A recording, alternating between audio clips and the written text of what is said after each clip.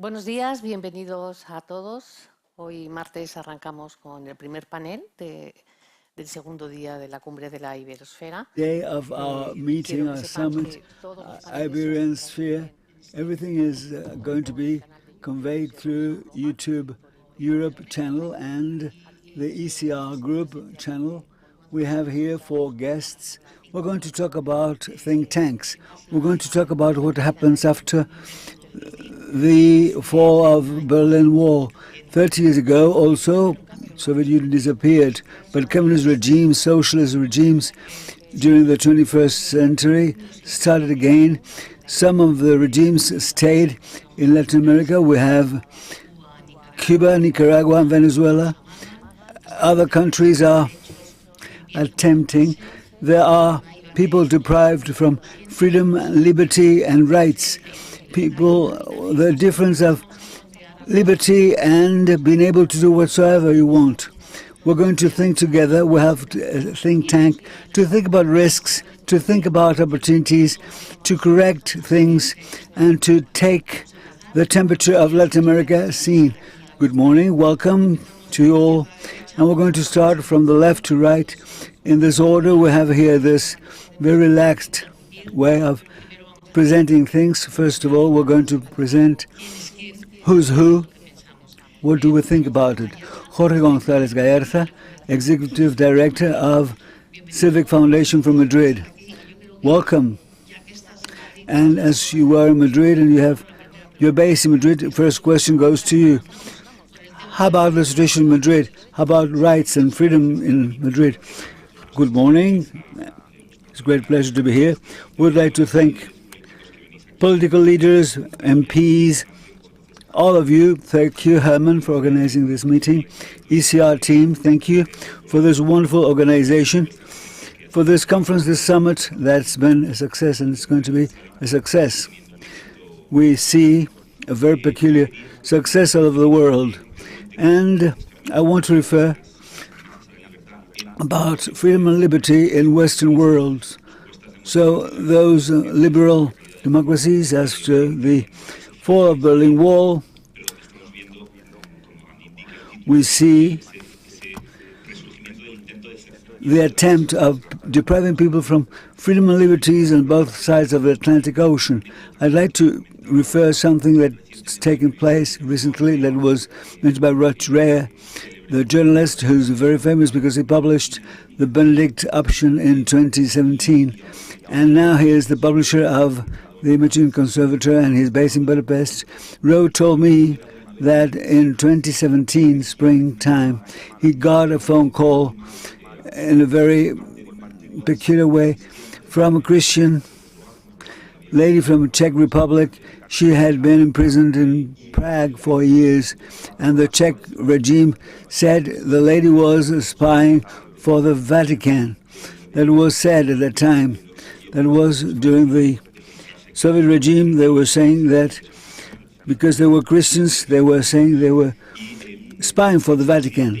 This lady was making a phone call from the hospital because she was there. She was at the end of her life, and she was having a big concern. She was more than 90 years of age, and she was concerned about the the specificities of totalitarianism, that she was analyzing that 5 characteristics that we see today recommencing in our countries. First of all, censorship is enhanced. We conservative people, liberal people, we have to deprive ourselves from saying what we think. Our friends, our family members, they shouldn't understand our way of thinking. On the other hand, canceling things. People are losing jobs because they said they are against the ideology.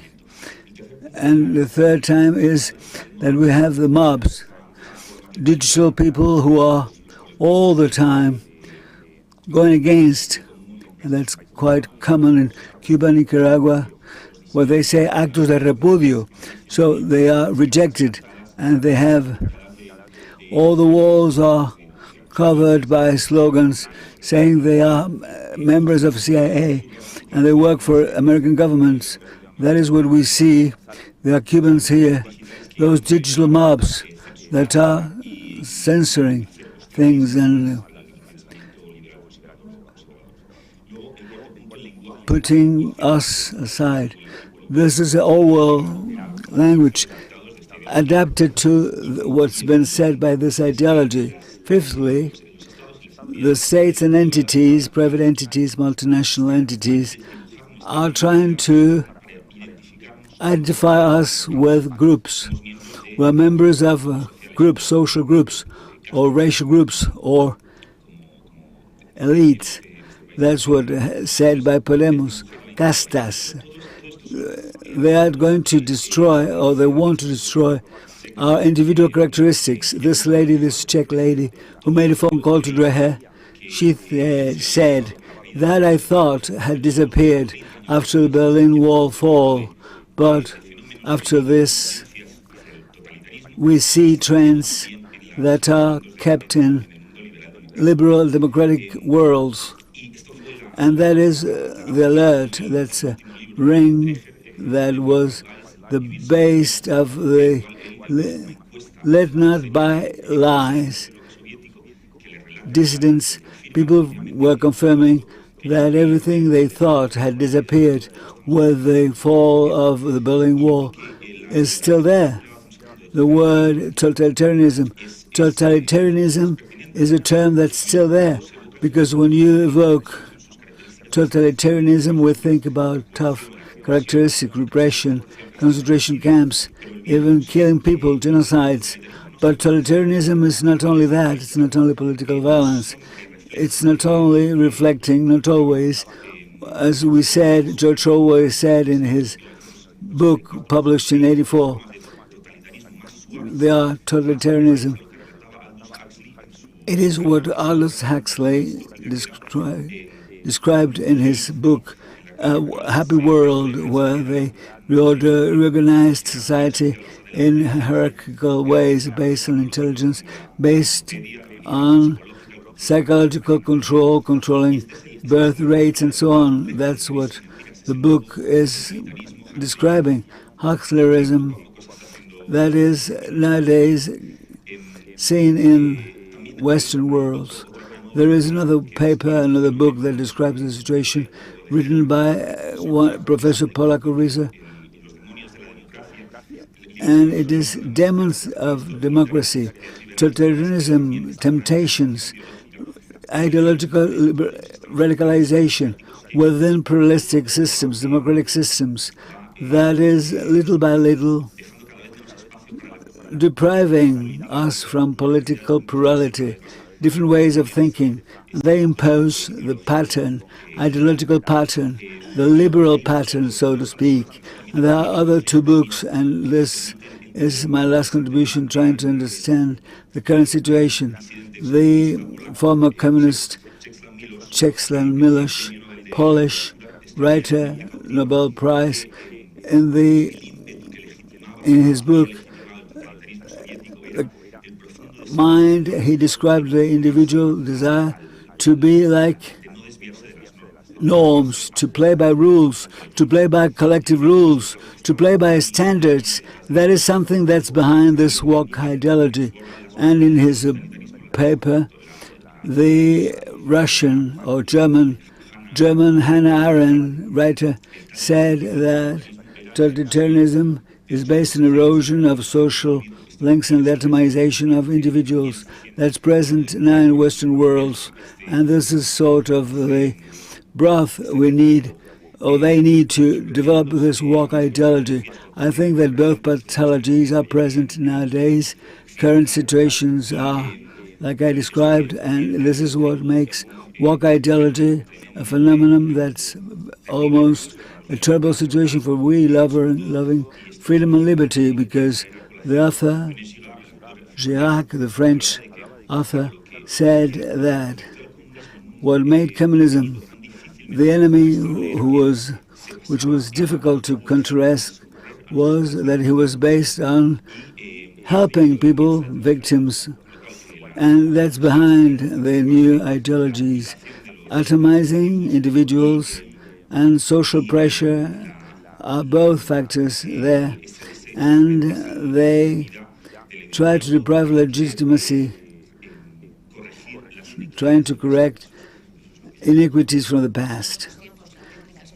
Of course, techniques are getting better, and that's what we have to say. There are common factors, common denominators in all the regimes, totalitarianism and dictatorships. Talk the word you like to use. The truth is that citizens are rushing away. They're looking for paradise, the American dream. And we have here Maria Herrera, President of the Hispanic Assembly of Republican Parliament in Miami. Maria Herrera, would you kindly describe freedoms in the United States, freedoms and liberties in the States where you are based because you are receiving Latin American immigrants? Have you seen differences with the Biden's government? How about the situation nowadays? Maria. Thank you, Herman, for the kind invitation. We'd like to thank this Eurolat group. It's a great pleasure to be here with all of you. As Jorge said, what he described is what we're living in the United States. I've been for 15 years in the United States. I'm a lawyer there, analyzing immigration, migrant waves, and I couldn't imagine that we would be deprived from liberties and freedom, this corporate communism that basically is destroying prosperity in the United States. Lots of Latin American people, we arrived there in search for prosperity, freedom, and economic prosperity. But we see, as what George described, all conservative people are under pressure. They are censored every day. And as a lawyer, I take many messages from Texas, Arizona, New Mexico. Immigrants are coming, and they describe the situation in Cuba, Nicaragua, Venezuela, how they are deprived from the rights to be doctors or medical doctors or lawyers, or they destroy the certificates and they put families in jail. This is what happens in the States. Difficult to understand, but since Joe Biden took office, the situation is getting worse because in his opening speech, they were talking about the control by white people. And Reyes Romero in the States, 4-year-old children are indoctrinated, and they are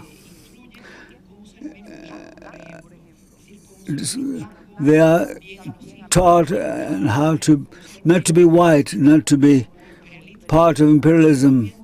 What we're living is a very severe situation. And regarding the migrant situation, we are receiving 250,000 migrants only from the southern border. That's a record amount since we had the ministry founded. That's a consequence of policies that are bad. The president, prior to taking office, he announced he would be humanitarian.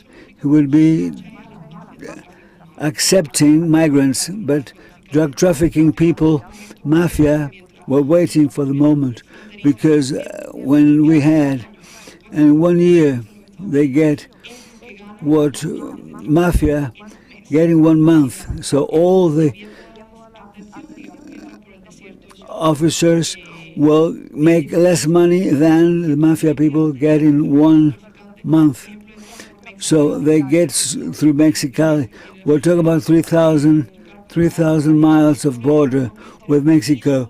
We have 500 judges analyzing migrants, and we have 2.5 million cases of asylum-seeking people in the States. What George said is that we know in Spain well, the administration and how the extreme leftish movements are going against our security and safety entities. The patrol, Vice President Harris said, she was attorney in California, she said that in the States, that was like Ku Klux Klan. When you look at data from the border officers, more than 50%, they come from Latin American countries. They cannot be from Ku Klux Klan. When you look at migrant officers, 30% come from Latin America. And when I go to centers and I play a dual role, on the one hand, we look for freedom, liberty in the States, and 12 years ago, I became an American citizen. For me, I'm also Spanish and American citizen, and respect is fundamental of values. But of course, I represent the exiled people from Nicaragua. And when I go there, when the migrant officers arrive, out of 10 officers, they come to make sure there's no rapers, no pedophiles, people against national security and safety. Out of 10 people, 5 are black people from the States, 3 are Latin American people, and there is 3 Asian people, and 1 is white only. Donald Trump statements, and this year I had the opportunity of getting an interview with him. And Donald Trump, of course, he was a president who was in favor of family and life, and he was protecting Latin American people, and he was enhancing sanctions applied to Latin American countries like Cuba and Nicaragua. And that said, with the case that 66% of women are raped. I went to Tucson, Arizona, and there were drug trafficking and people trafficking, and they were taken under pretext, and they were working as prostitutes. They were raped 17 times a day.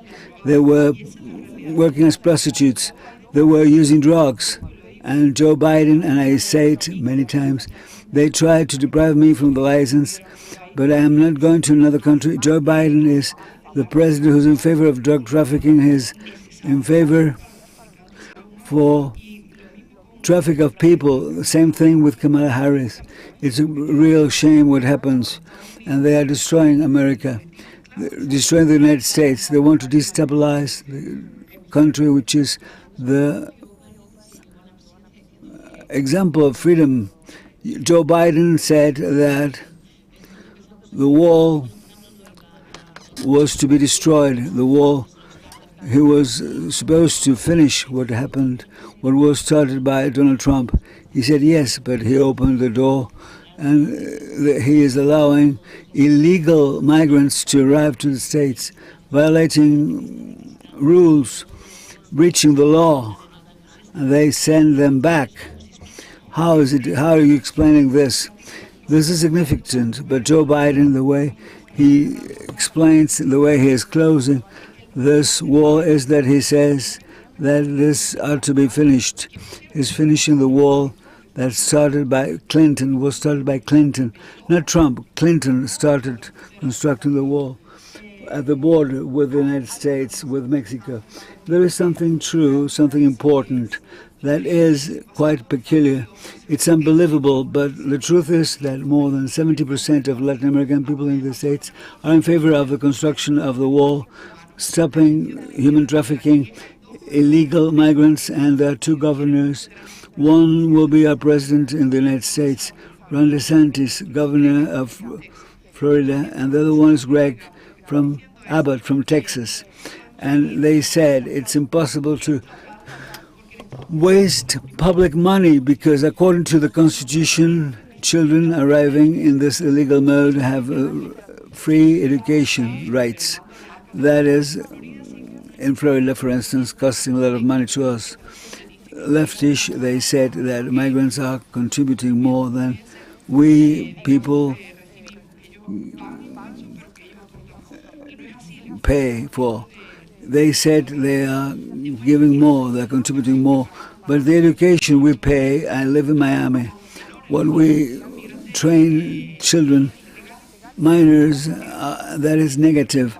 We are paying a lot for the education, primary school education, and that is truth.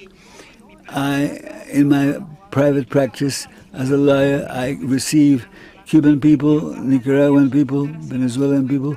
They tell us that the neighbor or the president of Hialeah is the city that's next to Miami, and they said that the one who put him in jail has moved into the region, and now he is his neighbor. So what happens? Ron DeSantis and Ashton Moody, they took determinations. Firstly, in Florida, they're not going to welcome illegal migrants, even though they come from Mexico and Venezuela, because of the negative statement. In Texas, Greg Abbott said that they were constructing a wall and there was this. I put an end to my contribution. In the States, migration is in the hands of federal government. Governors has no right. They're just welcoming and helping them. But Joe Biden's his government is not only having the open door policy. We have received more than 5 million migrants. Greg Abbott, Texas, New Mexico, Florida, when they said, we need resources because you're sending lots of migrants to us. We need you to give money to us to feed them. The government says, no, you are conservative, you're Republican people, no, giving you no money. DeSantis, Greg Abbott decided to send them back to New York, to Washington, D.C. And what happened by the lawyer and by the mayor, he declared emergency state when they got 15,000 migrants. Imagine in some cities they have 35,000 inhabitants. They might get 15,000 migrants per day. That's a policy. That's what's happening. That's been supported by lots of people. And when they ask me if Ron DeSantis or Greg Abbott, if they're going against federal law, I say no, because migrants, you ask them, do you want to go to Washington, D.C. or Washington? Migrants having no money, living in Texas, would say, yes, of course, I would like to go with my family. I would like to seek for jobs. That is, looking for jobs. That's a very effective policy. And they're sending illegal migrants to those states and cities that are in the hands of the opposites. If you're rapists, if you're breaching the law, nothing will happen. That is what happens in Virginia and Washington states. Well, the Mara from Salvador, well, the gangbangs, that's horrible. Yes, we have seen a horrible situation in Spain. Yes, we can describe the situation of migrants, illegal migrants in Spain, and we have a situation that we could describe what the situation is. Miguel Ángel Quintana Paz from the Higher Institute of Economy from Madrid. Welcome, Miguel Ángel Quintana Paz. You're welcome. So happy to have you here. Do you think that in Spain we're currently experiencing the various institutions? Can you do a comparative analysis? There are also wars in Spain, wars in Brazil, in Paraguay as well. What is your analysis about this scenario? Of course, I want to refer to the general framework proposed by the round table. What happened after the common failure of communist regimes in Eastern Europe? Roger Gray talk about this and their lies. What happened after the fall of the Berlin Wall? You referred to with a certain lapses of time, because after this failure, and why after 1989 we also have so many defiant challenges against liberty and freedom. I do really think that what happened on two specific occasions in the 2000s years and then in the decade of 2010, specifically in the 2020 decade, we have inherited two modifications from the socialist regimes, from the socialist model. The modification in the 2000s was presented itself as the new socialism, a new modification of the previous, sponsored by Chavez Venezuela, the main traits to do a common sketch is to conserve the capitalism system at an economic level. Companies can stay working. We don't have to socialize everything. Socialization has not to apply to all production means, as Marxist orthodox will dictate, because non-socialized companies can make benefits for us, because the public dominion can pull all of them. We have it. We like having socialized companies. This is the socialist rhetoric. Since 2010, and this is a long time approach. In 2010, we have the other factor, which is the functioning, working economy and the civilization, cultural factor. Since 2010, the heir to Russian and Soviet Union, the old socialist model, would be the woke culture. Our civilization has to be substituted by a different model, which is wokist model. This model conserves and preserves something very important for it, which is the idea that essentially understanding society is the notion of using oppression. If we want to understand what is happening in the world, we need to categorize it. We need to look for what is the oppressor. The old Marxist model was the oppression coming from the bourgeois against the proletariat, the class possessing the production media. In the wokist model, this evolves, and there are so many identities and groups characterized precisely by being oppressed. The fact of being oppressed. The groups very pertinent for Latin America, indigenous groups, indigenism, is stemming from this point. Race, the race factor, very pertinent to the United States as well. Women, the new feminism, key to all this subject matter, different genders, sexual orientations, LGBTQ+. Of course, in Spain, we're running through the viewpoint from the minority languages in Spain. All of this you are describing probably is not permeated by a position of it is profitable to present ourselves. We are the victims, victimization of this new thinking. The new way of understanding civilization, but they are making profits from it. What do you attribute this to? Never worked before, but now everything's working. Yes.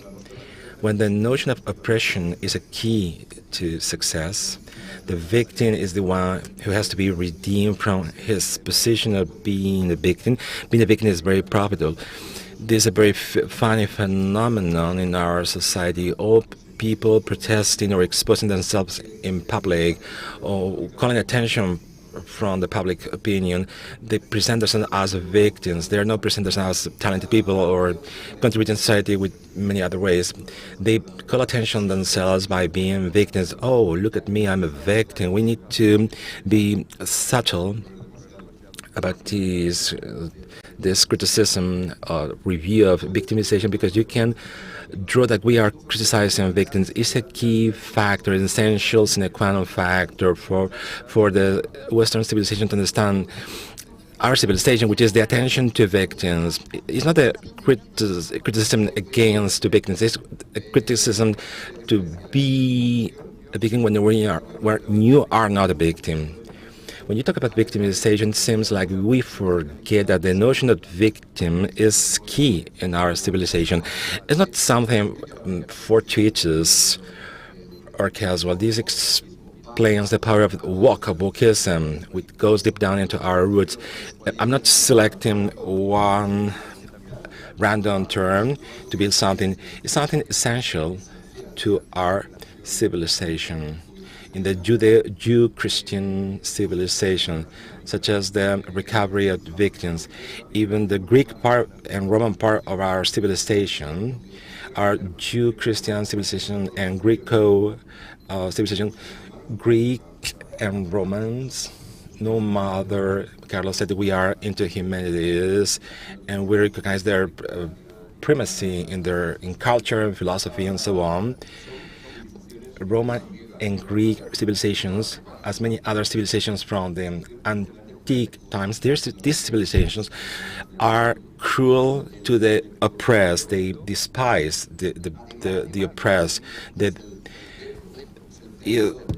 The oppressed deserves this, according to Greek and Romans. This deserves this position. There is a very recent book, which is the Empires of Cruelty in our training center. This book exposes clearly to all of us. I will give you one example. This is a 500 pages book. It can connect very well with current days. The Trajan column, where the Empire Trajan exposes all the cruelties and the losers, victims during their battles. Trajan column is made by Trajan, the Emperor Trajano. Is publicity in favor of the Emperor Trajano in the Roman culture, but also in Greek, Egyptian, and Mesopotamic culture, where the fact of being a powerful person by oppressing others and by being humiliated is good. Let's pay attention now to the fact of 1,800 years back to ours. Who is the one showing the victims from whom nobody exposes their own victims on networks? Somebody exposing their victims from others, because by showing others as the victimary is negative for that person, even at war. I'm talking about the Ukraine war.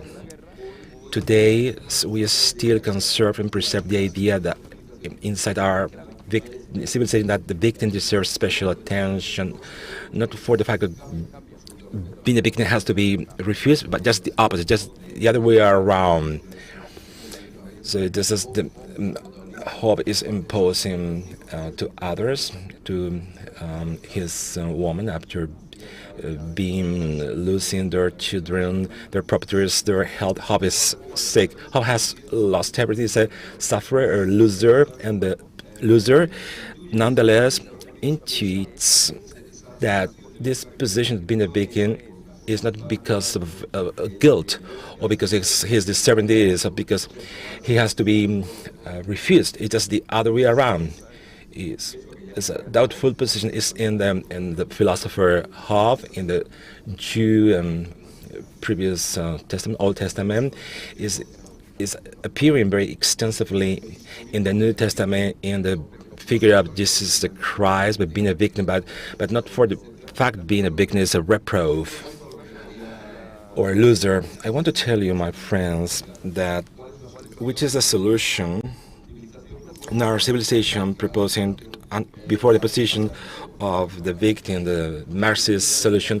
Somebody, the proletariat, is oppressed, has to do the revolution and turn things around, and the proletariat dictatorship. And the wokist solution is also known. All these identitary groups characterized by being oppressed, always having reason with their quorums and quotas and having permission to get back the punishment to the oppressor, to the white heterosexual oppressor, because in some respects there is a kind of cosmic justice. We all know these Marxist wokist solutions.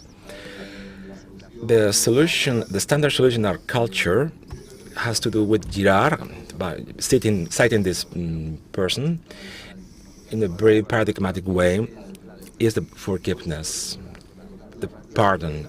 The capacity to pardoning and forgiveness in our society is sometimes conflicted, and there's sparkling in societies because we are looking for many similar things, mimicking, but in the brain we want what others want from us. These make society be complicated, and this scratches can be solved between winners and losers. Creating injustices can only be solved with the idea of pardon and forgiveness. This is very important because these characters are civilization. Our civilization is a civilization of pardon and forgiveness. In the cross, victims are pardoned. This is inverted in a culture as wokist culture, parasiting the Christian mindset, turning things around.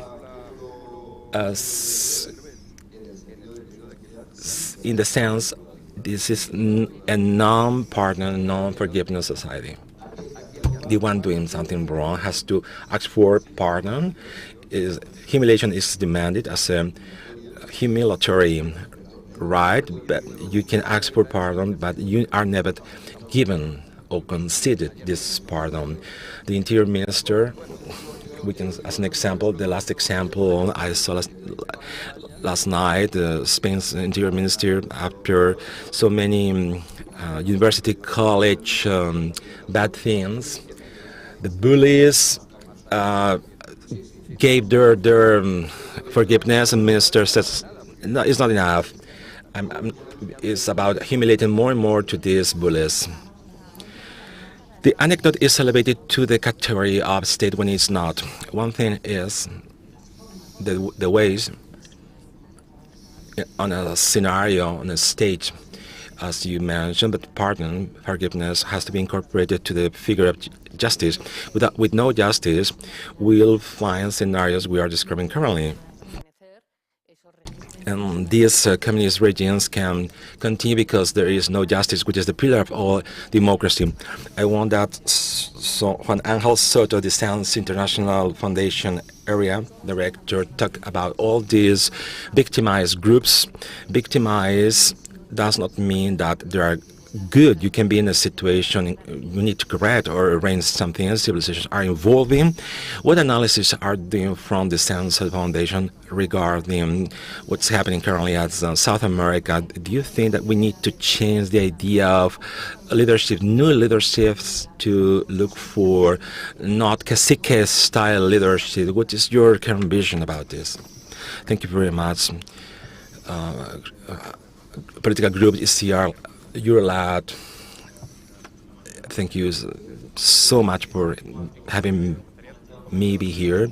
I want to commend my previous speakers and commentators. This is the advantage of being the last. Regarding political leadership, it's very tempting for a political leader to share, to compartment society in different collective groups as to appeal to the more characteristic identity trait in particular, because the rest is not relevant. One for his condition, sexual condition, is included under the umbrella of LGTB group. Is, as Angel mentioned, the most important thing, the right, regardless of their mind, is his sexual condition, and this homogenizes one group with certain prerogatives. This turns into this game of this infinite game mentioned by Miguel Angel, in which society moves from citizens having a horizontal dimension, being equal towards the law. This is not true. Democracy is marvelous. We are not equal towards law, but now we are put in a vertical dimension with certain priorities, which myself, heterodox Catholic man, I'm in the basement below. I'm white, by the way. There's a competition for the condition of being a victim, where there's not exist. I admitted myself a victim. It's a very difficult game to play because our position in society depends on our interlocutor, our partner, or counterpart. If our counterpart changes depending on their identity changes, our position regarding this counterpart also changes. Regarding political general leadership, have it very difficult because it's easier and less respectful and morally very inferior. It's easier to play this game because you convert very complex realities into very simple systems with different tribes, where simply you appeal to the most distinctive trait. At any rate, I would like to answer back to the title, the headlines of this session, for several reasons you have kindly suggested to me previously by the former speakers. I want to put forward some topics where the Berlin Wall does not fall, is demolished. When you demolished the Berlin Wall, you initiate a new human history, because new penetrations started, ideological penetration, cultural penetrations through the other side of the wall regarding values, not only geographically speaking. The change in the left has been producing since earlier. You mentioned changes with the walk in the 2000s, but in the 70s, French Marxist intellectuals noticed that precisely by thinking that we address towards this end of history, they think that the middle class was about to collapse.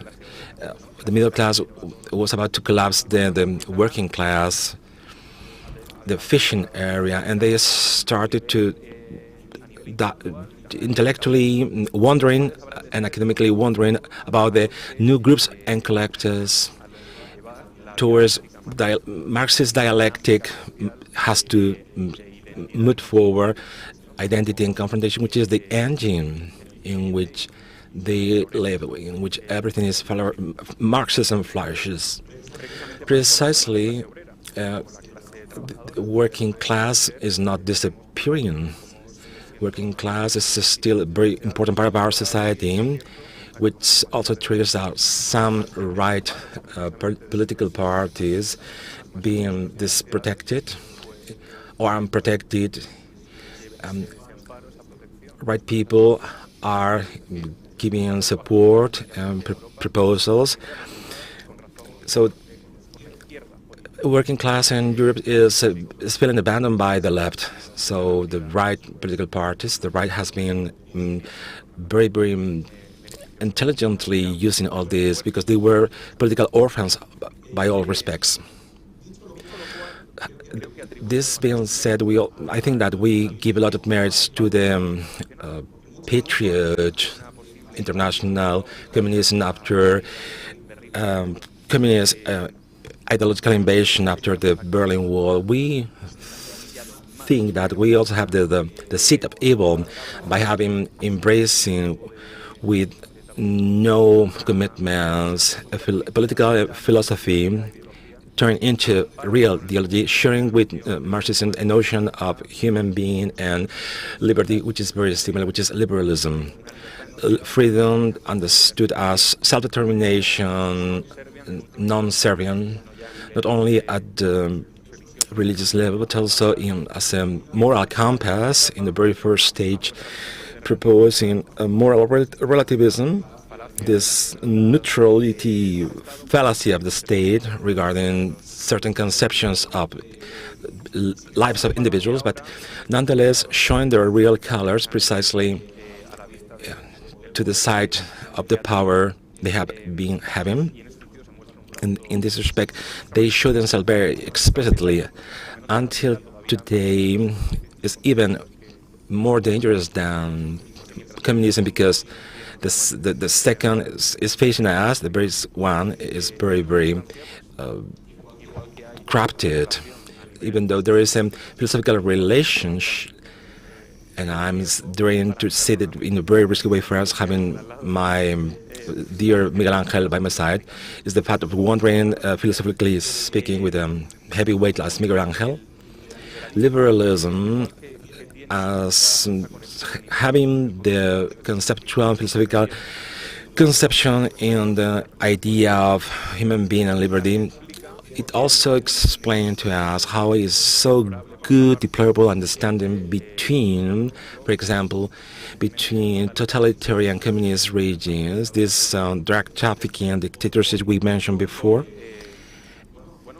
with structures or liberal states which are paradigmatic, you mentioned Joe Biden as facilitator of drug trafficking dictatorships through the enormous money-making thing funding international communism. We talk about European Union for their shame, not only looking indifferentially at this drug trafficking dictatorship, but also in real connivance.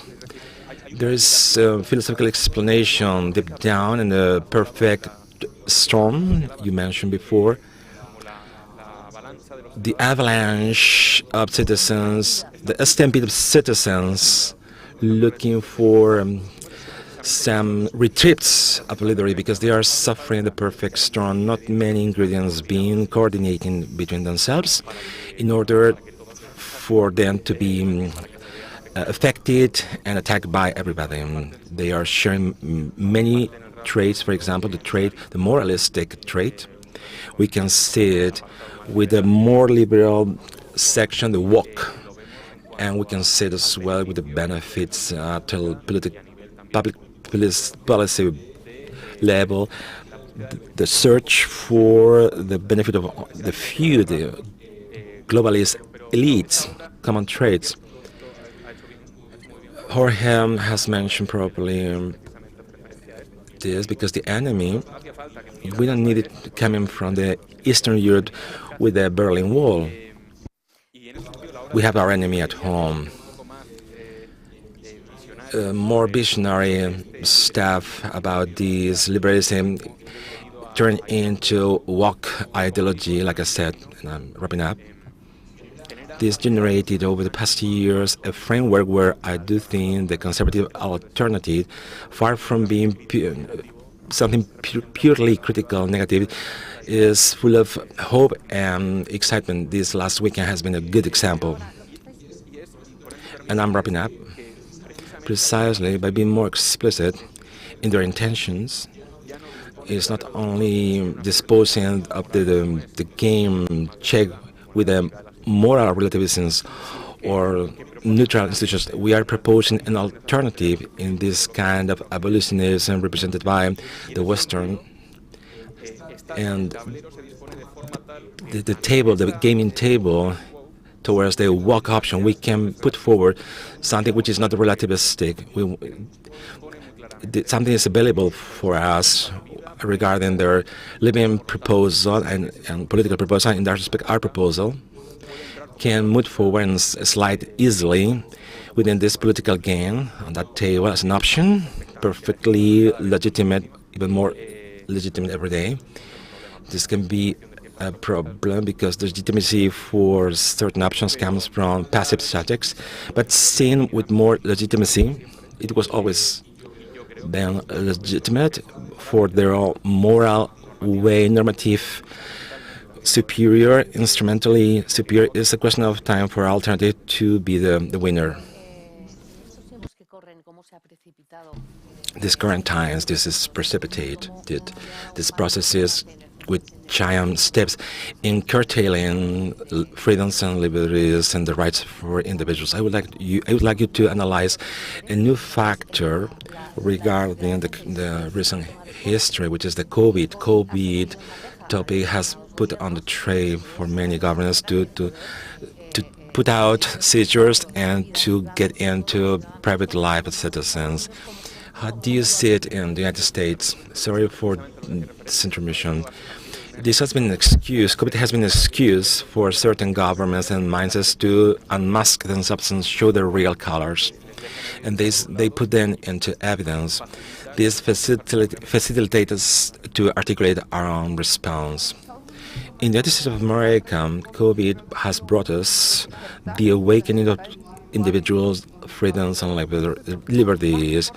The most important thing in the States has been to show the world, even though it's controversial, you may not understand me from Europe. Firstly, the Second Amendment, the defense of bearing arms, the legitimate defense of your properties and your own integrity. For Americans is key. we do feel that it's not negotiable, the Second Amendment, because we can see what happened in Venezuela. They removed arms, and in Cuba, American people are not willing to stop bearing arms in Texas. The best example is what has happened during the COVID, during the pandemic. You must remember the context. During the protests with the George Floyd's protests, the states from being ordered and lower administration with Donald Trump to be a country by using these George Floyd assassinations, the USA turned into justifying assaults to commerces, shops, and attempts against white perpetrators. In Miami subway for being Colombian, they were attacked in the pool, their ribs broken. Maria, when you say Americans are not willing to renounce bring arms, to buying arms, does it not mean there is an abandonment from the state, from the functions about defending their citizens? The state is a failed state when the law, between brackets, the right to defend has to be done by the citizens. There is a natural right to them self-defense, especially during the COVID thing. Coming back to the previous topic, the attacks to the armed forces, the law enforcement, make them shameful from themselves, removing funds from the police. This means that it means that individual has the right to defend himself. Police, law enforcement, states have a limited capacity as to defending individuals. We need to understand it. Once again, the model we can see in Venezuela, when you disarm people, you are putting some defenseless Cuban people. They don't have arms, and their liberties are trespassed. So law enforcement are serving the state. In the state, we have something clear: the state and the federal state. The minimum, the little, the better. We want federal state not to intervene in the individual life. So the resurgence of the Second Amendment during the COVID, the First Amendment, freedom of speech, of religion. The federal government wanted to close down churches. You can say that. Regarding vaccines, treatment, experimental treatments, you like it or not. Networks censor, all this has proved to us in the United States is being very traumatic and harmful, but it has also been very fantastic for the United States because we, the people, had been very united. People voting Democrats, no more Democrats, because they wanted to indoctrinate people, to shut down people. Ron DeSantis, Florida governor, the best possible governor, managing the pandemic in Florida, because on the second month he prohibited using wearing masks. Statistically speaking, after 1.5 years of totally censored citizens in California, shut them down. In New York, results were there. No more people dying in Florida than in California and New York, but more suicides in New York. In Florida, purple districts, red Republican, blue Democrats. In Florida, from Ron DeSantis governor, rights and freedoms are not negotiable. From the First Amendment, Second, Third Amendments, Fourth Amendment, this has been one of the most important victories, not only for the state of Florida, but also Texas. The failure of using the state to censor and finishing of individual freedoms by using COVID as an excuse is clear to us. I'm wrapping up because there are millions of U.S. citizens and millions of citizens from abroad moving to Texas and Florida, but independently from COVID, they wanted to live in freedom, and they are not willing that a state, as Jaime Bailey, journalist, said, in Peru. If somebody has to go out to the streets and to sell, because state is not going to give you food, the state is going to break your leg and then offer you a clutch. This is a victory from conservative states. I'm not willing to negotiate my individual, natural, constitutional rights. Jorge, COVID topic allowed governments to be unmasked. We talk about Latin America, but also in Spain. What the liberties and freedoms in Spain had been curtailed during the COVID epoch. Legislative has been working, judicial branch has been working. Can you describe for us the different branches? How does COVID influence the curtail of liberties for Spanish individuals?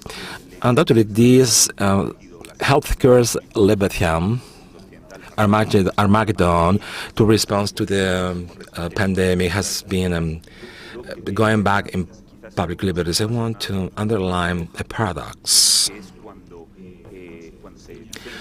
When emergency laws are designed to respond to the pandemic, in Spain has triggered in a regulation information regarding the pandemic data. I do remember that during the Hungarian government doing the very same law that Sanchez government did as well. Hungarian government was called authoritarian, dictatorial, curtailing freedom, journalists' liberties. There is a kind of exchange in the European Union Parliament. The former ambassador from Hungary to them,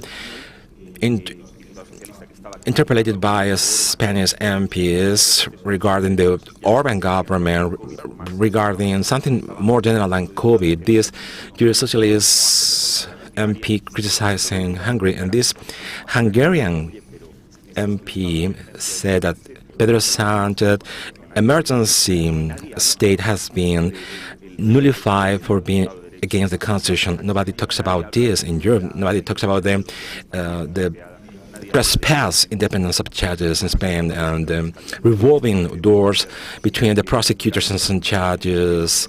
So we have a very interesting, enthusiastic research project about the falling back of democracy in Spain. When progressive and liberal governments in Spain attack the civil liberties, this is double standards. Am I answering to your question? Yes, and the person you mentioned was yesterday here. She was explaining what happened. The lady ambassador was explaining what happened in Hungary. Miguel Angel, freedom of choice is something that exists. Now you're talking about media in Spain and Latin America. When you have an offer from Latin America or a Spanish media, different colors, different options, but not to have it is a curtail of freedom. Also, it's a reduction of freedom. So social networks have replaced this to have a role in the case of a media. Yesterday, that was mentioned also to a certain extent. Yes, well, yes, it's clear. It's rather difficult to control millions of voices. It is true that social networks are also implying censorship, and they're very interesting experiences. But to keep on with the same ideas, I'd like to answer to what has been asked. First question, I think, that you mentioned after Woke World, and you said that's an anecdote that has been taken into a category level. Well, you think about examples where the one who asked, excuse me, haven't been really forgiven. Not a single one, not a single one. And if I had examples, I would say yes. If Placido Domingo would say, I apologize because what I did or I haven't done during my life as a singer or in his private life, we do not think he will be excused totally. And this will be totally integrated into the society. I think that is the aspiration in our Christian culture. You have a lady who in 2012 wrote a tweet when she was going to South Africa, and she made a joke. She said she was 30-some. She had 30-some followers. We're talking about social networks. And she wrote this in London. She came from New York. She was a New Yorker. And she said, I'm going to South Africa. I hope I won't catch AIDS. No, I won't catch AIDS because I'm white. When she went to South Africa, she had thousands of followers. She had been deprived from her job. He couldn't find a job. She went to Africa, South Africa, for helping people to see if she could be forgiven. That is the truth. And it's New York Times is not anti-woke. And it's a very interesting article describing the life of this woman. And I could give you lots of examples. Those are not anecdotes. That's a category. It's a category. It's a fundamental category to understand the notion of pardon as an existing. You said justice as a notion. Justice option, you have to take it with a pinch of salt. This is a very abstract concept. Marxism has a social justice concept too. Roles, well, yes, there is a different notion, but it is there also different from our notion. Whatever happens in society that is not part of or not helping lots of people, it's wrong. Yes, the notion of justice is very abstract, it's very complicated. Philosophers have analyzed this since Aristotle. It's been 2,000 years of debate. And if you want to analyze the notion, to give to a person what is the person deserves, all of a sudden, to a thief, we should, take the amount that has been taken from us, so we should deprive the person. So it's it's a Christian civilization that's different. Among charity in Christianity, we have to help the one that has been punished by justice, but we think it is not enough. And we think that we have to do something more to help this person in Christianity. I think that is very interesting to analyze this, and I think that's interesting what Juan Angel said. Juan Angel said, and I think that more than abolitionism of our civilization depriving us from it's been distorted, we do not understand the similar values. I would say that it's like a heretic way of analyzing our civilization, of Christianity and Judaism. Equality, gender equality is our value. They want to give a different interpretation to one of our values, to respect a person that's oppressed and to help the person, to try to help the person. That's ours. I don't want to say that's a Marxist or of idea or woke's idea.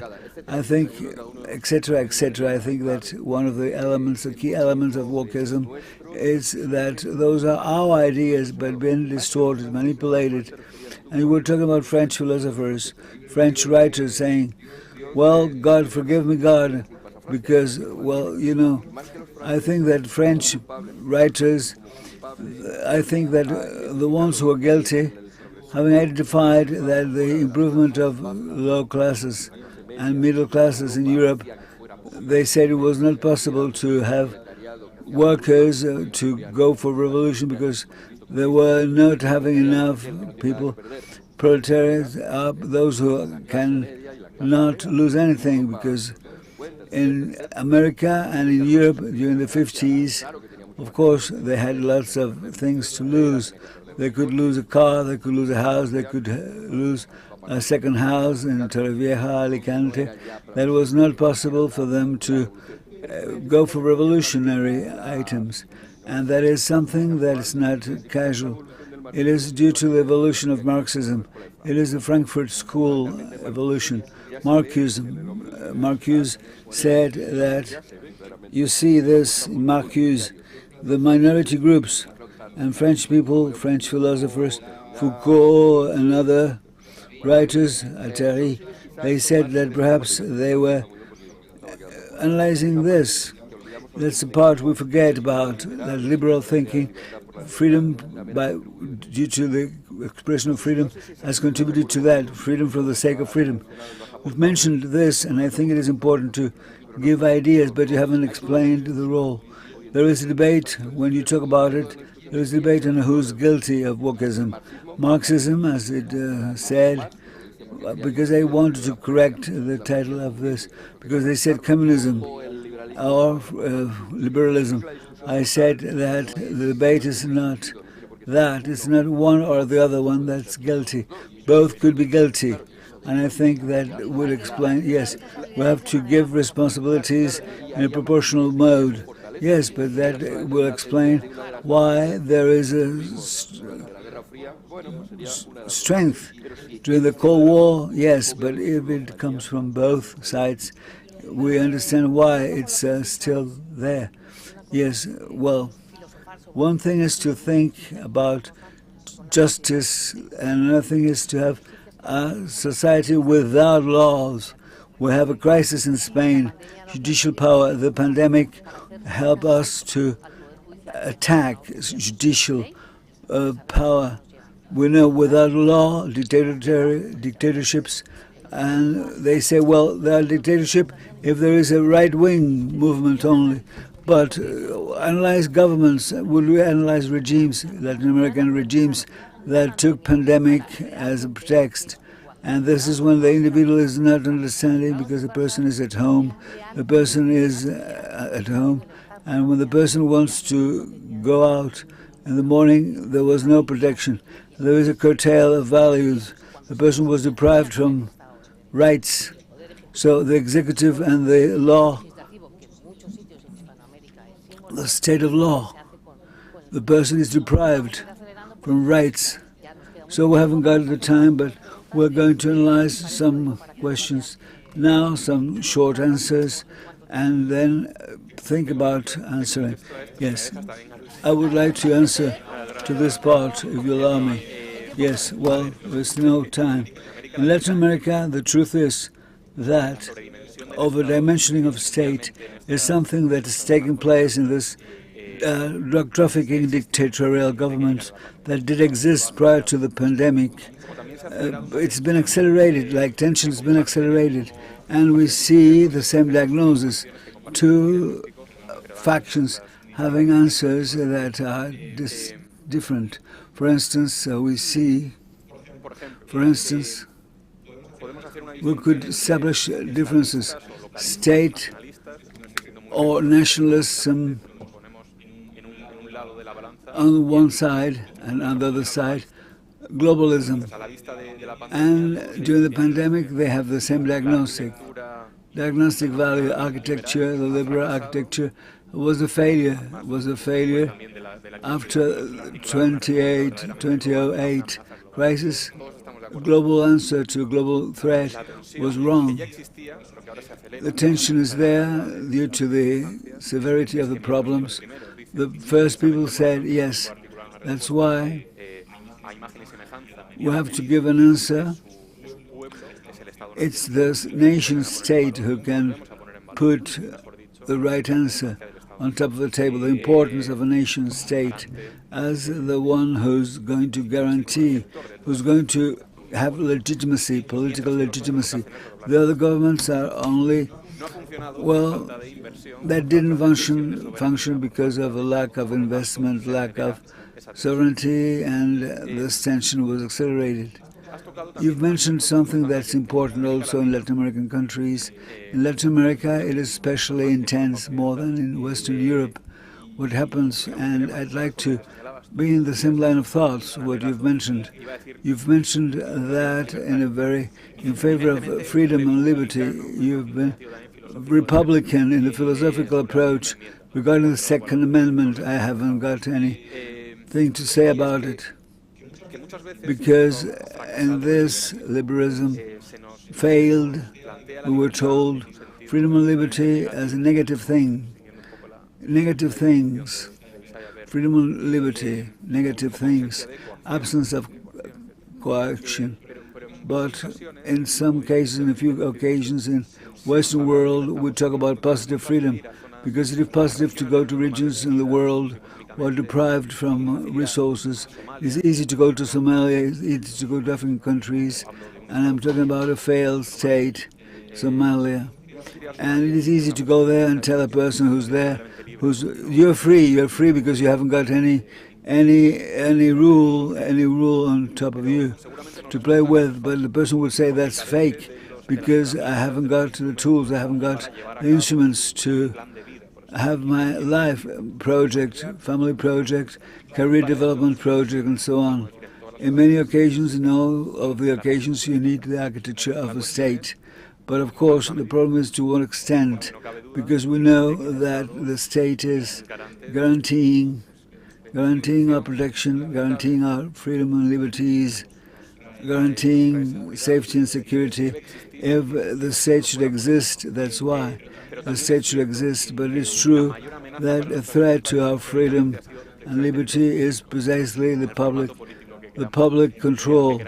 And in the way we have to say that there is a tension regarding the level of interference in our lives or helping us, or we have to play by rules and we have to be balanced. There is a very fine-tuned situation in Latin American countries and other regions of the world, depressed regions of the world, where the state had a role to play, a role that was established perhaps with a lot of competences because of the common sense.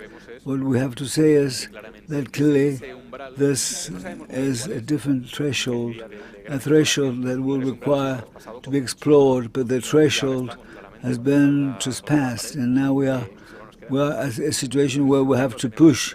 We have to push because we are against the wall. It is clear to see what we have to do. There is no room for debate or dialogue.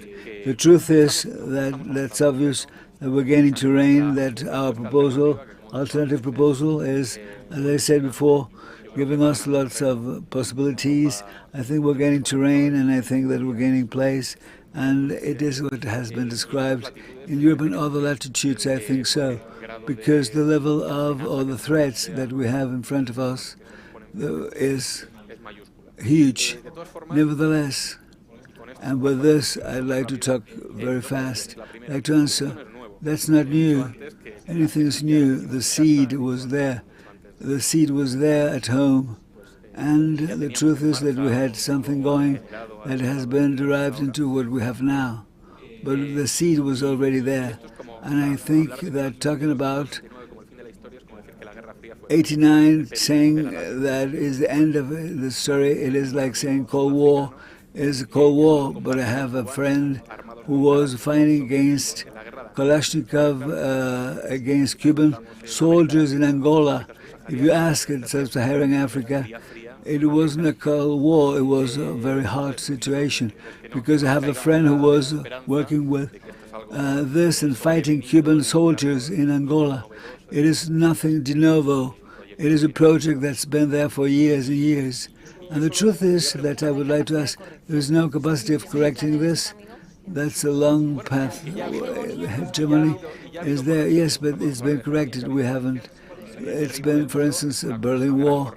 It was 30 years ago, but let's talk about what's happening now. Let's talk about what's happening now. Italy, for instance, Meloni in Italy, Poland and Hungary. Let's talk about Italy, Poland and Hungary. Yes, a question, and I am going to tackle this anecdote. The truth is that you say that the policy is based upon, and I've described this, is described on Christian inspiration, seeing a victim as a person who's going to be understood and is going to be saved. Because Christ is a victim, is a Christian message that's permeating the Western world. It is that a person who is dying will gain everything.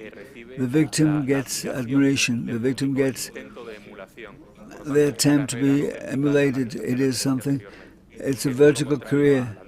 It is something different from the antique ideas where they say that if you're failing, you deserve to fail, and let's spit on you. That is that Western world is Christian more than what we think, because we are using Christian ideas and working with Christian ideas, perhaps without analyzing this. It is more than the Troy horse saying that we have a Christian architecture, a concept that's Christian. So the values underlying there in this moral approach regarding victimization and so on, we could see the response at this level, because we could play by ears, but we are talking the same language without saying that we have to think about compassion and justice and pardon. I didn't understand. Well, I say that is common ground of understanding. Walk and us. Do we have to talk the same language? Do we have a room for saving us, or to save this moralism that's old-fashioned? And it is this way of victimization, the protection of victims. Do we have a problem? Yes, when the victim is not real, when the victim is a fiction. But the truth is that I don't know if we can articulate a response. That's the level. There are other political levels and so on and so forth. Yes, well, fast. I would say in a very short mode that the notion I said of something that's heretic is a truth. Is a truth. It's not a lie. It's heresy is a truth that's been isolated from the real meaning of it. That's why it becomes non-true.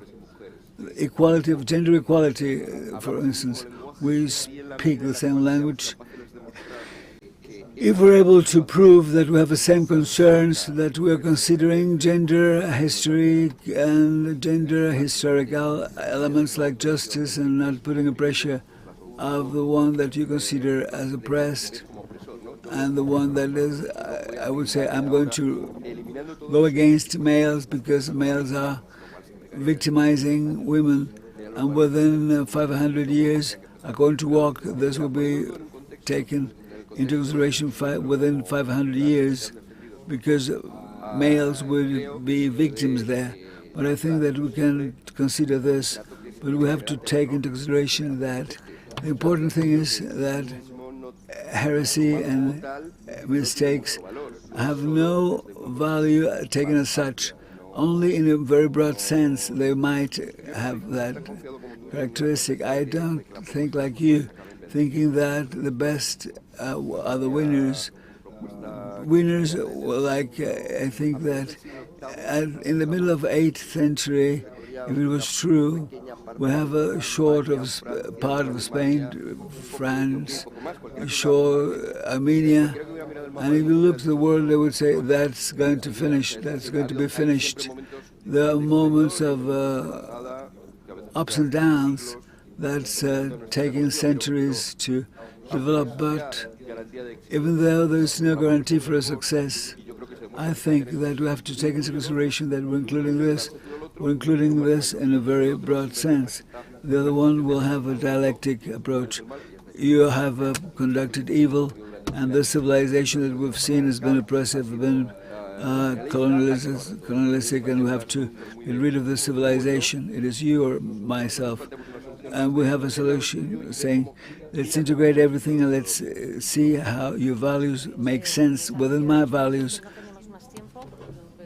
No time, but I resist one fast question, one short question to all of you. Pregunta. A question for the floor. Please get a mic, a hand mic. We cannot hear the interpreting booth. Sorry, we cannot hear the interpreting booth. It's impossible. Please, the answer should the one triggering the Vatican II. What part of what is going on through right now has to do with the Catholic Church crisis, because we turn around all this without entering into this point. At the same time, I'm reading on both media. The topic of the Second Amendment has been very interesting to me. How can you see the Trump social topic, how is seen regarding the freedom of speech is very important. No more to say.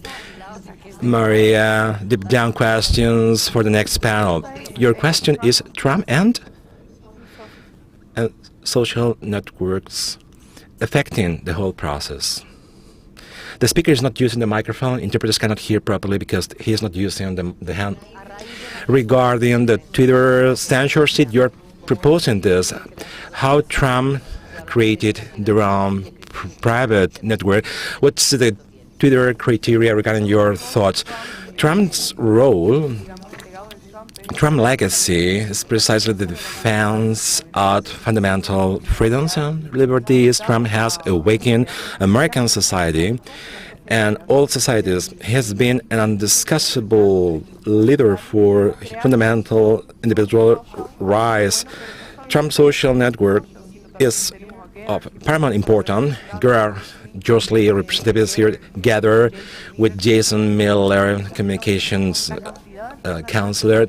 So many alternatives created because Trump gave no backsteps. I'm not going to be censored. I'm going to redouble my proposals. And this has been very important. Everyday down-to-earth citizens moving forward is the very action from leaders. Trump is still a leader. Nobody is terminating with Trump. Nobody is controlling Trump. Trump has very clear to himself the fact of being Republican, being republicanism, fundamental rights, and the defense of freedom of speech. Trump has been the president of the oppressed, the unique president in the United States, in the pro-life campaign and march defending the no-defense people, the Hispanics. And in April this year, Trump talks about Hispanics, the biggest defenders of the United States. We, Trumpists, are going to save the United States. Thank you, thank you. Unlike those many immigrants coming into the States, being only dedicated to live in these communities, for instance, the case of Indians, Asians cases. This is the Hispanic month.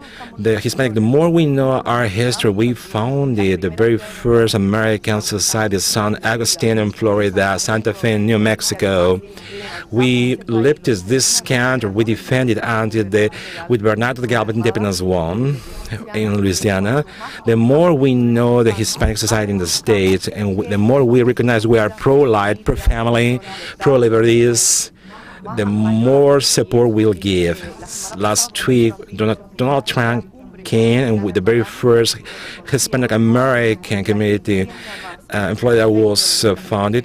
The community understanding better individual and civil rights is the Hispanic community, because a great part of all these is to be blamed Spain. We Spaniards take them the Catholicism as unlike other Catholic historians which are lost in nowhere. We're going to say goodbye, but the very last phrase is going to be to Miguel. I want to remark, single out that all of you have been congratulated organizers on that, because you talk about pardon and forgiveness. I want to do a practical exercise. I want to be forgiven because I didn't say thank you. You are absolutely forgiven.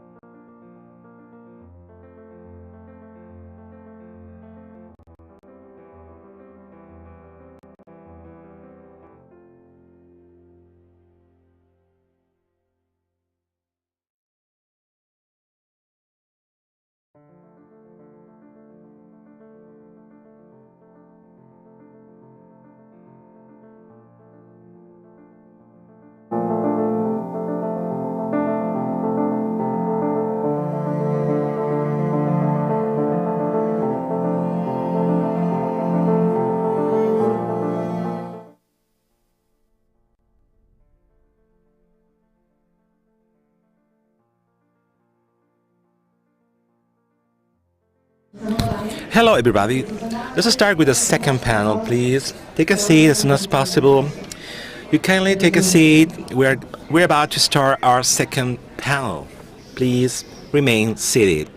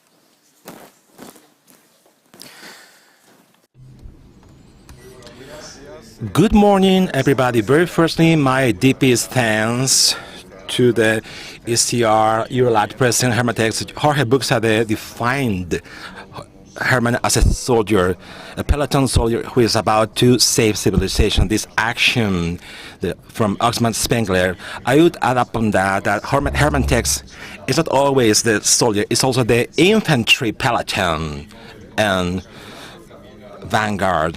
Thank you, Herman, for your leadership, and Paloma Adrados for having been elected to moderate this second roundtable with the four thinking centers being more relevant and important in the conservative world. On both sides of the Atlantic, nonetheless, with great power of word and a fit participant, which is Chilean Vanessa Kaiser, which is a center of thinking per se herself, of course. Oh, you must know Vanessa, my friend. You're about to know her much better, and you will always remember her, of course.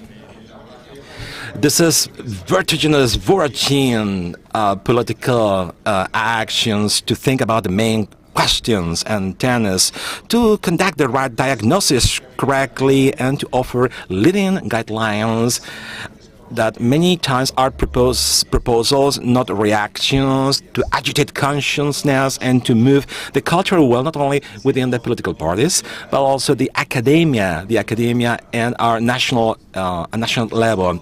Some twisted mind must think that think tanks are places where investigators and researchers are arriving with a duck feather. At the same time, quartet of chamber is flying around. Is not a good analogy. Think tanks are a kind of ducks in the pond, on the surface, calm, but underneath frenetic activity.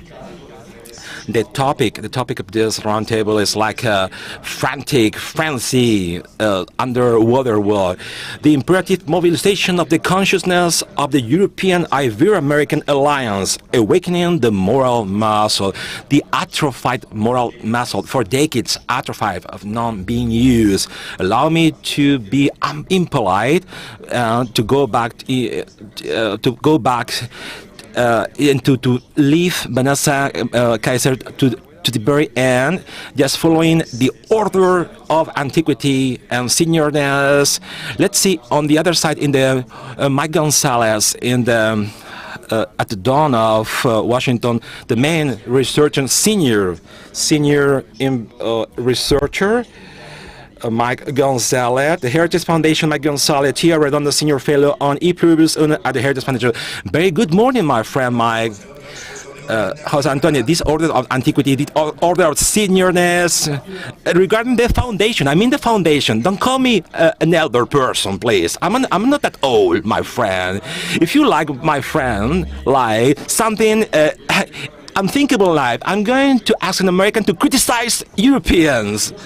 What happened to us Europeans? We Europeans, we have our moral muscle to be totally atrophied. We are putting our backs towards Ibero-America, the whole Hispanic, not giving battle, but also not helping them give the battle against Marxism and socialism in the 21st century. The Heritage Foundation has denounced on that so many times in time.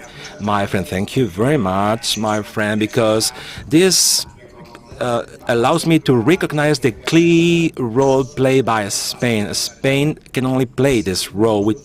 Spain is the bridge between the old continent and the new hemisphere.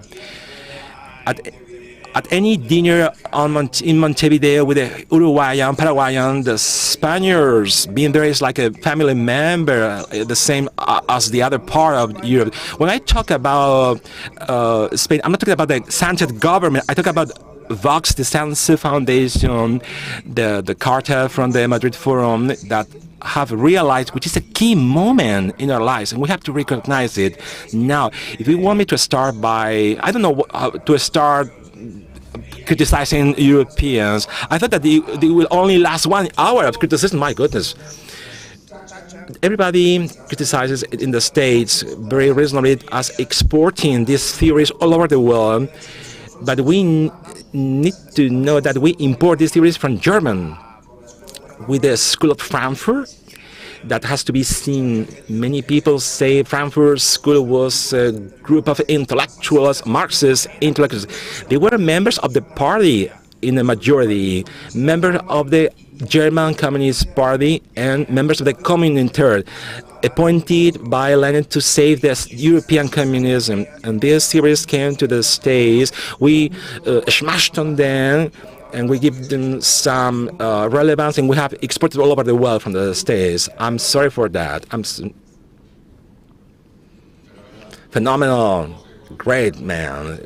We will continue to criticize Europeans about the role. I have also the presence of Robert Tyler.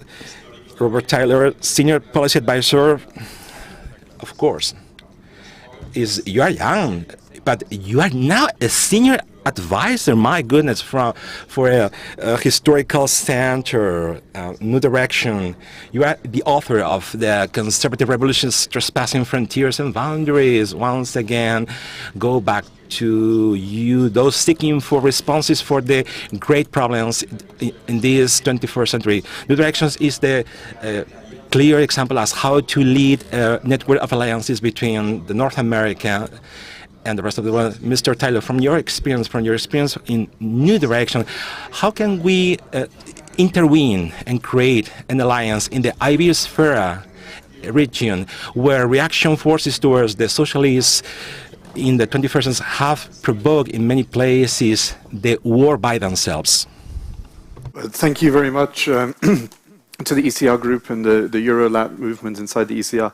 I think one of the things that we have to start with is understanding that socialism is not a natural occurrence in Latin America. This was something that was exported from the Soviet Union, from communists in Europe, and it goes completely against the traditional cultural heritage of Latin America and the Iberosphere. You know, I think the first thing we have to do in order to start building capacity is to start teaching civil society, teaching people in Latin America that your heritage has been stolen. That basically you are the inheritors of the Salamanca school, of the scholastics, of the works of people like Thomas Aquinas. And instead, all of this history, all of this long history that helped make Latin America as prosperous as it was at the beginning of the 20th century was thrown away and replaced with this Marxist infiltration that has basically destroyed the culture, destroyed the economies, destroyed this fabric of society in these countries. So what we need to start doing is basically engaging civil society, start talking about how we can link up small academic foundations, universities, places like UFM in Guatemala, or other institutions like in Chile or Colombia and places like that, and basically start re-establishing this traditional set of values, sort of reintroduce what were those beliefs that made Latin America so successful. Fantástico. Seguiremos hablando. Thank you so much. We'll continue to talk about this. It's very interesting subject you had posed, dear Robert, how as to introduce all these values. Rodrigo Ballester. Rodrigo Ballester is the from Hungary Center for European Studies at Matthias Corvinus Collegium, is the biggest conservative thinking center in Eastern Europe and in the whole Europe, as said. Mr. Rodrigo, my question for you is double. What can Matthias Collegium give with no apparent links with the Hispanic connection as to overcoming the dystrophy of the moral muscle that gives the name to this roundtable? And what have you found on this incredible amount of professors and professionals from Iberoamerica attending to the call of visiting professors from the IMC? Very firstly, thank you very much to all the organizers of this fabulous event, especially Herman Tess for having invited me. I always feel like being the Hispanic person from Budapest, and now feeling myself as the Hungarian for the Iberosphere. My first question, what can we do from Hungary by knowing that historically there is few bonds and connections with the Iberosphere? I spent many hours convincing my Hungarian colleagues about how important for us is the Iberosphere and how popular is Viktor Orbán for all of us. Probably there are more support for Viktor Orbán in Latin America than Hungarians all over the world. We have to open to this world, obviously. It's very true. It's very true that is right now is the moment. We have started having more fluent relations. I hope that is due to the exotic fact of being from the past myself. But what is more important for me is what can from Hungary and Central Europe be contributed. The tragic recent example of our history, when you talk about neo-Marxism, they are familiar with them. This resounds through them. They, in Hungary, know what Marxism means, how harmful Marxism is, to what extent Marxism can destroy and atrophy this moral muscle. And when this disappears, moral comes back again. In the very end, my friends, this reconquest, this cultural reconquest in Europe, where it's about to start, especially in Central Europe. I can see the lucidity, the braveness, the bravery, the force to implement something coherently. I can see little censorship in Hungary, flesh, blood in Hungary. We need to count on that. We know how these delirious things from Marxism ended up being terrible for us.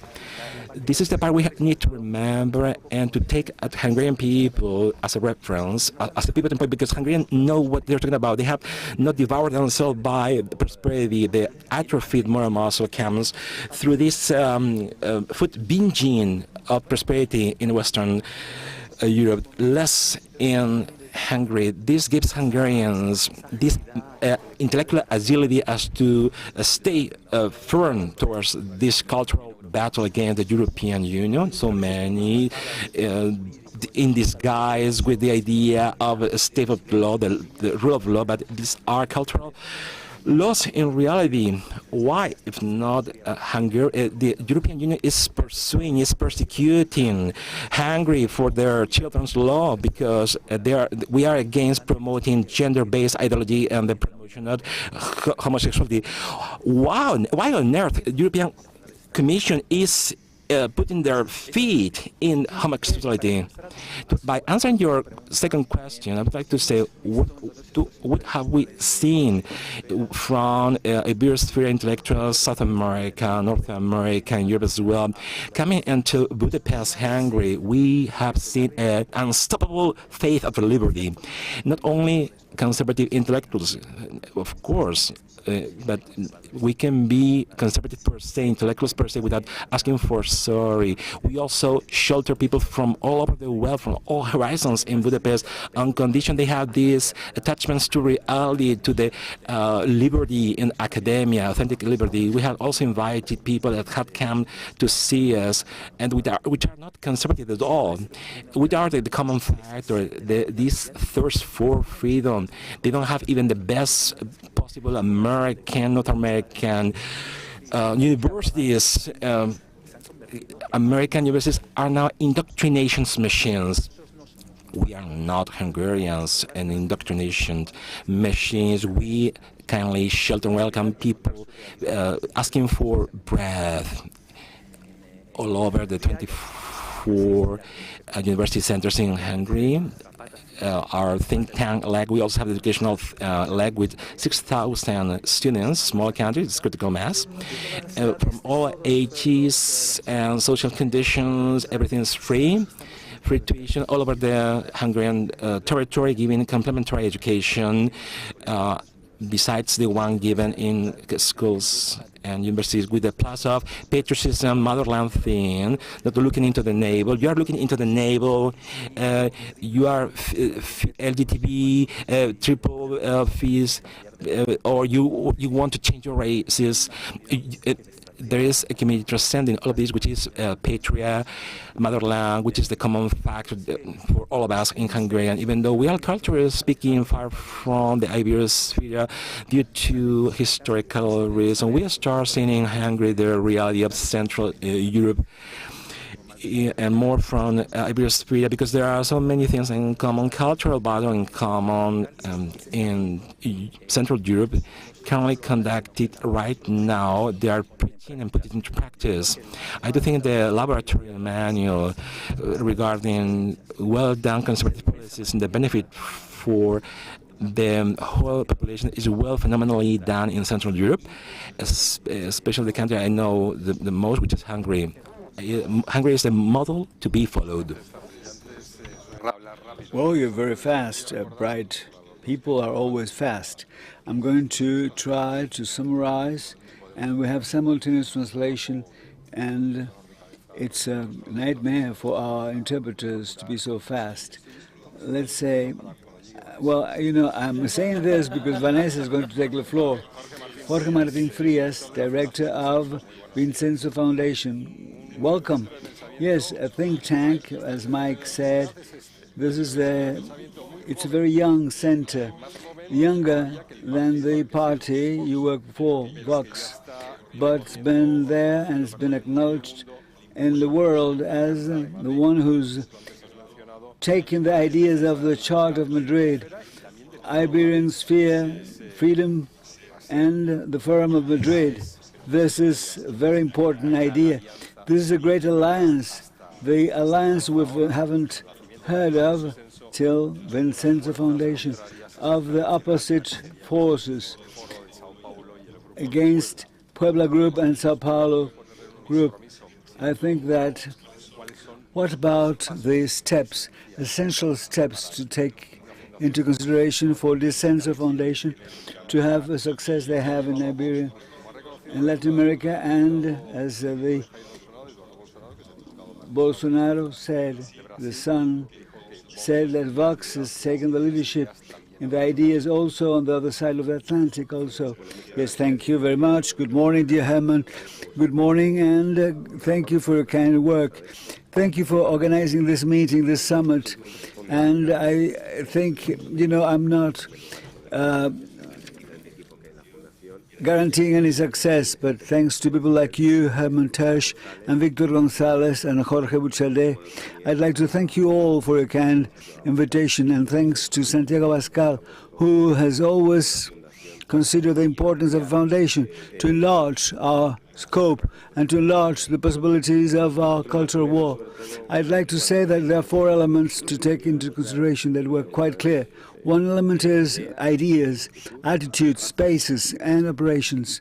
Those are the 4 elements. Ideas, because obviously ideas are important.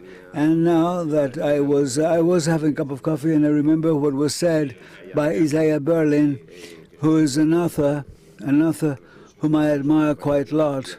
He has a fantastic book considered, and it's better by Lynette, yes. And it is not Fire and Ashes, but this is a book I consider. This case is Berlin said more than 100 years ago.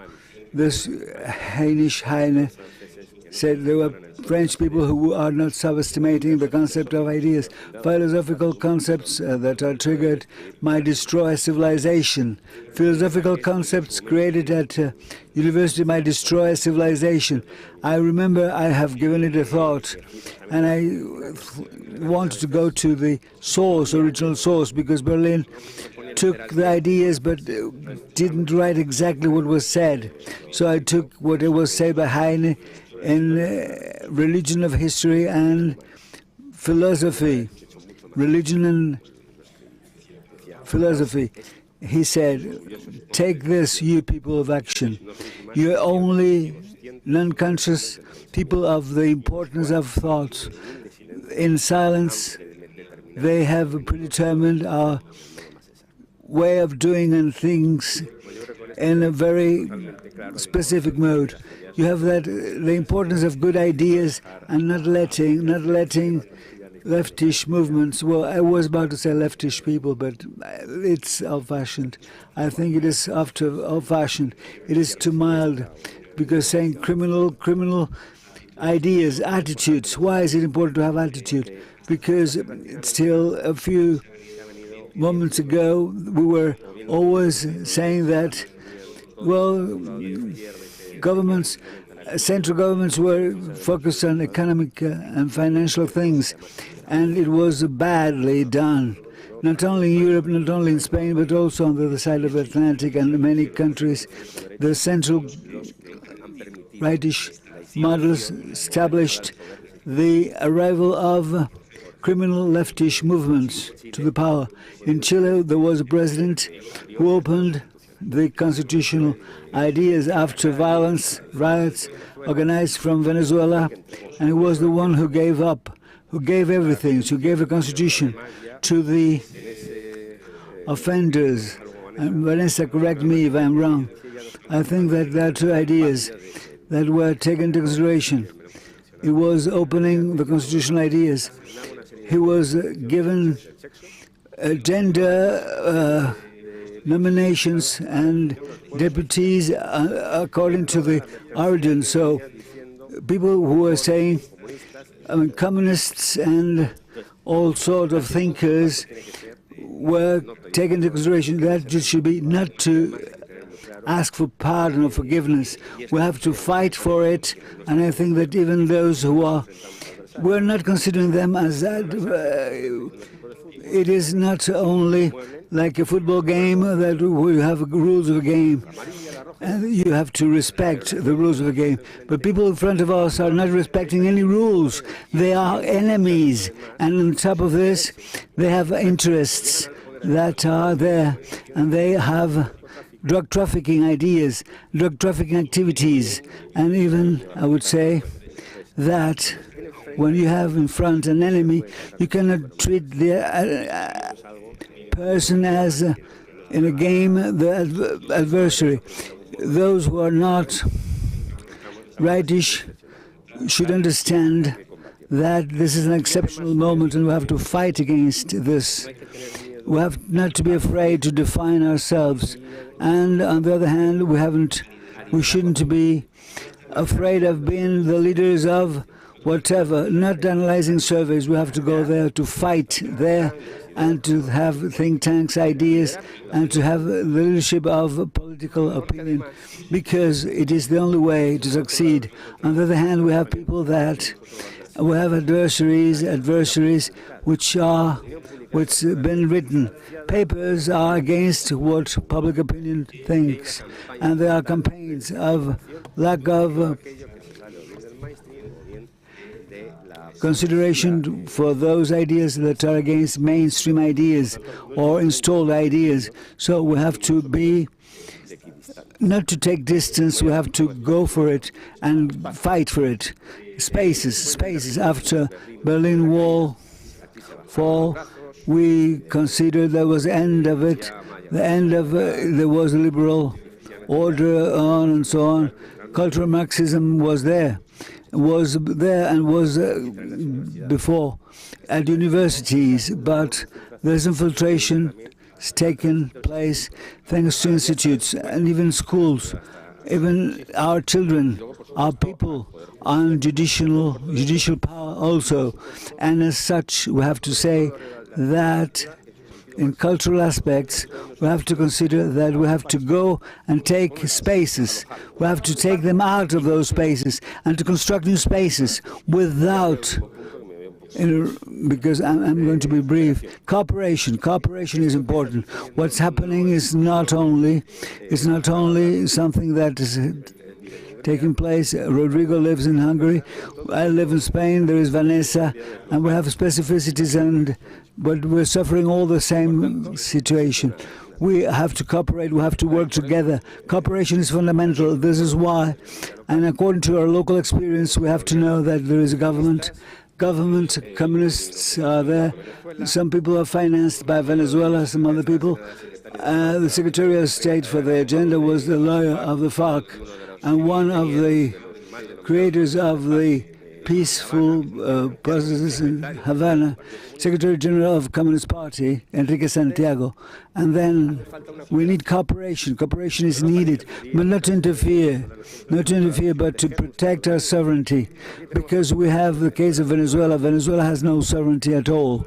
Venezuela nowadays is a country where those who are rich, thanks to Maduro, Chavez and family members, Iran, drug trafficking activities, and that's it. And Cuba, of course. Cuba is the greatest.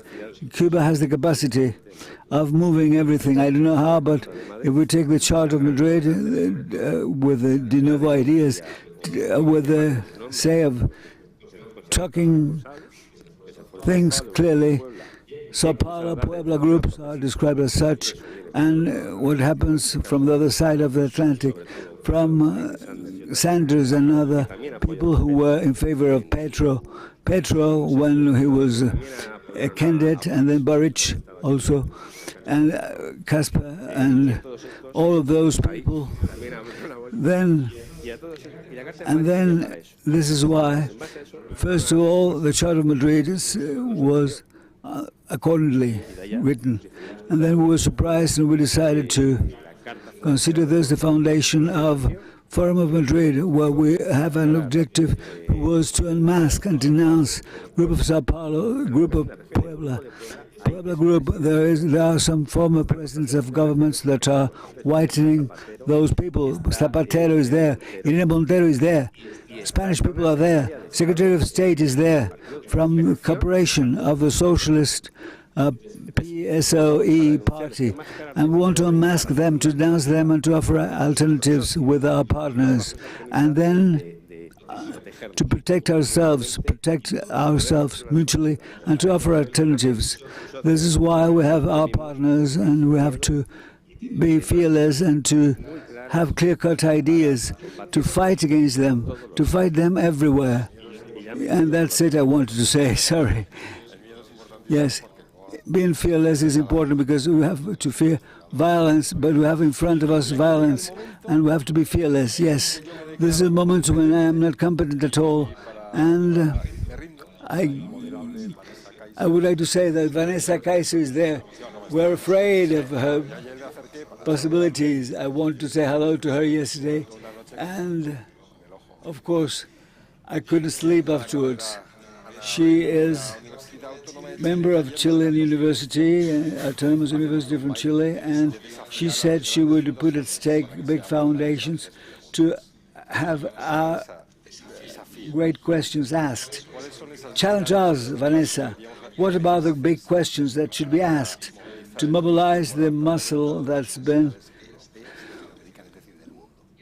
as we see, so weak? I think that we're on the same line of thoughts. This is why you've said this, and now for them to pay attention to what I say, and you are trusting me, and I would like to thank you.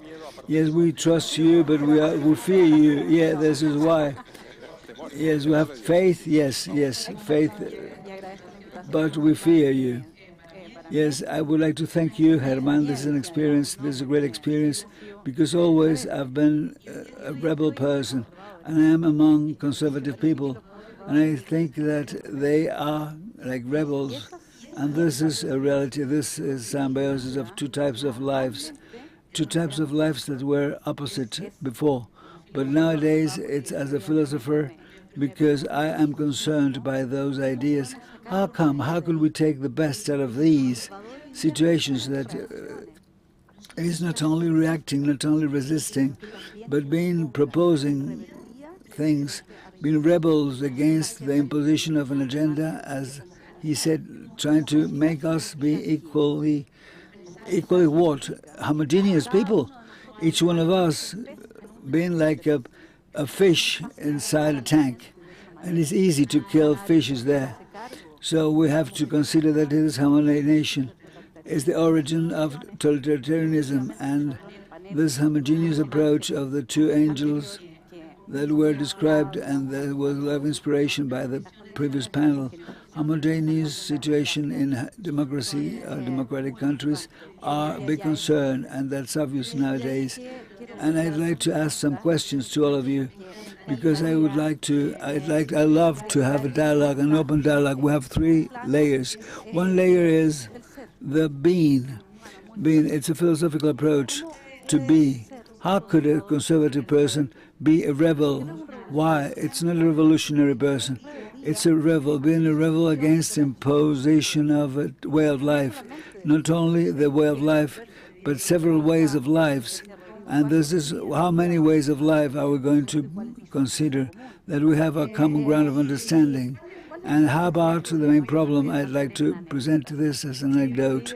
There was a lady who wrote me a letter saying that, what can I do? What can I do? She said, my daughter, who's 12 years old, she's reading papers like, how to, it is about sexual activities, and they went into intimacy, and we're conservative people, and we are, perhaps I'm a liberal person, but I have a way of life that's conservative, and it was something that we shouldn't talk about in public. What can I do? And then she had George Orwell in the papers in front, because she would reject, a 10-year-old will reject George Orwell's ideas. I said, do not read any book. You have to forbid what is supposed to be read. And I said, those books are forbidden. In the internet there is a link. It's the corner of people who are extremely you have a summary there, and you have to go against authoritarianism. And you have to go there and take summaries that are ready-made summaries. And it is that you shouldn't pay attention to the teacher. That's why my children are all of them paleo-libertarianism. Why is it so that we are quite content, easy saying that the one who was not a Marxism, had no heart, and the one that is not rightish, when he is 50 or she is 50, has no brain.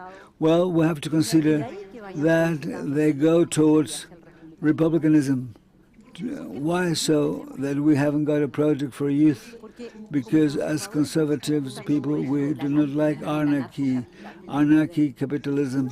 We don't like it. We do reject those ideas. What are we going to do facing those ideas? Because that's what they say. 2030 as an agenda is the situation that's been said by Maria Fernanda. This is the fight for our spiritual ideas, and this is the end of it. This is a big question. Big question is, isn't it so that that's the problem we have? Isn't it a spiritual problem? Is it not a problem based on the same anchored in Christianity or values? There is West issues and socialism, and if you observe this and you see what the type of life is of Jesus would consider as a praxis, we see that there are two possibilities. One possibility, and that's said by Nietzsche. Nietzsche is inspiring us rejection. It's just what we knew when the person from the church said that it is bad to be rich, that's evil to be rich, and that we were also considering that we have the opposite version also, and Jesus that will be the person that goes against strong people. It's only in favor of compassion, in favor of feeble people, and it is a rejection of human beings. Nietzsche said those are two different forces. One is despicable. It's saying that a person, human being, is inspired on Nietzsche's ideas. This is why this is a culture of death. This is why it advances so strongly. Another thing, another energy is a compassion that since in the other side, the person that won't be able without a state. And then I give an answer to Juan Angel, saying that perhaps accordingly it is to construct your own opportunities. Why is it so that it is up to the state to help us, that we have to regulate with libertarianism? What Maria said, it is not to take these ideas into consideration only. And I will move on to the question, briefly, how many types of lives are we going to fight for? What is conservative people for us? Against homogeneous ideas, what are we going to do against oxymoron? Rousseau, le contrat social, will force you to be free. This is why it is a sexual education that's good for children. How are you going to be such a bad person, such an evil person, that you won't like your children to be? It is like saying that oxymoron is a rhetoric that you cannot fight. What are we going to do against that rhetoric? What are we going to do when there is no equality, no formal equality? It is a substantive equality that's an inequality. It's imposing gender equality and historical injustices and so on. What are we going to do to change it and to not to be afraid of cancelling things? Is it true that new generations, because when you try to recover institutions, we might lose old and new generations. So perhaps cancelling things we would fight, and we will feel the delight of being cancelling things because we're fighting for life. We are accordingly in a correct way of doing things. Herman, tell us your secret. And in pragmatic modes, only briefly, I'd like to say how to do facing the power of international entities that have been captured by leftish movements and top-down they're imposing their agenda to us. How going to refound education? Never more. It's not changing programs and teachers. It is institutional structure that should be never ever more be taken by extreme leftish movements. What are we going to do with the social control structures that were there post-pandemic structures? Are we going to demand that that information should be renounced and we're controlled from that? Armed forces. How about the role of armed forces in the world that's facing globalization?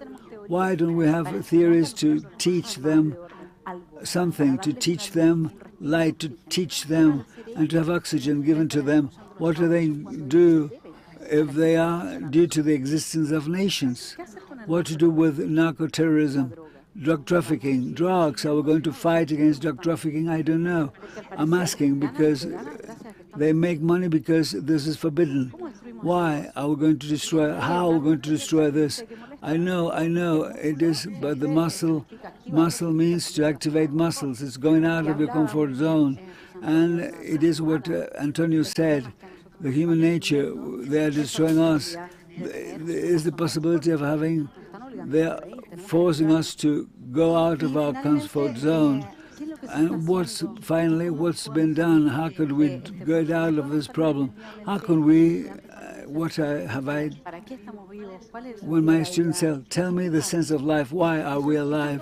They're lost, families are totally destroyed. It is very difficult, and I'd like to go back to the roots, and I always tell them, how about the difference of a pet and a human being? A pet, whatever pet, yes, because today you could have bats as baits, and fish or you. And what happens? What's the difference? You can give an answer, but it's not according to Aristotle. A rational being makes no sense to life. Would you write a biography of your pet? Do you have a book based on your pet? No. Why? Why is it so? Because a pet does everything, the same things. Because there's no free will, no decision. Because a person is not a moral agent. You understand this, and then the person starts a different path. Yes, I'll answer to these questions, and I think that answering to the questions will take a long time. Thanks a lot. Herman, I think that we have to have very many meetings, and longer meetings, 6 years, 7 years, and we've started years ago, but of course, if a circle of evil, I love it anyway.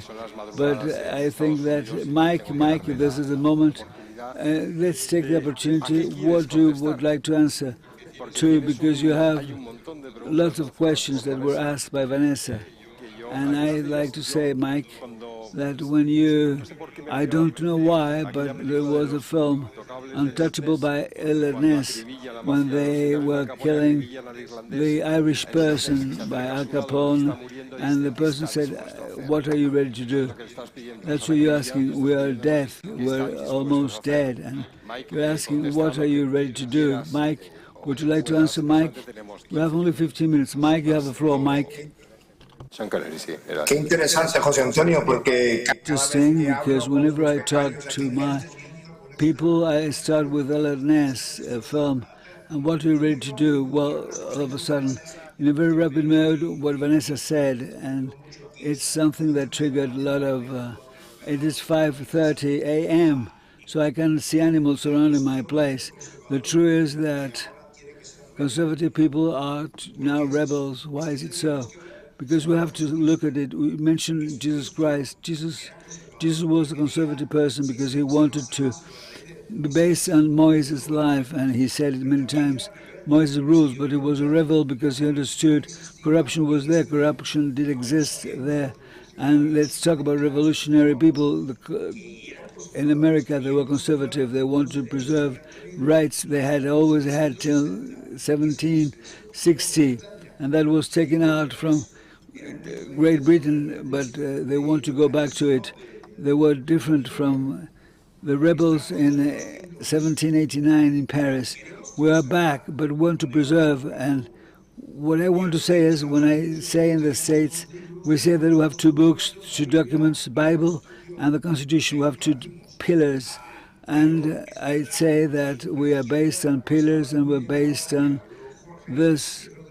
Jorge and Rodrigo mentioned that leftish movements have replaced the old narrative, the old literature with a success, because they are at the moment to replace the pillars, the books, and we have to revert this. We have to fight against it. We have to be rebels. We have to say that new ways of thinking, new ways of thinking. They have racism, gender theories, animal protection modes, sex theories, all of the ideas, all of the concepts, all of this rubbish. We have to do and we have to fight against it and say, no, no, no. You're not going to replace our values. You're not going to replace our old values, American old values, European old values. Christianity, you're not going to replace Christianity by those new narration and ideas, because we have now understood, thank God, in a way, perhaps a bit too late, that we have understood an old idea, such an old idea that's in the Old Testament and the New one, that the man is not only based on bread. Christ said that, and the old paper said Marxists were materialistic people, first ones, and they understood prior to us. Then there is a cultural war, but nowadays we have awakened and we understood and we are fighting them. Vanessa, even though we might be conservative, we have ideas to preserve. We have ideas to preserve. We have to be rebels, and we are rebels. And I understand that we have in Hungary and here in the States and all over the world, we have all new awakening moments in Latin American countries. Vanessa put forward a question. I want to ask this question to Rodrigo. This the Hungarian experience, how to confront the power from international organizations. If you like us answering this question or some other questions from Vanessa, you're a brave man. Go for it. Rodrigo, thank you so much. What comes to my mind, something that Jorge has said before, we need to act with no tactics, with good strategy, but with no tactics. Oh, we're here to say this opinion is going to be digested by the public opinion. No, this is tactics. We don't like tactics. When you have the ally of truth and the beauty from your side, you are convinced and you can preach. Towards the international institutions, we need to act the same. We need to go towards them with clear ideas and with the bravery to stand up for our rights and ideas. Since 2015, with the crisis of migrants, of the so-called, namely refugees, in 2015, so much bravery you need to contradict one of the dogmas from the European Union, which is an open society, tourist society, migration, pays for our pension schemes, contributions to the multiculturalism within the current context of Syria. With so much emotional load, mass media load, we needed a lot of bravery to say no. Not the one, not the one. No quotas. I'm not going to do as other countries did. Austria, for instance. That is, Austria sheltered 34 people, and they were live alone with this from the European Union. I saw it live streaming. Why Hungary is not sheltering 34.1, and they will live alone and in peace? They will set promise for it. 10 years later, the principal's position was very important for us. This changes the equilibriums and balances in power. You need to be the very first to say, no, this is my point. I stand here, Pierce.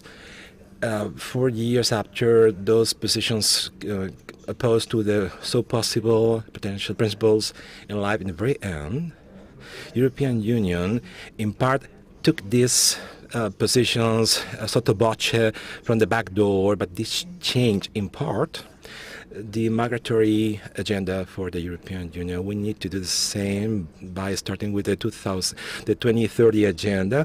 It's a very consensus theme. People like, there's a pin, the agenda, the 2030 agenda with a colorful pin. We start saying this agenda is intellectual dirt and rubbish for our civilization. Agenda 2030. There's so many brave people. One of the added values for these meetings, it takes us so many already to remove from ourselves self-complexes and self-censorship. I'm talking myself as a previous former civil servant for the European Union. I have a electroshock therapy in Budapest to leave the closet, and it works properly for me, thank God.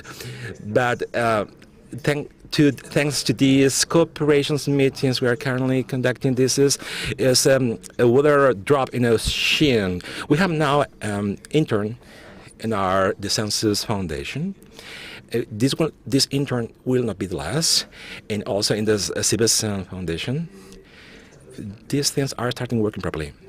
I learned in Hungary to be a brave man and to say things without biting my tongue, and especially with international organizations.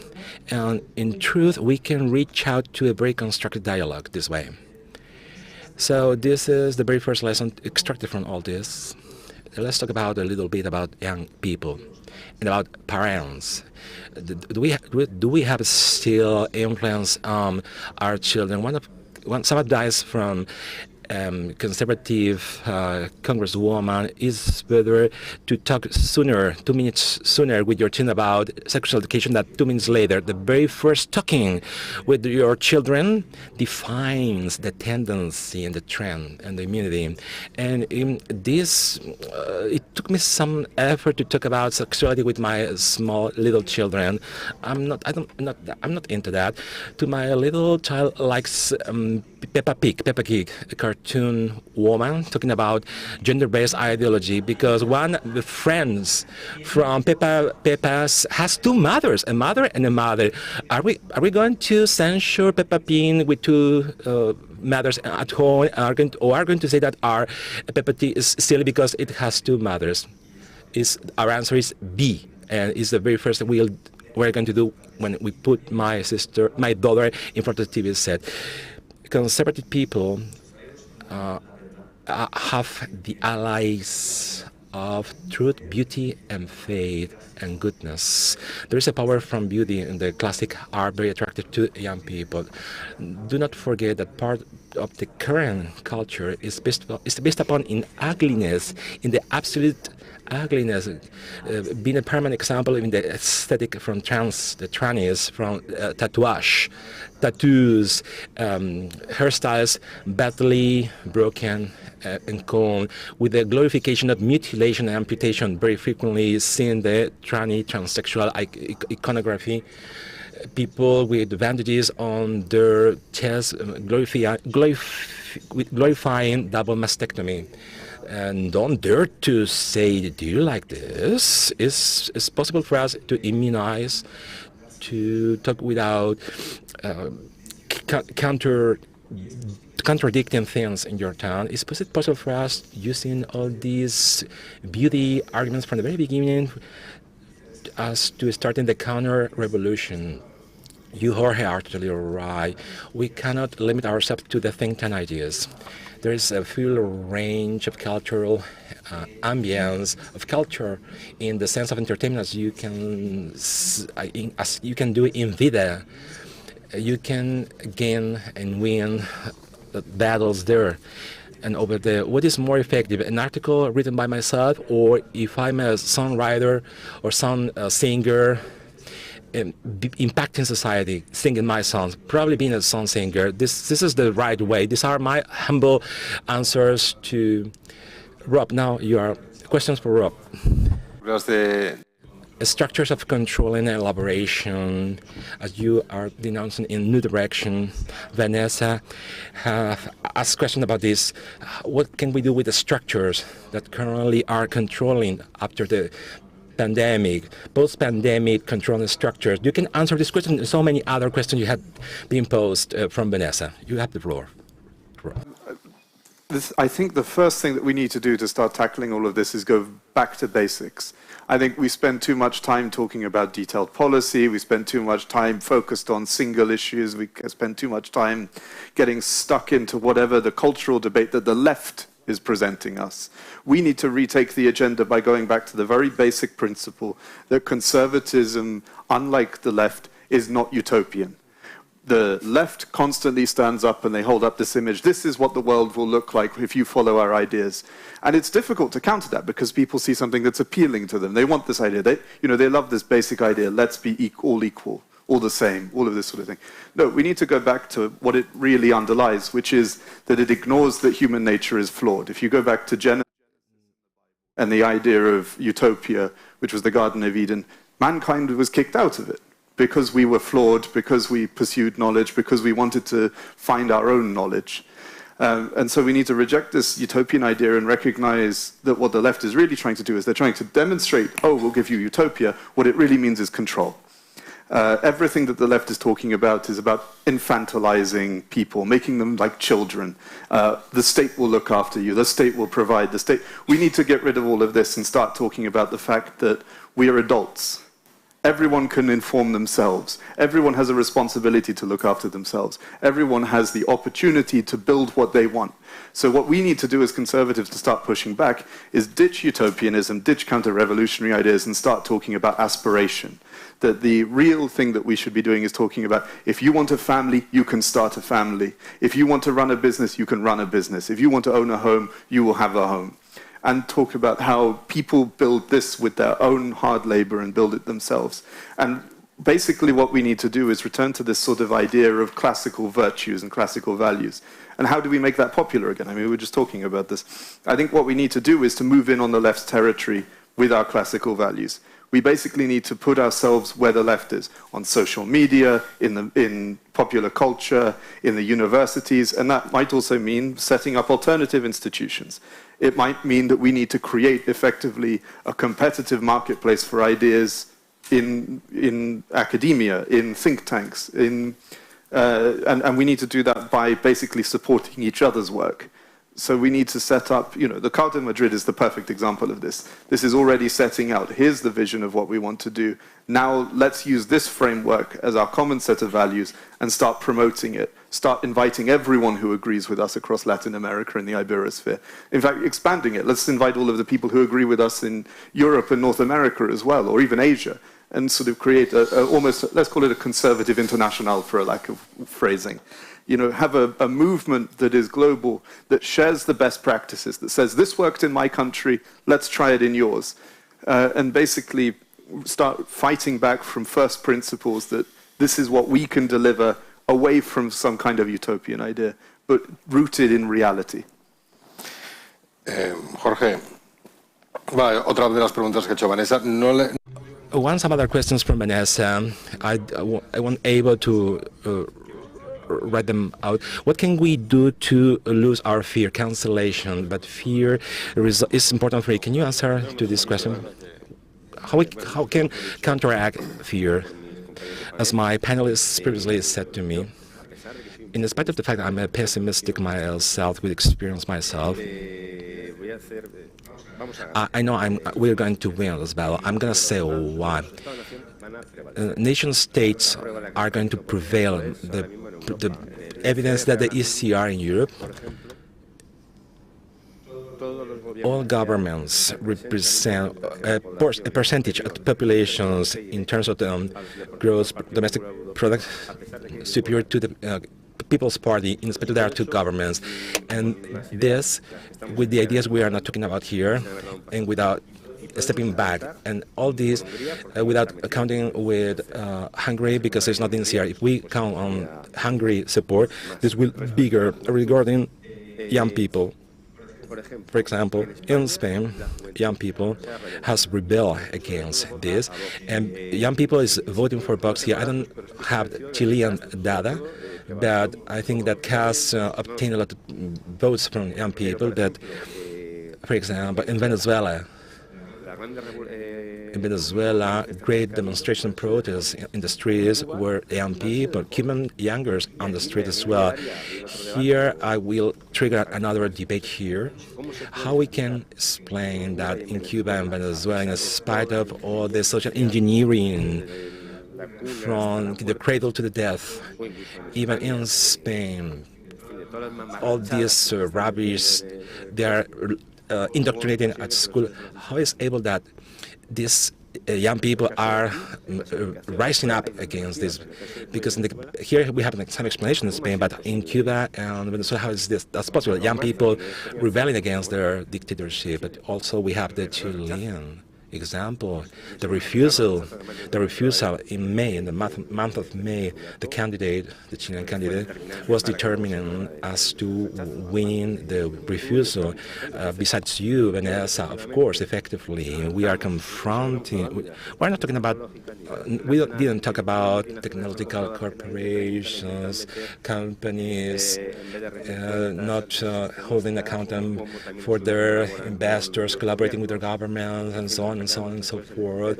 We didn't talk about this, but in spite of that, I'm fully convinced that in the next coming 10 years, we are going to win in all fronts of this battle. Vanessa, I would be delighted that you should answer yourself, self-answering your questions. You have this privilege. I dare you, I defy you to answer yourself, Vanessa. There are two main topics brought up. The transversal topics, we have been conversing about this, and all the panelists, you had kindly brought up with the topic of a value-based trying, based upon in the renaissance of the classic values, as Rob said, and this concept of truth, so difficult to cheat, because precisely in a world with no truth and no lie, we are forcing in a process of social Darwinism. We are suffering a process of social Darwinism in Chile. Well-trained, liberal, classic-based people are now part of the culture of cancellation. How can we explain this to us? Because they want to lose their jobs, their position, they want to stay in their university position, especially intellectuals, as Jorge has said, these ideas managing the world. The truth, and there in the truth, as a philosopher myself, I am also I'm a thinker. I have a very active thinking muscle. I don't know how to tranquilize my thinking muscle, but I do think that we need to be clear with ourselves. What do we stand up for? What unites us? And these are the difference. And here, we have still some work to do. Because the moment we really know who we are precisely, the notion of truth. Why is it so difficult, the notion of truth? The distinction between the theological truth, who has it? The philosophical truth, who has it? Oh, the factual truth, the empirical truth. Oh my goodness, there you can dialogue with me regarding the empirical and factual, factic truth. Political world does not exist without facted truth. It's true that the First World War existed. Now it's discussing we are born one women. Everybody now people attribute themselves. They can be a different person as unlike their biological truth. You know, at the university, many people have been cancelled. They have been expelled from university. Dissidents. The common point is the truth, the fundamentals of being conservative. It's because you have a source of authority, which is our source of authority. That's a major problem, because from our source of authority, let's imagine that here everybody are believers, some others are sapiens. The believer says to believe, the sapiens experience the experience of being a Christian. Some others, atheists, agnostic, are out. Saint Austin in the City of Man, that inside the church, the city of God is experiencing the city of God, hedonists, cupiditous, are hedonists, and there are pagans and believers on both cities, because if the source of authority is God, is a full range is out, psychologically, from a psychic point, human beings have destroyed their capacity of believing God, a psychic capacity. What else? We are going to find the truth. Foucault destroyed by convincing us into our discourses are the simple manifestation of a will of power. There are, scientifically speaking, there are some discourses with more value than others. We need to resort to our common sense and to lead people into that scientific, factual fact, the truth, Jose Antonio said, the human nature. And I want to start on the human nature. How can we generate the moral, which is how this moral emerges from. The moral starts from the point this is good and this is bad. From a distinction between the evil and the good, the androgynous person trying to build up a new human nature with children. And there, the androgynous is horrible. 3 people without not having food. It's true. It's not the same being this way. Talking publicly, private life, they first destroy the classic liberal life, living their private life, doing their things, not intervening in the public sphere. The point with children now, they're destroying their connection of their identity with their biological incarnation, embodiment, is to advance an androgynous human being, no masculine, no feminine, no man, no good, no evil. Why it's so important to introduce it with praxis? Because if you realize that the sexual integral education is not a theoretical corpus, children in playgroups and kindergarten, they have to remove their trousers and have sexuality practices in common, in collectivity. They groupalize, they make groups of sexual turn actively. They oblige us to abandon our conservative space, and I'm bothered to speak about sexual things in public.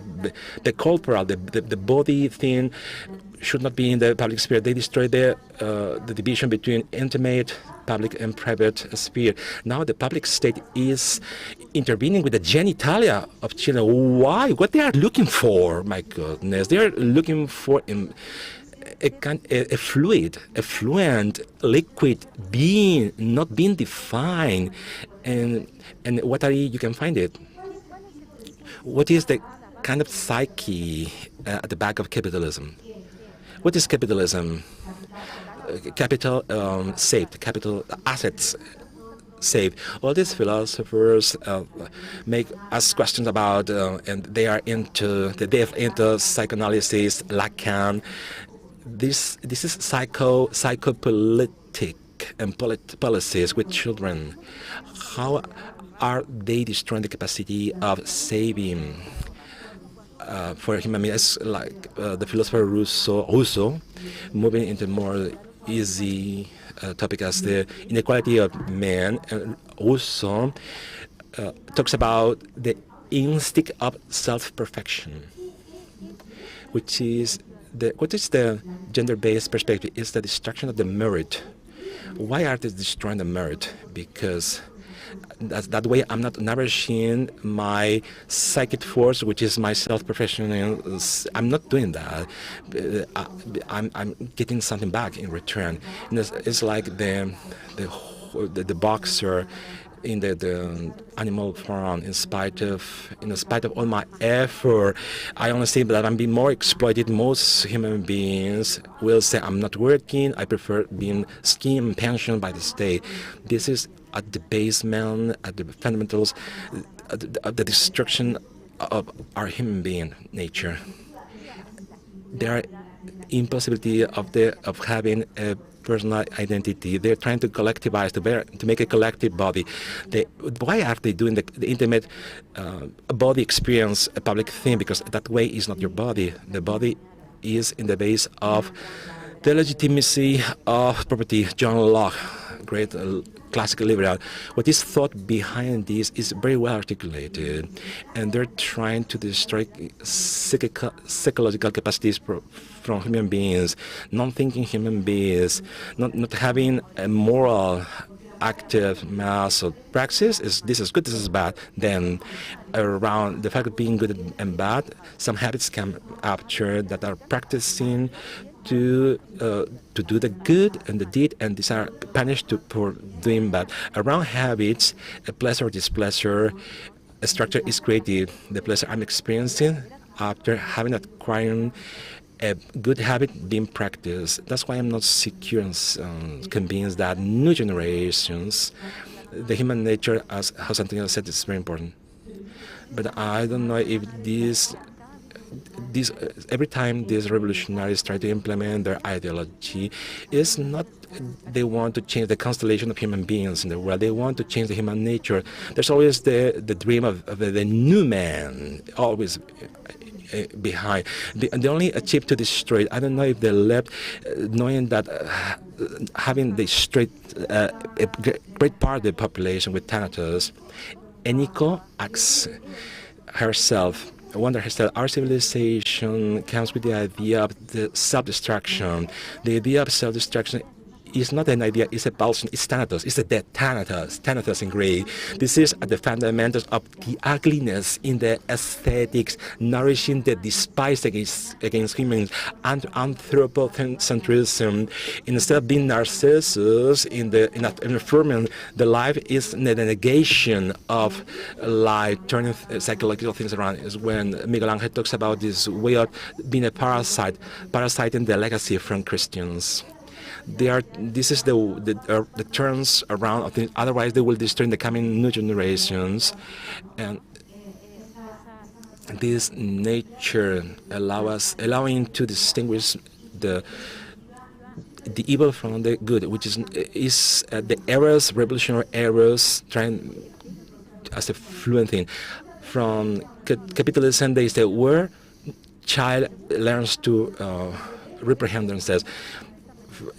Baby is a polymorphic thing. Eras, they understand that the left being chest fed. Where does this baby knows how to reprehend themselves in the family? It's pure eros. The baby feels sexual desire for her parents. The anti-Oedipus, the book, where the child learns with the mental faculty to refuse himself and to be an asset for the capitalism. This is the faculty they're trying to psychologically be destroyed in the baby. You can see it and read it. It's the way to destroy the human being within the capitalism. Circumpolitics. Okay, Michael, I'm going to spend the whole night breastfeeding myself.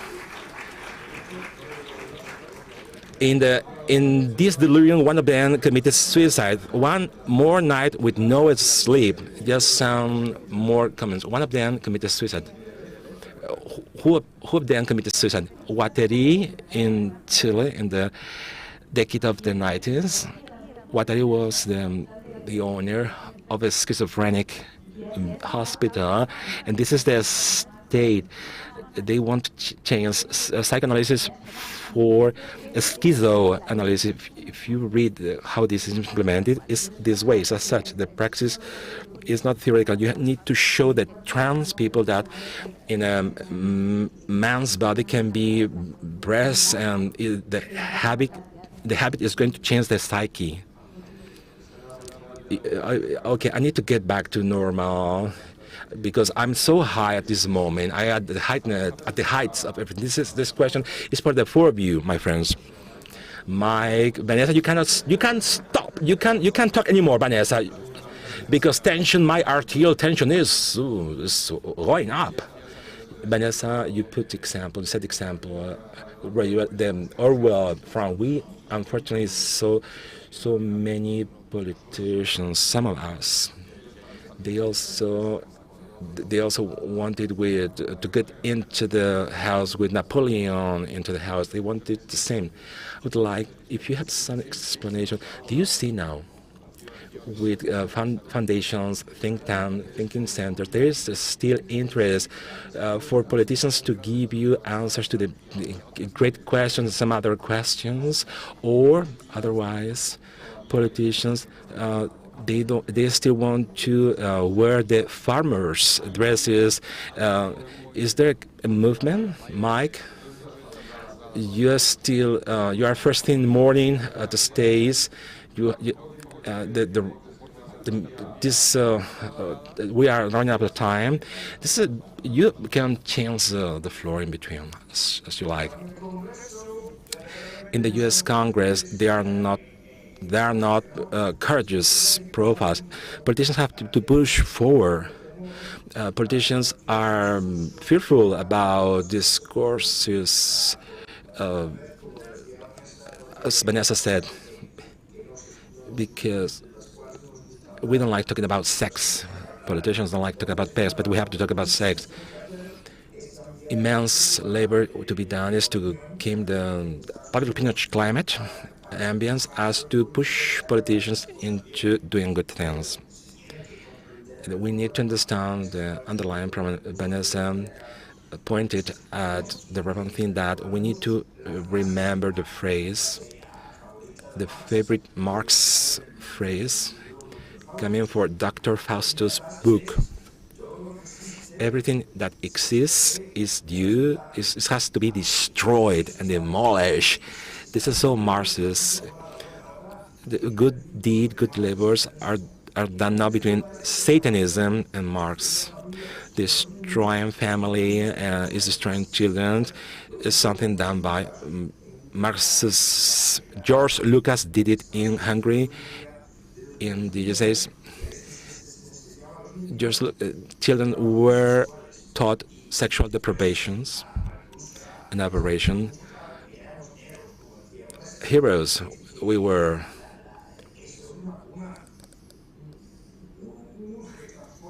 Is it so strong access that can destroy family? Family is the fundamental of society. We need to talk this way. We need to show, and we need to expose all of these to change things, and every day down to the normal average Americans starting understanding this. I'm optimistic as Jorge because we are changing the public opinion climate the same way you speak clearly and politicians will follow us. Any one of you? Rodrigo? An answer echoing what Michael said, moving into European spheres. Yes. Jose Antonio, your question is it necessary for us to convince politicians about virtuous signaling? I do think that MPs from the European Parliament, they eat it in towns. If there is now an assembly turned into a caricature, a comic, which is the virtue signaling, is the European Parliament, which is today is in a messiah delirium. Is an assembly of MPs spending more time trolling in Twitter than doing amendments. European Parliament does resolutions about the taxing abortion, restricting LGBT rights. It's a kind of set of mandarins, Chinese mandarins, totally hypnotized by all these doxa and dogmas and neo-catechism, neo-Marxists. It's true that unfortunately that European politicians are not in contact with their constituents, their voters. There is no nearness with their voters. They need to slam on them to take them up from their own Bible. But in the States, a lot of Republican politicians, very moderate, very temple, after the pressure from parents, not from American schools, not tolerating the critical race theory. They want their children to learn biology, maths, and religion. They had put a lot of Republican and Democrat politicians in the States. I will not vote you if you don't remove all these deliriums. In Virginia, Mike, has been a paramount example of how the traditionally Democrat bourgeois state of Virginia, progressive white, prosperous state, has recently changed due to all these critical deliriums, obliging teenagers by public contrition demonstrations. the political establishment, we cannot count on them. Otherwise, we need to pressure on our political establishments. There is so much distance between the voters and the elected. We can see it very clearly in so-called center-right parties electing some MPs who are absolutely leftist. Of course, I don't refer to the People's Party in Europe. I don't mean it. So I do really think about the European box MPs, because this feeling of censorship, being cornered 24 hours, Monday to Friday in Brussels and Strasbourg. When you go to the Public Freedom Commission or the Women's Commission in Brussels, and you are cornered, harassed by this delirium and this fire in the earth, and you cope with it with no tactics, with not biting your tongues. You deliver beautiful speeches, books, which is, to top it all, is the best in the European Parliament. Your model has to be followed up. But I am missing this pressure from terrain circles. One of the beauties of being a conservative and conservativeness I experience in Hungary is the nearness with the middle classes, common social sense, this deference towards the peoples. The left is always talking about the peoples. Wokism is the more elitist ideology ever invented. Is white liberal elitist wokism. People are not listened to. They go this way. Orban now, unfortunately, Orban knows it comes from the peoples, from the population. This is a common sense immunity that can be trespassed to national politicians in the States and the United States. What can we do in the European Union? We need a connection between common sense and delirium from rulers. New directions, Rob. New direction, Rob. Created by a political party with a figure at Margaret Thatcher. Now, you can see the same political parties, the Conservative Party in the United Kingdom and in Europe. The new direction is not only a British phenomenon, but also across the European Union. Can you see are there these political parties looking for responses in the think tanks? Absolutely. I think there's a in Europe at the moment, I think around the world indeed, for conservative answers to the problems. We've spent the last 20 years with the consensus of Christian democracy and social democrats and so on, who have failed to, time and time again, to deliver what it is that we need. And so people are now turning back to these conservative values that worked with Reagan, with Thatcher, with other leaders like that throughout the 1980s. And so there's a resurgence. And if you want the best analog for this, it's to see how conservative civil society is organizing. 3 weeks ago, New Direction organized a conference where we gathered more than 50 center-right, conservative, classical, liberal, libertarian think tanks in one place.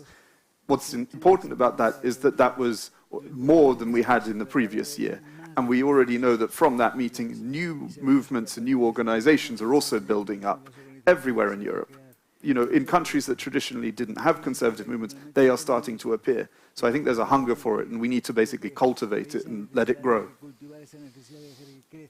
Jorge, en vuestro caso, Fundación Your case, Disenso Foundation, yes, of course, it's clear. 30 seconds to an answer. Yes, well, it is what happened with Santiago Abascal. I'd like to give a round of applause to Fuster because it's a wonderful contribution and it's a wonderful, wonderful presentation. Thank you very much. Thank you very much. Fantastic, fantastic, great. And I don't understand why, but because I don't deserve it. But the truth is that I have to go and take a leak, yes.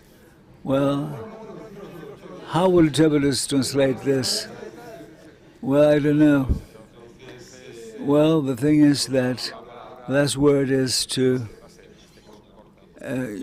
Jorge, short contribution because he has to go to the bathroom. Vanessa? according to your experience, I know, Vanessa, you are a philosopher. You were in private society and you decided to take a political approach. And what about your experience with politicians? What are they looking for, those people, those politicians, what they want? Well, yesterday we were talking about it. The challenge of remaining Christians and being in politics. You say that you have to have an agreement with the devil because we have principles, morals, deontological approaches in Christianity, and the morals in politicians. You have to consider that when you need, you have to give the floor to the devil and to take the position of the devil. This is why we have this nihilistic and destructive forces. The most important thing there is to be outside of the two trends, the two forces, and I would say that they will create a very sinister coupling.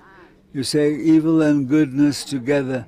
Well, it is that there is something peculiar there. And another thing is that this paternalism, poor person, you had no opportunities.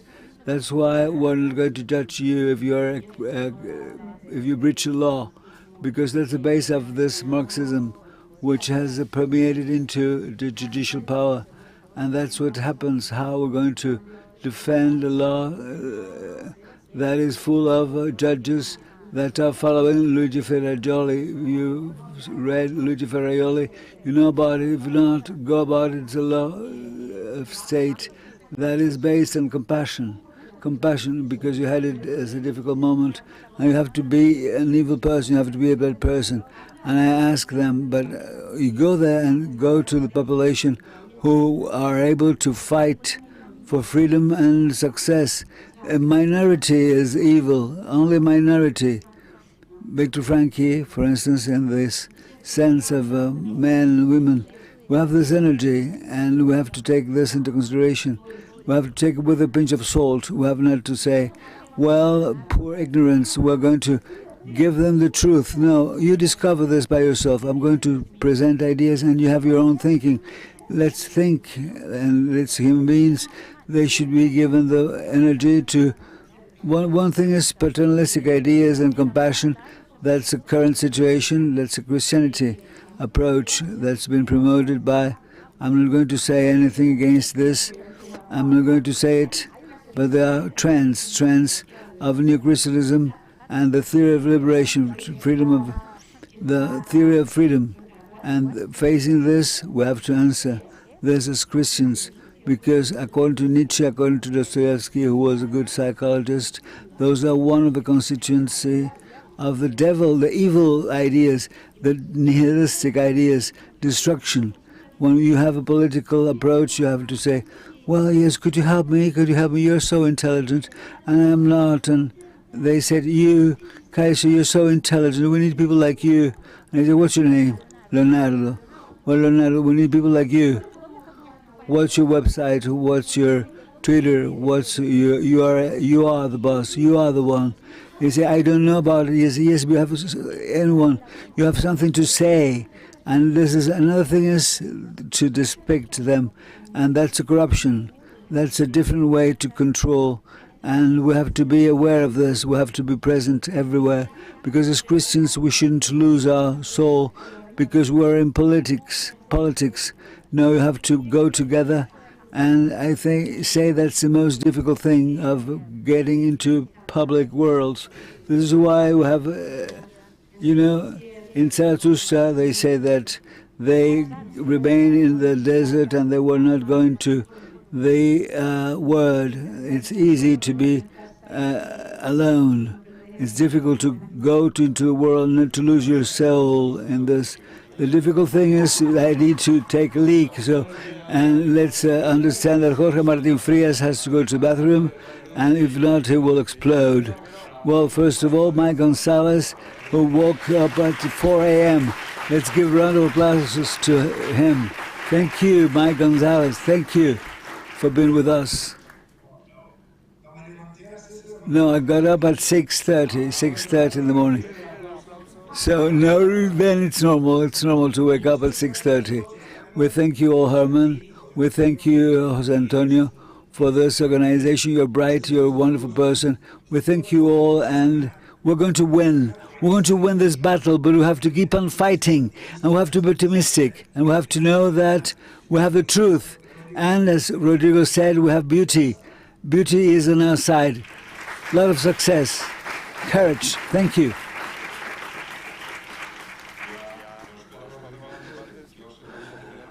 Well, and I'm bright while cooking some rice, but I think that I would have paid to learn from you. Thank you so much. Thank you for this unique opportunity. It's been a real pleasure to moderate this session. Thank you for this panel session. Thank you all.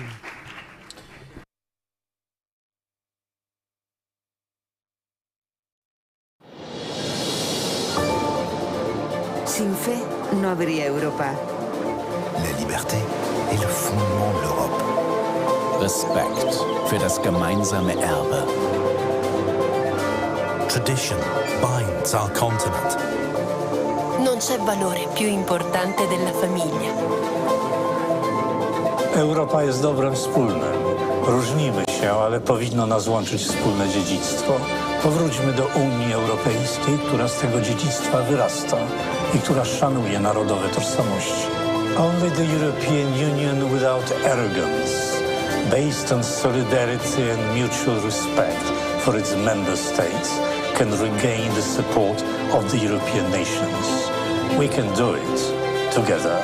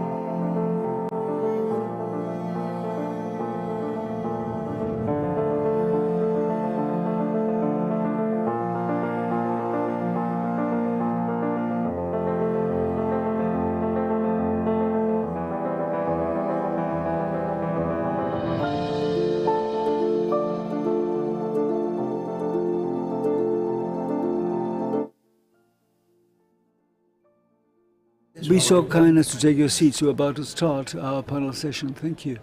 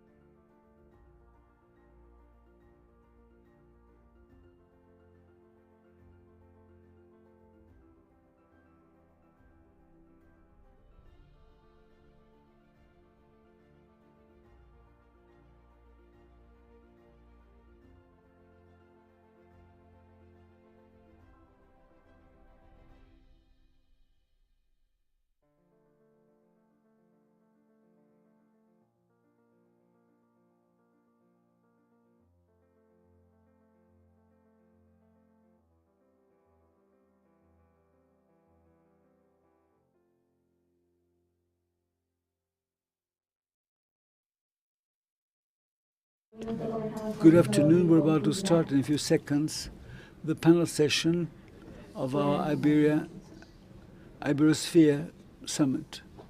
Take your seats.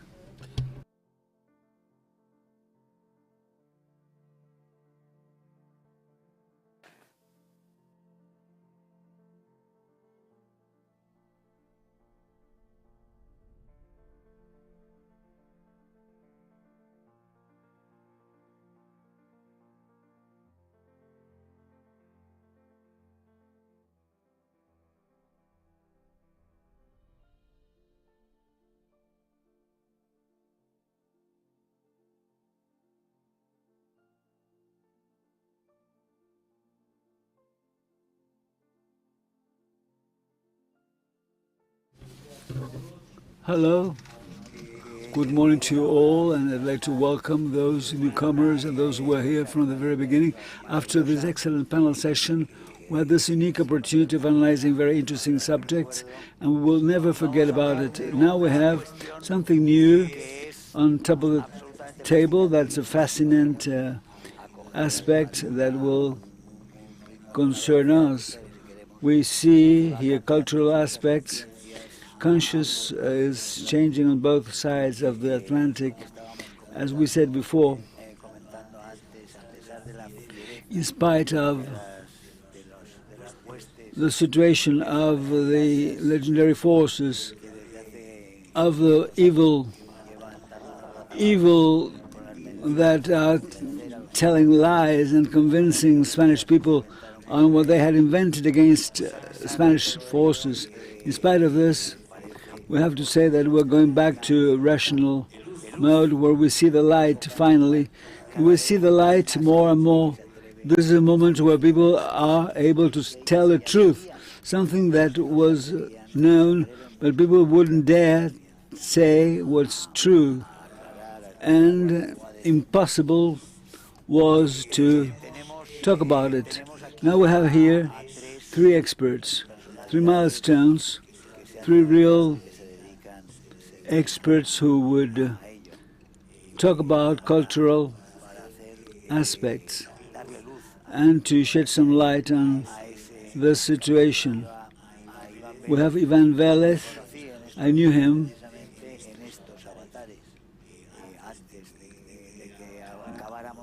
He's an architect, a writer, and researcher associated to the foundation.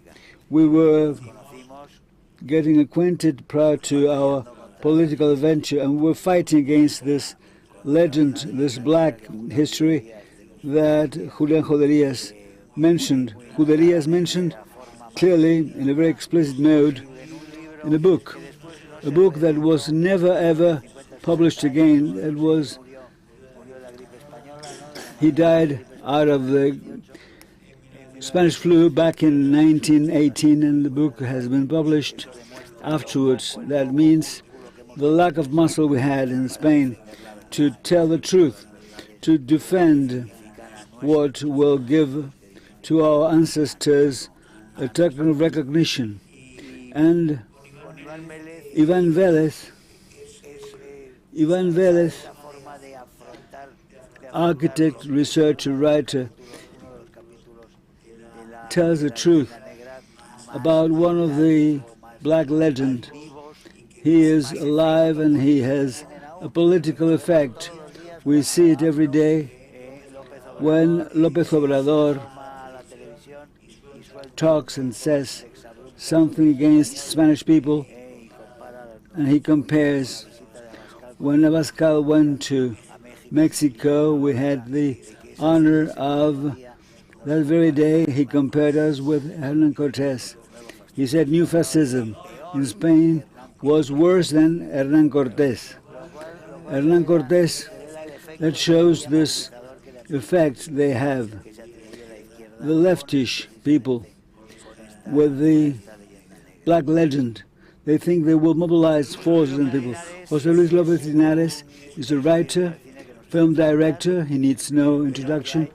He wrote very interesting papers and published a film documentary that breaks all traditions of Spanish films, documentary films in Spain.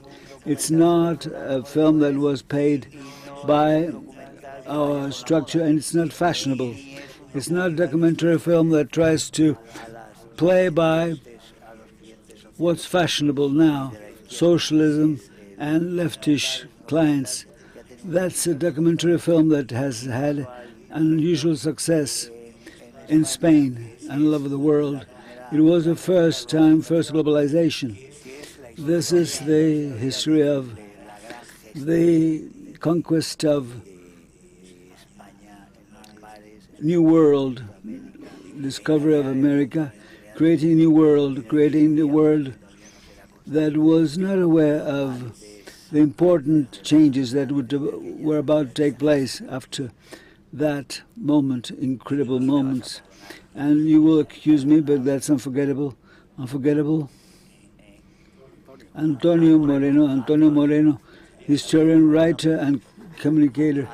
Antonio Moreno is a historian, he's a writer, he is a good communicator, and he is always in a very courageous mode, presenting the truth against the official books we have nowadays, what's presented at school as the sort of truth, which is the image of what they want to present as black Spain, Spain that was there to take money from Latin American countries, who was greedy and who had no superior ideas, no mission, no nothing. That is what establishes, and that is what characterizes the incredible efforts, American discovery, the discovery of America by our people. After the Reconquest, this was going beyond the Atlantic and to keep on with the Christianity and the civilizing efforts all over the continent, from the South American countries till Alaska.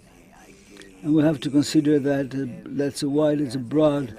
You have to have the image of what is that, the continent, the whole country.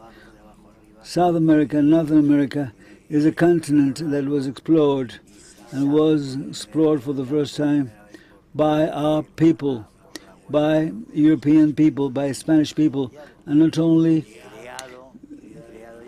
being there, but creating something in this approach where it is the only endeavor, the only empire where there was this effort and this métissage. This is what was described and achieved by Spanish people there. I think this is a reason to be proud of.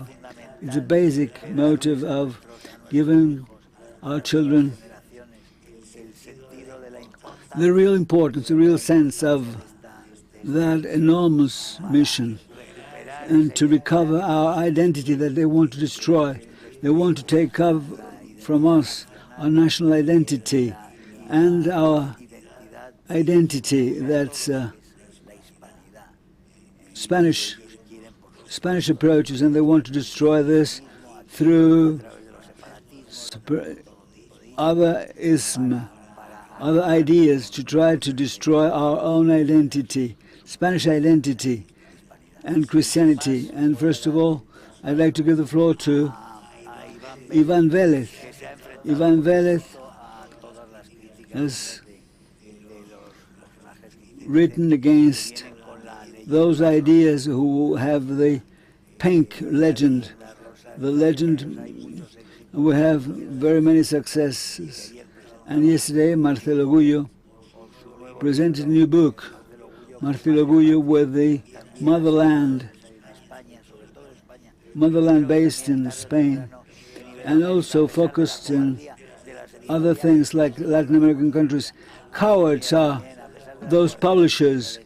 Publishers are coward, and I hope we will have a success there also in this wide public in Latin American countries. Thank you.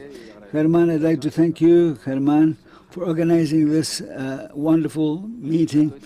Herman Terst, thank you for this debate. Thank you for what has been presented. It's a very complex item, and I think that there is food for thoughts. After saying thanks to all of you, I think that the correct thing is to define here. I have here the definition by Julián Juderías. Juderías wrote something about Black Legend, and Julián Juderías wrote it.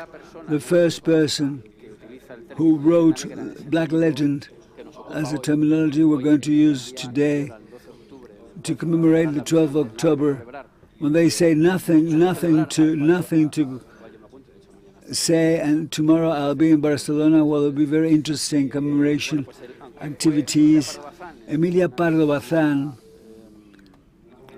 was the one at a conference, the first lady, who had a conference in Paris in 1899. Julián Juderías, 13 years afterwards, 14 years afterwards, because that was published in a very important magazine of the time, he said that the Black Legend was presented. Let's define what a Black Legend is. It is not that Juderías divined something. It is that Black Legend was propaganda against the empire. That has to be mentioned here. At very complex times, and there were different empires. But the propaganda is something that is deeply rooted, this cultural battle, as they say. And what Julián Juderías had was establishing definitions that will explain, and I would like to read to you. Black Legend, that is the environment created by the fantastic fiction that has been published all over the world. And they talk about the dimension of propaganda, grotesque description of what has been done regarding the character of a Spanish greedy people, so to speak, as individuals, as collective group, negation or systematic ignorance of what's favor and which will honor the culture, Spanish culture, cultural as a term, and arts, accusations against Spain based on facts, exaggerated facts, misinterpreted facts, all false in totality. And that is what's been written in books. This has been presented by the foreigners, saying that our land is regarding tolerance again. The woke world saying that it is against the Spanish America, that our land is, regarding cultural progress and political progress, very poor exception. So we say that black legend is the legend of Spain with the Inquisition, the Black Inquisition, ignorant, fanatic, unable to be part of a cultural approach, being against progress and innovation. The legend, the black legend that started back in the 16th century after the Reformation, that was the political and religious, the Protestantism. Protestants had political dimensions more than Christianity and Catholicism. It's been used against us at critical moments of our national life. And that's, if I am too long, tell me, that's the definition of juderias regarding it. What happens? The truth is that tomorrow we'll have the battle of nothing to commemorate, because it is impossible to commemorate this genocide, and we think there are lots of things to commemorate. We have lots of characteristics, different languages, different ways of speaking Spanish all over the world.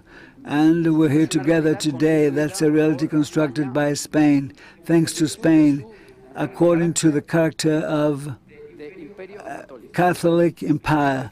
And we have to say it without complex, Catholic empire. Double dimension Catholic, universal. That means a Catholic dimension and covering the world. Spain had the idea of a global approach, as José Luis mentioned. That's been checked by the negation of what was said by Magallanes. It's a political endeavor to cover this and to have institutions and to cover the world with this. I'd like to say that in Mexico in 1524 was created the Hospital of Jesus. That's still active. There is a 5th century history of hospitals. Let's say in a British sphere that exists. There was a political progress, a political project that was political, economic, and with a earthy aspect, and then there were spiritual aspects, which was Catholic as a religion, Catholicism as a religion. That is what gives more than the faith, is given the characteristic evangelization. And I think that's a characteristic subject in this debate we'll have to have, differentiating those values, differentiating the Catholic Church, a church that has institutions that were separating faith from the believers, is filtered, it's objectivated, it's been rationalistic, it's more than Protestantism because of the layer of subjectivity due to Protestant worlds. And this is what we say as a state nation. We have to say, defending this, that indigenous people, and what's now fashionable, because I think that the common heritage of Iberosphere is the language Spanish language, in a very diverse mode with the incorporation of terminology from some autochthonous countries. We have the possibility of speaking Spanish, being Catholic with this Latin substract and Greek substract underlying the imperial aspects that have to do with the language. I am going to talk about something that was created in 1934, not always started a few days ago. There are some connections with the past. The Linguistic Institute, Summer Linguistic Institute, is an organization that under structures, ethnic and linguistic structures that were well known by us, where we have problems with some regions which are considered that existed since always. Those projects have been created in the 19th century because they wanted to expand Protestant ideas that have encapsulated some indigenous communities that were the imperialistic interests of some northern powers. It's part of the problem with other internal problems that were mentioned. Freedom and liberation theology worsen the situation, because I consider that the main political problem they have in Latin American countries is indigenous approaches, because the limits of nations, indigenous nations, are not coinciding with the political limits, the borders, so there are threats. Yes, they are going to destroy republics. They want to destroy republics, first of all. They were against conquerors, against other people of Latin American countries. José Luis, globalization. Talk about globalization, José Luis. Good afternoon to you all, and thank you, Herman. It's a great opportunity to be here with all of you. Thank you for organizing this event, this forum, this summit, this cultural approaches, because, as I said, political actions will require cultural roots. If there is no culture to stand on, there'll be no political actions succeeding, as we've seen politically in Spain and all over the world, in many Latin American countries. So I think that this is an endeavor that you're taking now. With the institutions created by Vox, I think that's fundamental. Fundamental for us to make it sense, to give a sense to political actions. We need to know the solid ground we're standing on and how to think, and the principles and the roots, because right-wing movements have forgotten about it. And I have to say that we were talking about moments where it seems possible now to talk about subjects like Spanish history and American history, that during 3 centuries, 4 centuries, in Puerto Rico and Cuba, Philippines were the same history. We cannot talk about history of Spain without talking about American history. Even that's been divided, that's been separated, but it's impossible to divide it. You say Latin American history and Spanish history. Impossible. That should be together. Together and same subjects.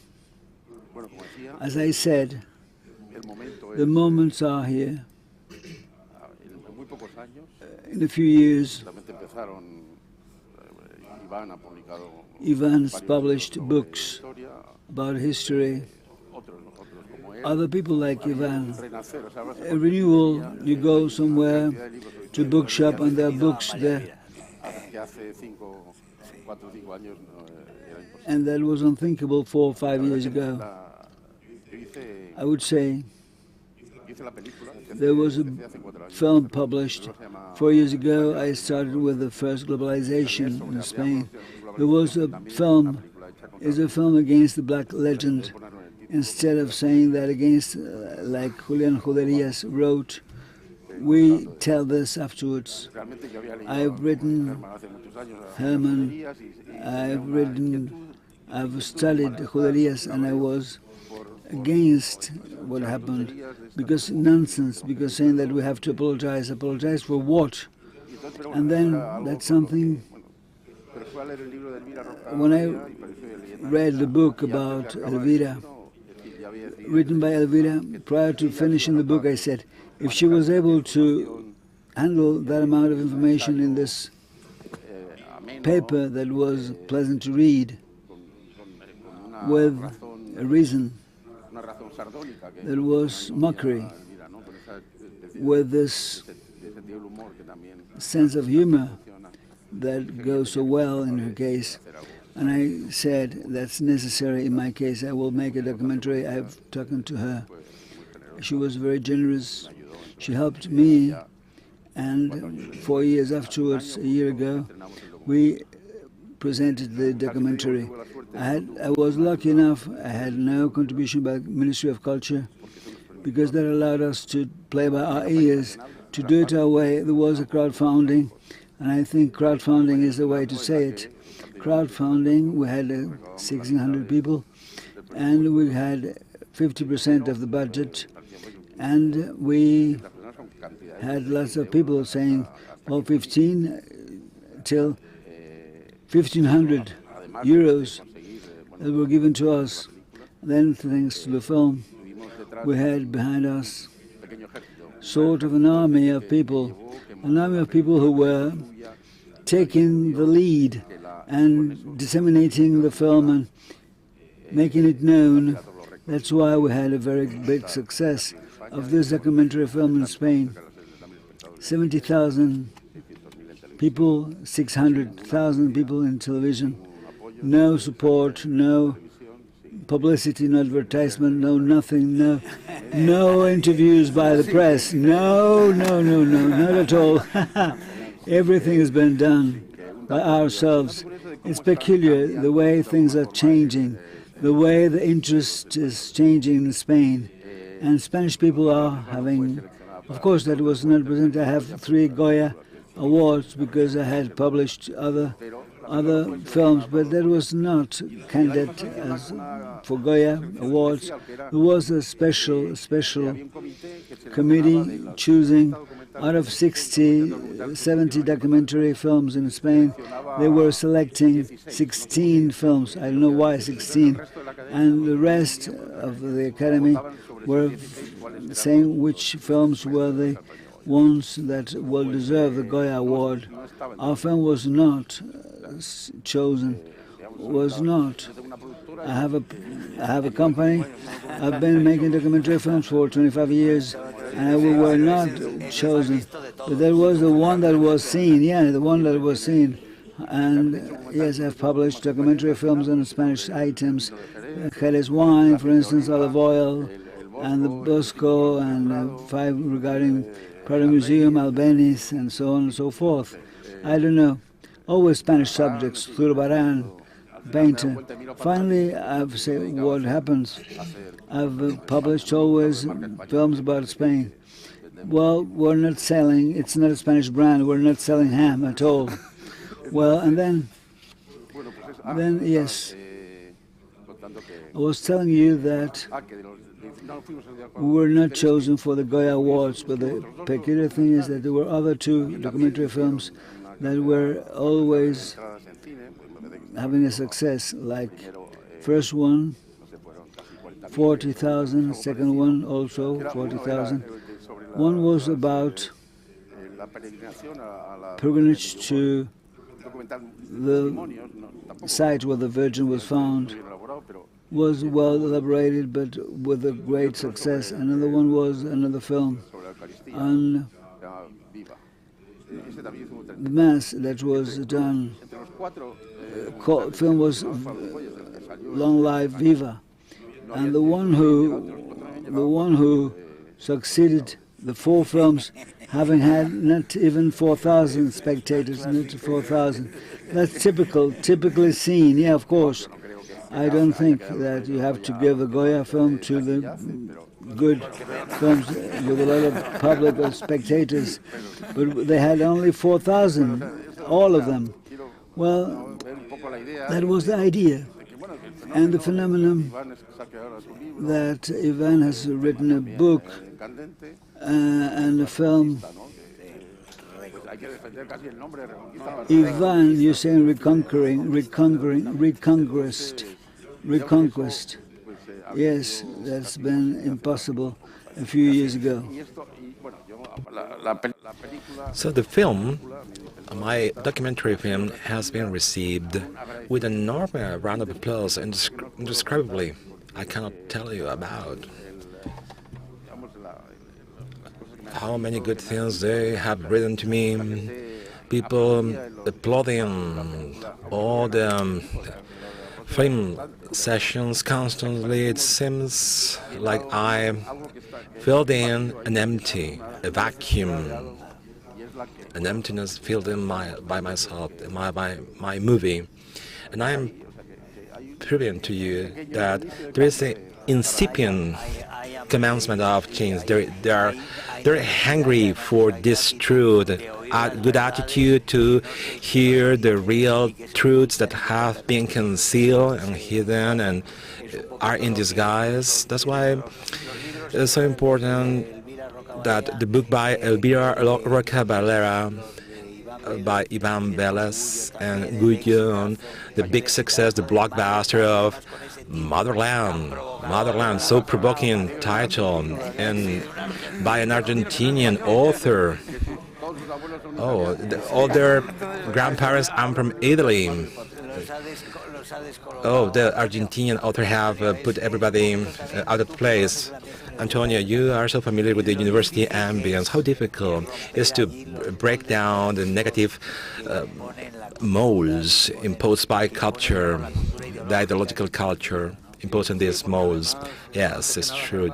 Very firstly, Herman, thank you for having invited me to attend this meeting. Paloma, it's a real pleasure, a real luxe for me to be here.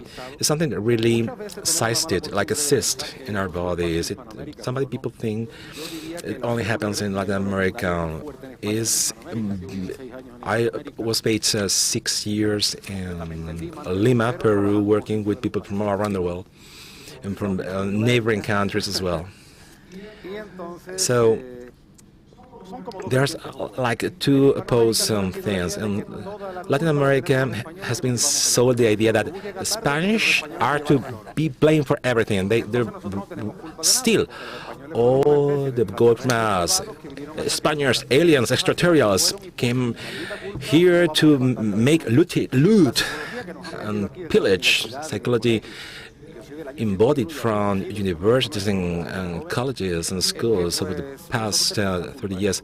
Oh, the blame is to be put on Spaniards. Nicolas Maduro every year says again that more millions of Latin Americans killed by the Spaniards. Some current trend says that Spain invented slavery. It's a constant moral judgment. But pharaohs in Egypt, they didn't do that, my goodness. Some of the credits of this black legend is a permanent moral judgment, even though those of us against the black legend, but we say that there was a kind of abuse. But when it comes to Egyptian pharaohs, it does not happen. We have incarnated in our sub-Spaniards that we did it very bad. Australia was a prisoners' colony. Religious prisoners sent to America, to the United States. Spain always accused of curiosism, of being obscure. Seville was full of Flemish, Portuguese, people from all around. In Seville, we see the protagonists from Greece in the expedition from Cabeza de Vaca and the foundation of Quito. Irish people came to Spain running away from the intolerance in the 16th century. They find and Irish people were very bad treated by English. So how dare they people say that we Spanish people are so bad? Why so many people came to Spain in search for refuge? The street of Placentinas in Seville, the street of German in Seville, free black people. Not always, not of them were slaves going to America. Some of them came to Spain. The curious black free came to Spanish and Cadiz and they were very influencers in Andalusia, and we can rediscover in the flamenco the greatest Afro-American and African influence in flamenco. Guajira and rumba came through Cuban influence, my friends.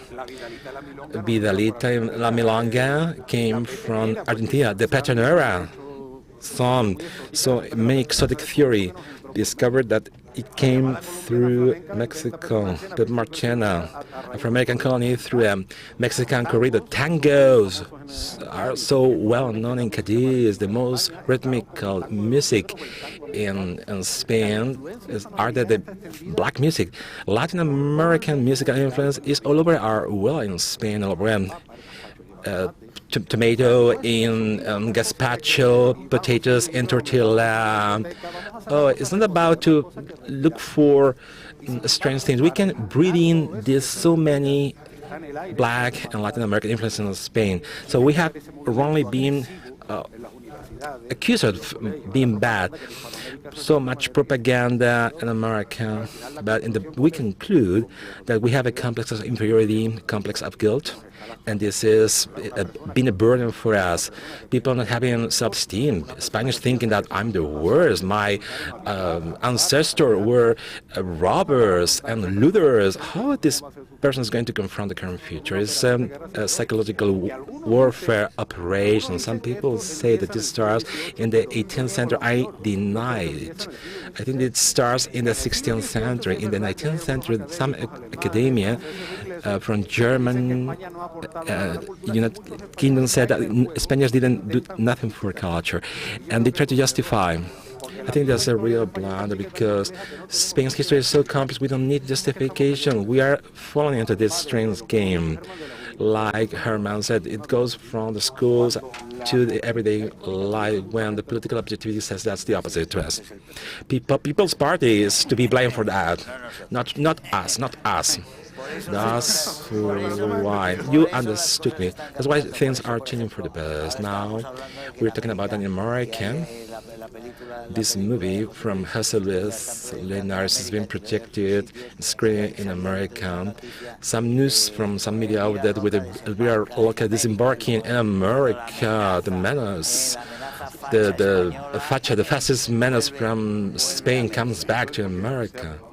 This is because it's going to be aired in some Miami cinemas and some Cervantes institutes in America, and it's Comanche territory.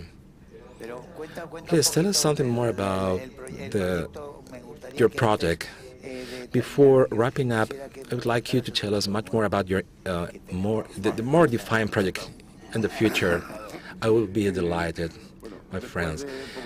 Afterwards, after talking about my movie, I released it on the 15th of October last year.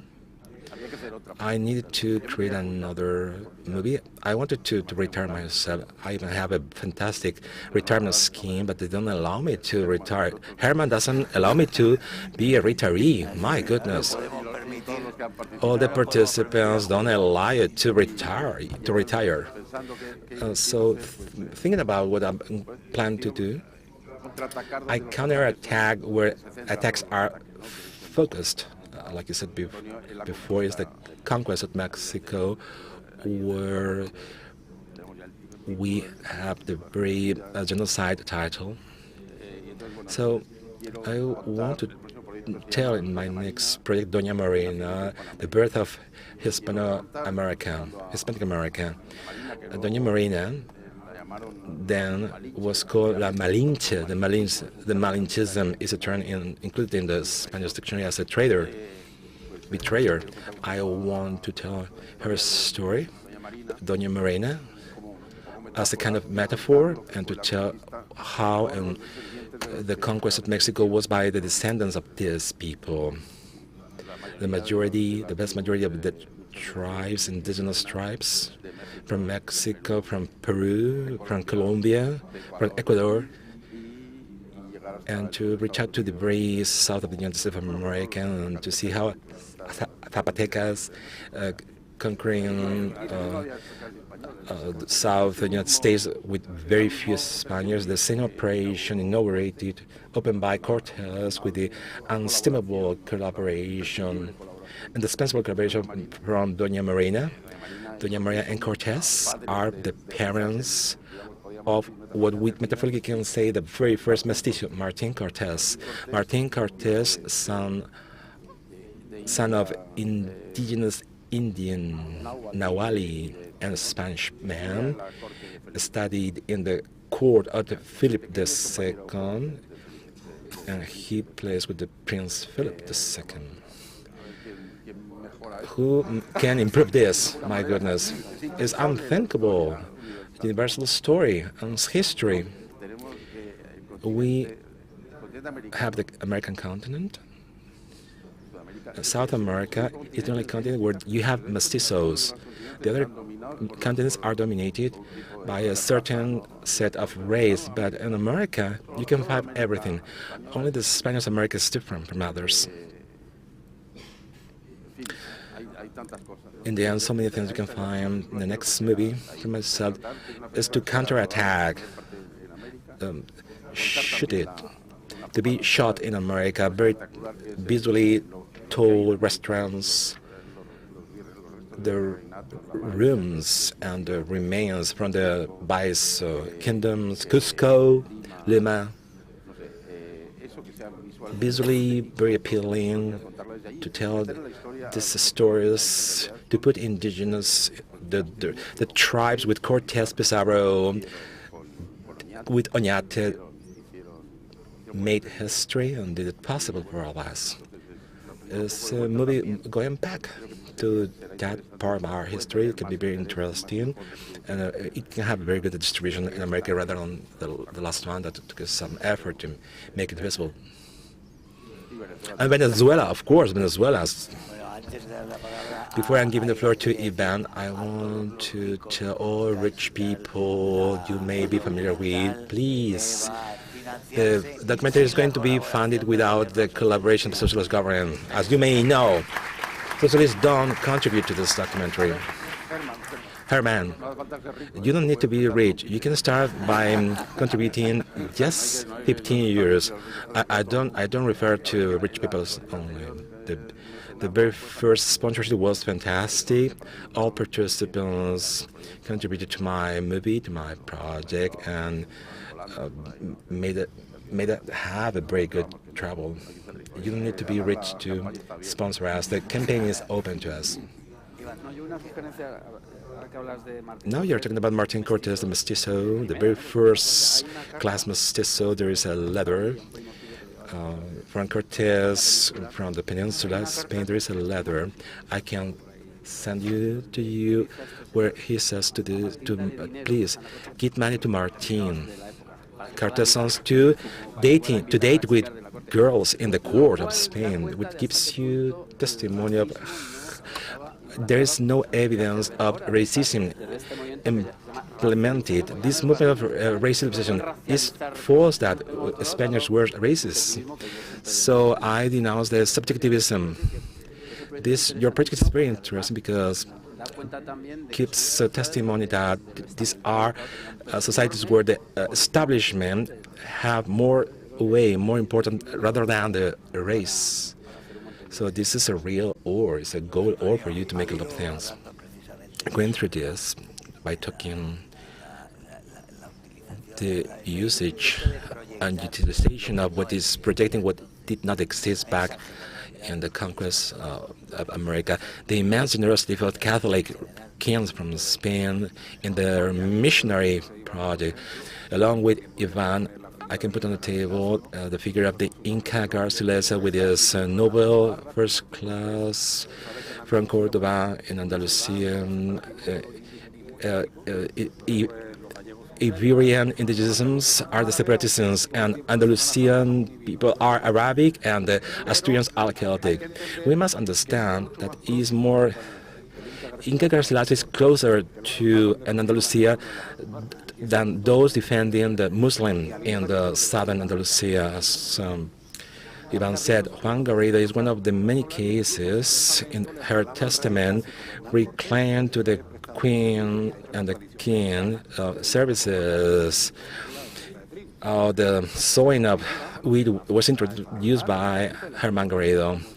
Of course, establishment society and the previous regime, Bourbons, Marquis of Bombal had establishment things, but we have historical testimonies to debunk all the legendary black aspects, blame Spaniards for all the bad things in the world. I'm not saying that we Spaniards are the best in the world. We are not in favor of the pinky legend, but let's counteract everything. The black legend of the conquest and the pink legend of the liberation.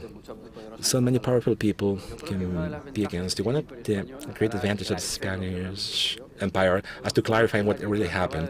Everything there was to leave a testimony of yourself. I want a service record to prove that I can get some benefits from the king. the transcendental dimension from the Spanish Empire and to give memory and fame for myself. One of the many conquistadors,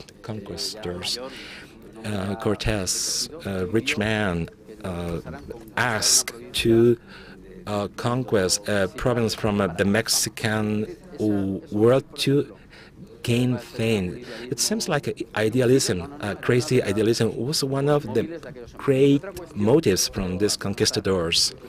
This Cortés per se, in her old writings and deeds, he says that he is in favor of the encomienda around a very black nebulosa.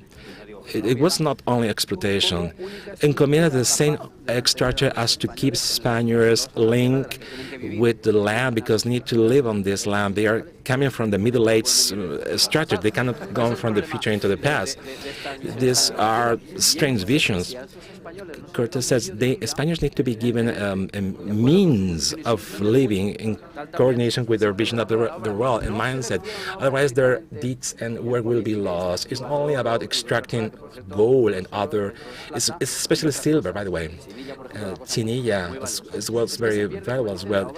Otherwise, they would be losing their spiritual work. We need Spaniards here to defend our presence. Otherwise, the clerical people, the priests, won't be able to defend the God's word. This has to do with the Spanish Empire. So we need to conduct research and transcribing archivist policies to resurface so many things and create new movies. Okay, we are on it, my friend. We are out of time. So we are out of time. All roundtables have dealt with beauty, the search, the pursuit for truth, are really allies and pillars. Goodness, good-naturedness, beauty, and truth. With all in mind, thank you all for your attendance to this debate. Thank you so much.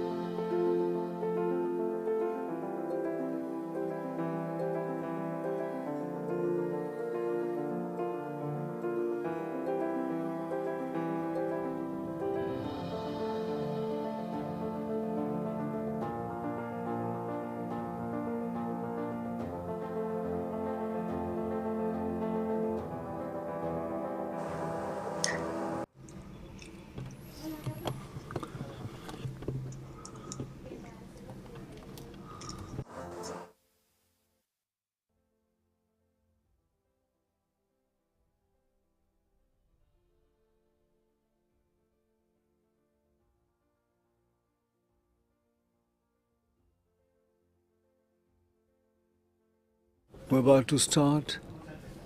Welcome back. Thank you.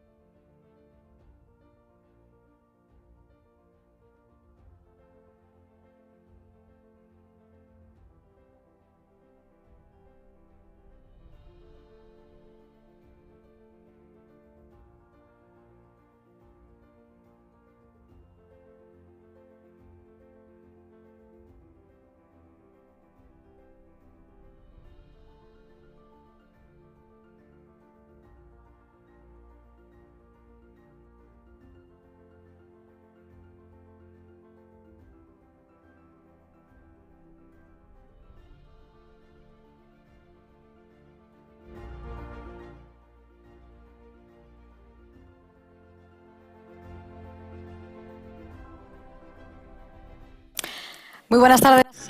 Good afternoon, ladies and gentlemen. Welcome back to our third panel session. This is our second Iberosphere Summit organized by ECR Eurolat. You know, you can follow us using Vox Europe YouTube channel, ECR channel, and of course, we're going to continue this panel session with a very interesting subject where we're going to tackle European Union and Latin American countries and how China and Russia have become sort of a new thread for those countries, a common thread for those two regions. Because China has a very strategic goal, which is to achieve hegemony at world level, putting the United States as well as Europe aside. And Latin America is very key for that role, and Russia is following the same strategies that were followed in Africa, like buying raw material, investing in infrastructures, finding and allowing laws to enhance the debt and to make one step closer in search for global hegemony. Hegemony and China and Russia, and we know the problems we have in European Union at the current situation. They have achieved a very important role in Latin American countries where at the beginning there was no binding, no links, like Chile, Peru or Bolivia. Nevertheless, in countries where they had a very strong link, that's been enhanced. The pressure and the presence has been enhanced, reinforced. Now we see those are politically and military important roles. The European Union is now self-destroying itself, and the European Union is losing specific weight. Spain is also doing the same. We should play an important role while unifying Latin American countries to make a counterbalancing against the pressure put by China and Russia. This permanent action they are taking into consideration, and to talk about it, how China and Russia had become a thread, a common thread for European countries and Latin American countries. We have here a panel session with 4 guests. Welcome the first guest, Ana Fotiga, and I think she is a remote connection having here. Good afternoon, Ana. European Parliament. Thank you for being with us. I will be moderating the debate in Spanish, but you will be translated in real time, so don't worry. And thank you very much. Y bueno, permitidme que le haya hablado unas pequeñas. Sorry, I've said a few words in English. The lady is going to speak English during the debate, but we have simultaneous translation.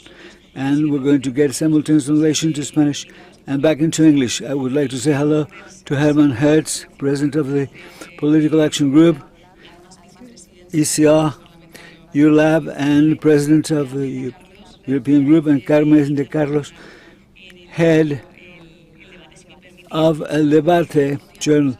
Ana Fotiga, you have the floor, lady, and you are a remote connection. Good afternoon.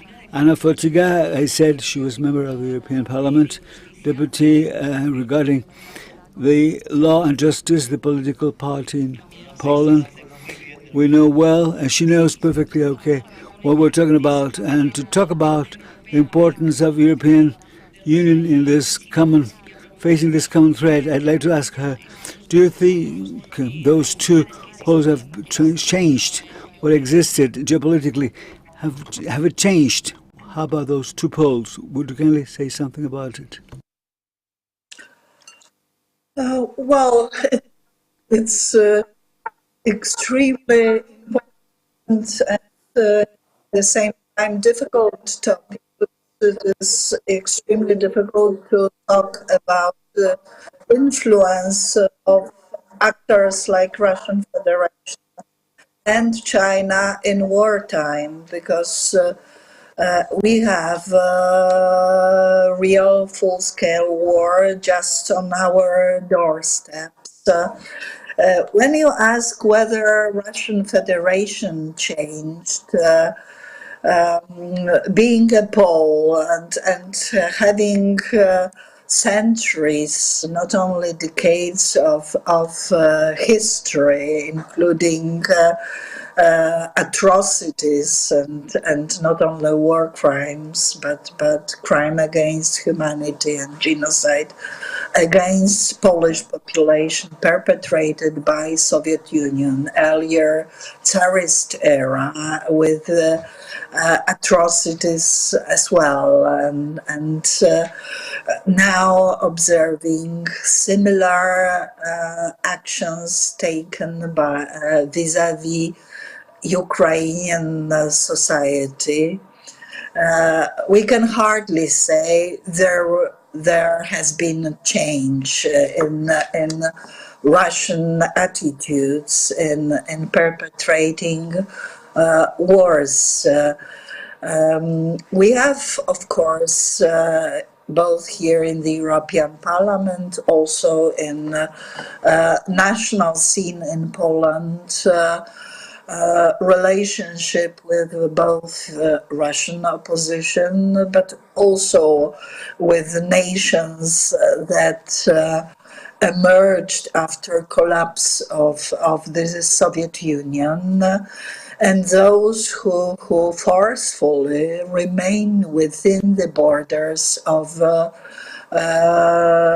Russian Federation, like, for example, nation of Ichkeria Chechens.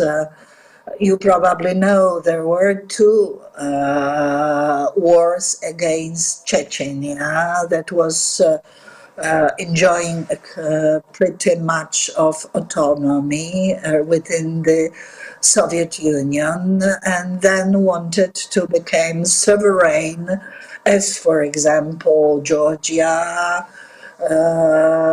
and Baltic states did earlier.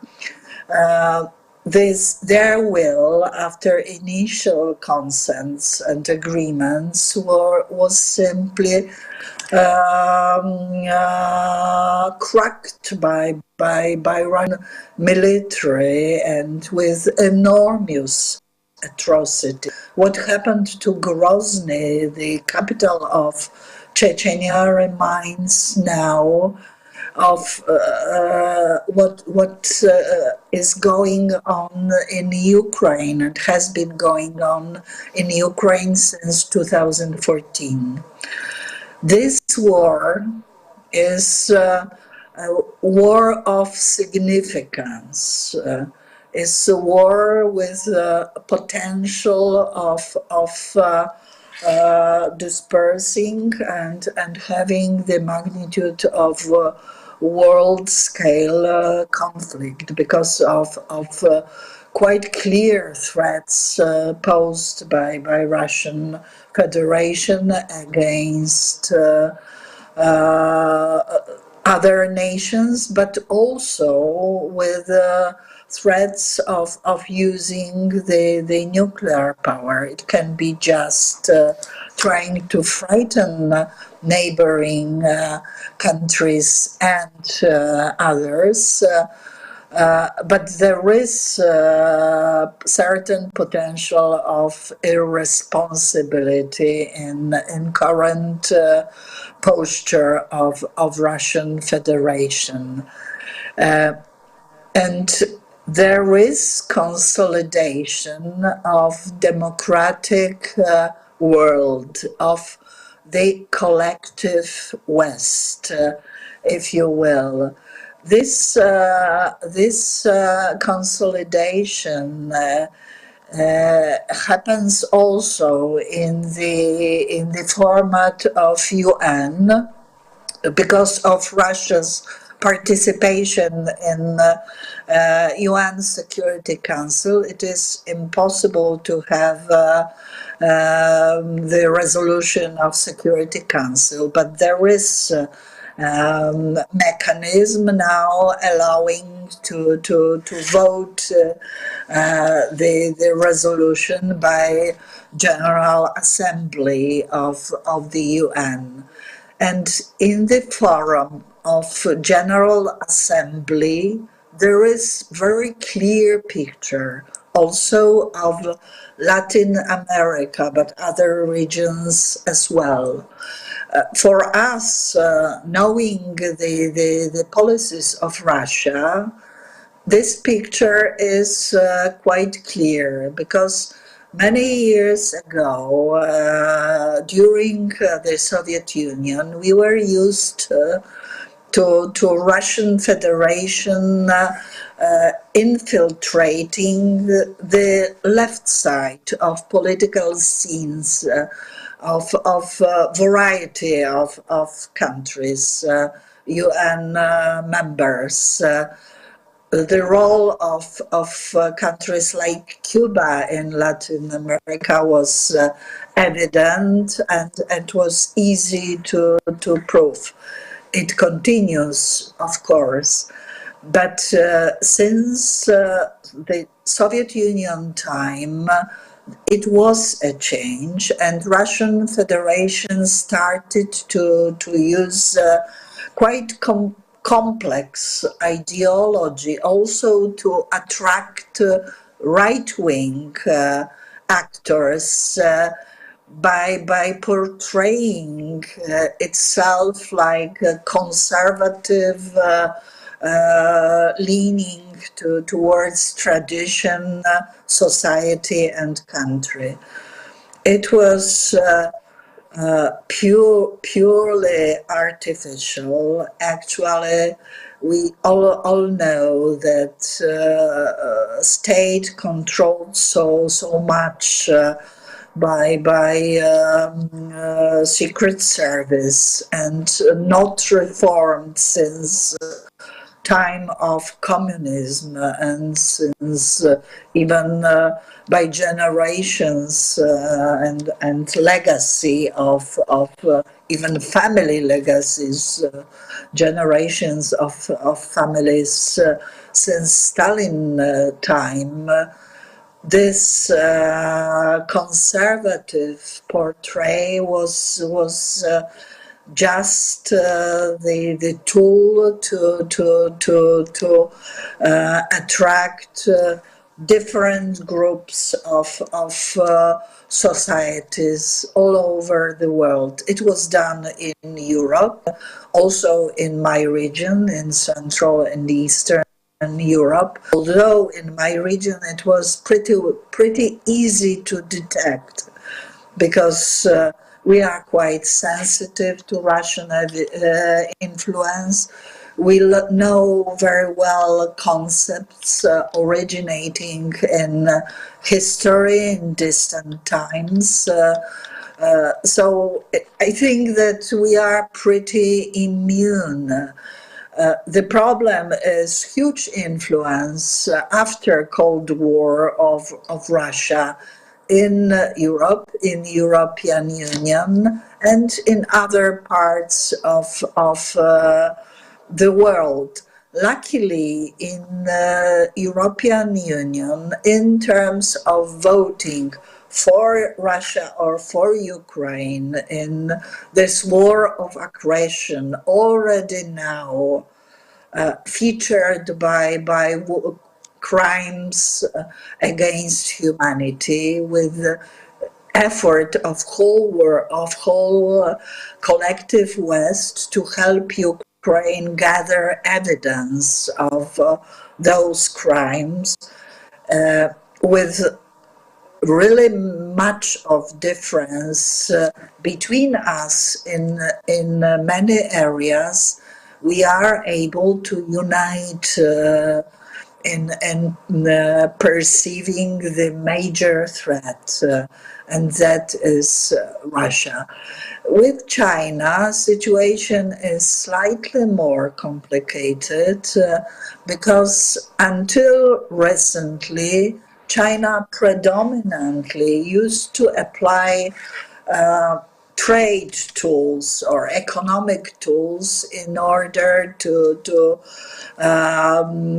influence countries or even subordinate countries, because after a decade of relationship, trade, economic relationship with PRC, now we are aware of methods leading to indebtedness of partners, countries, and ability to take over strategic infrastructure, critical infrastructure built and then partly owned by PRC, and using it to further benefits of PRC.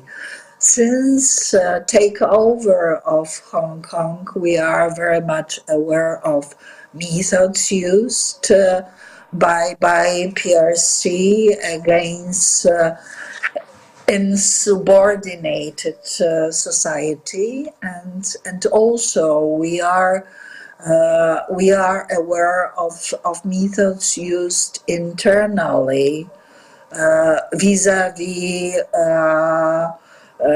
regions and nations like Uyghurs. Uyghur minority in Xinjiang province has been for quite a long time, decades already, subject to genocide that is been confirmed by many countries, in particular by within the United States. We are aware of China, although we monitor actions by PRC, and we try to consolidate within the EU. What I'm afraid of, both when I discuss influence of both Russia and PRC China, continental China, in Latin America, I think there is this spirit of not only criticism but anti-US in many of societies. Whether we like it or not, consolidation of the West against both threats, real threats, and major threats in terms of Russian Federation, as I say, it is danger of, by many experts already mentioned as in progress, danger of the Third World War. And the leading force in opposing this threat is surely US, Canada to large extent as well, but predominantly US, UK, and countries of my region, of Central and Eastern Europe. It would be extremely dangerous for many of Latin American countries to look on conflict in black and white colors, not to see shades. I think that positive role of the US in this danger that only applies to Latin America, is visible and is evident, and it would be good for societies of Latin America to revise, to counter somehow quite traditional views of large parts of societies on the role of US. Thank you. Gracias, Ana. Ana Fatica, thank you very much for your contributions. Let's move on to Gemma Ortiz. Ana talks about the European Union response generally as a whole towards the Russian threat, especially within the context of the Ukraine invasion. But the response towards China is not so directly, Herman. Why is it happening? What should the European Union position be? Now we are at a moment where we have a massive danger because there is an open war with attacks to civil aims tremendously, depending on the ups and downs, more and more evidently to the Russian army suffering these attacks, but Russia attacks civil population more and more. This is an open conflict. It seems that China and the Chinese danger is far away, but China has shown during the last summit when Xi Jinping met with Putin, Xi Jinping seemed not to be very committed or engaged, not in the same way with the Russian position as the Chinese regime was before. China more and more open criminal position and losing position from Putin is more uncomfortable for China, also for India. India, at the very beginning, was very cautious in not condemning explicitly Russia, but now we can see now India how is more and more far away from Russia, clearly over the past months away from Putin. In this regard, it's a very different situation, but China is still a clear danger. China has an enormous, colossal power, not having Russia. China is running into Latin America in many other ways, as China entered in Africa with demolishing logics of commerce, investment, by buying wheels. And China is buying raw materials as well, especially by buying production. Yesterday we talked, China bought some part of lithium production. Lithium inside the mine, in own productions for China, bought directly from Argentinian lithium mines in the Andes.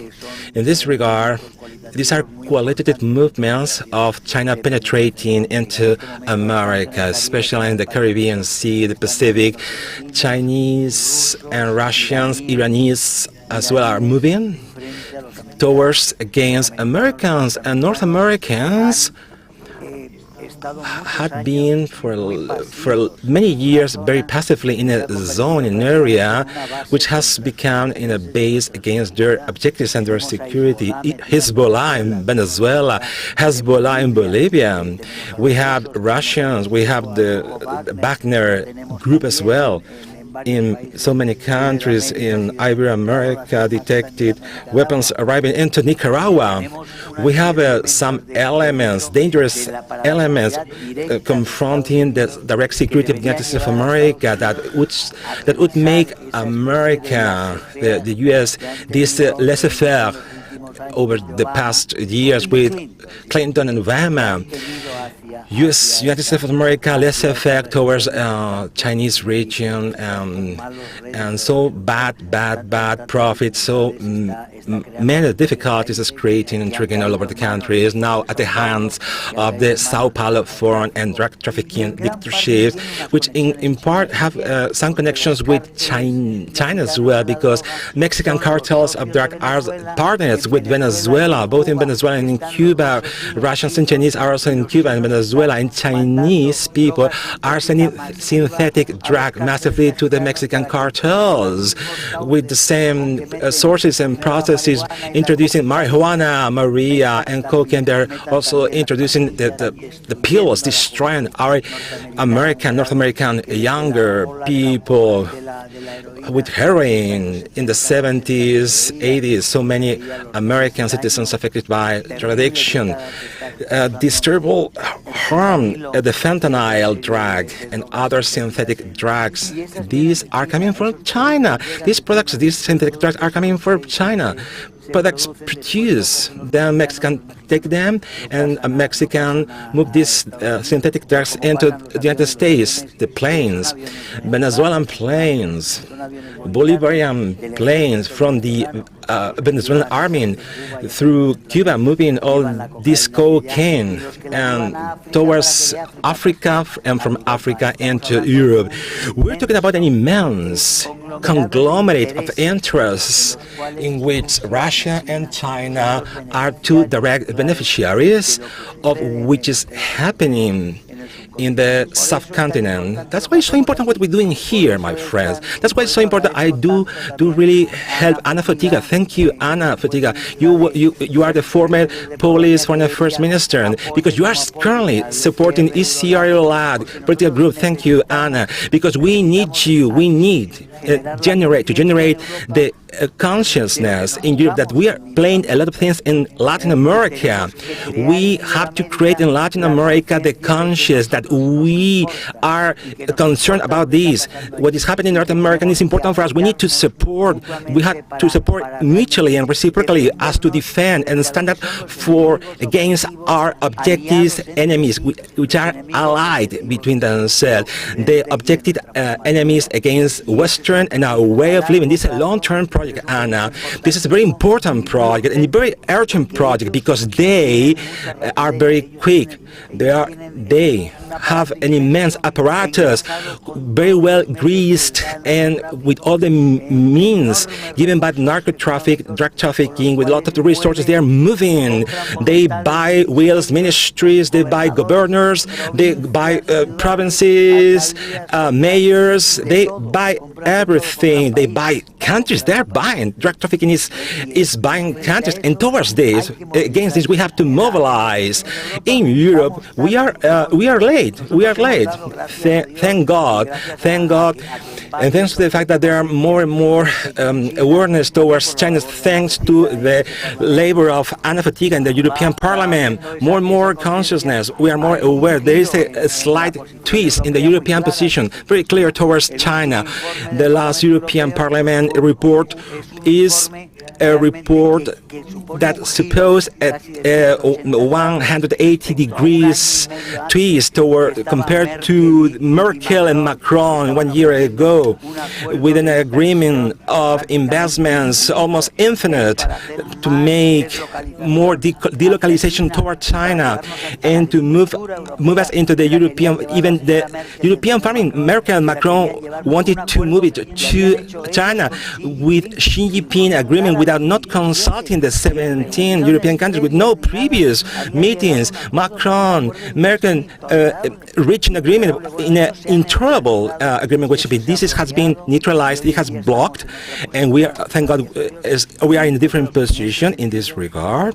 We are moving forward very slowly because they are going very quickly.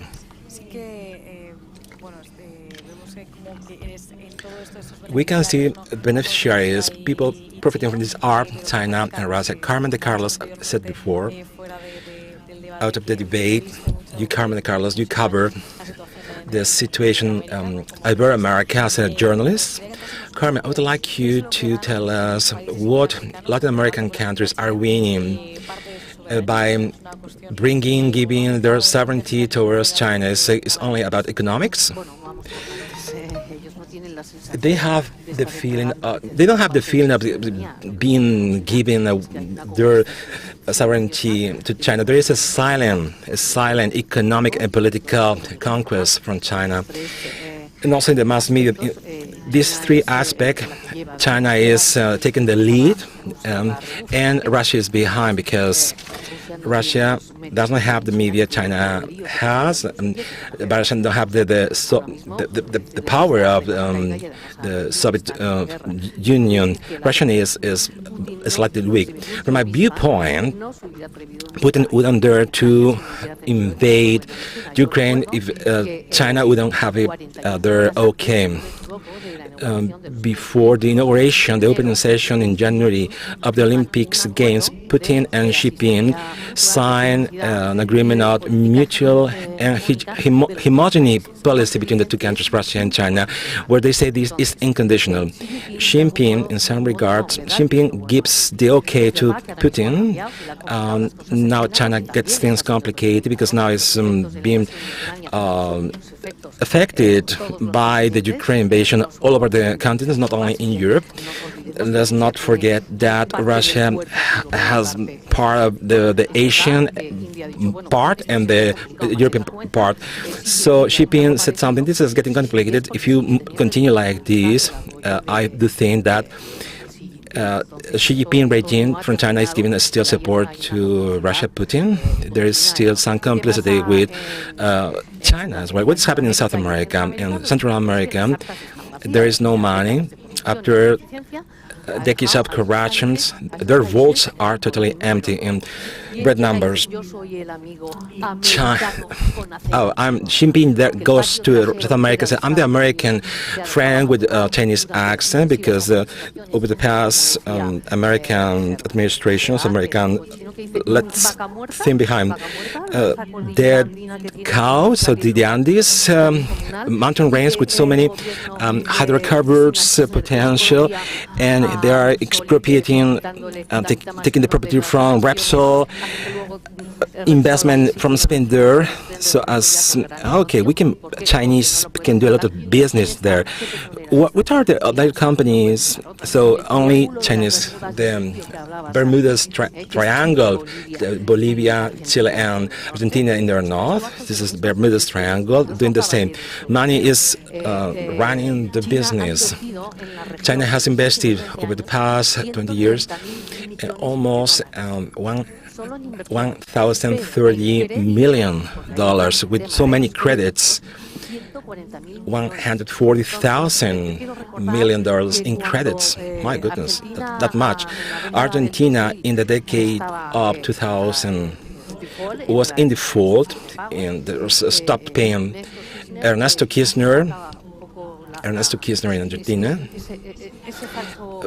put forward their national test.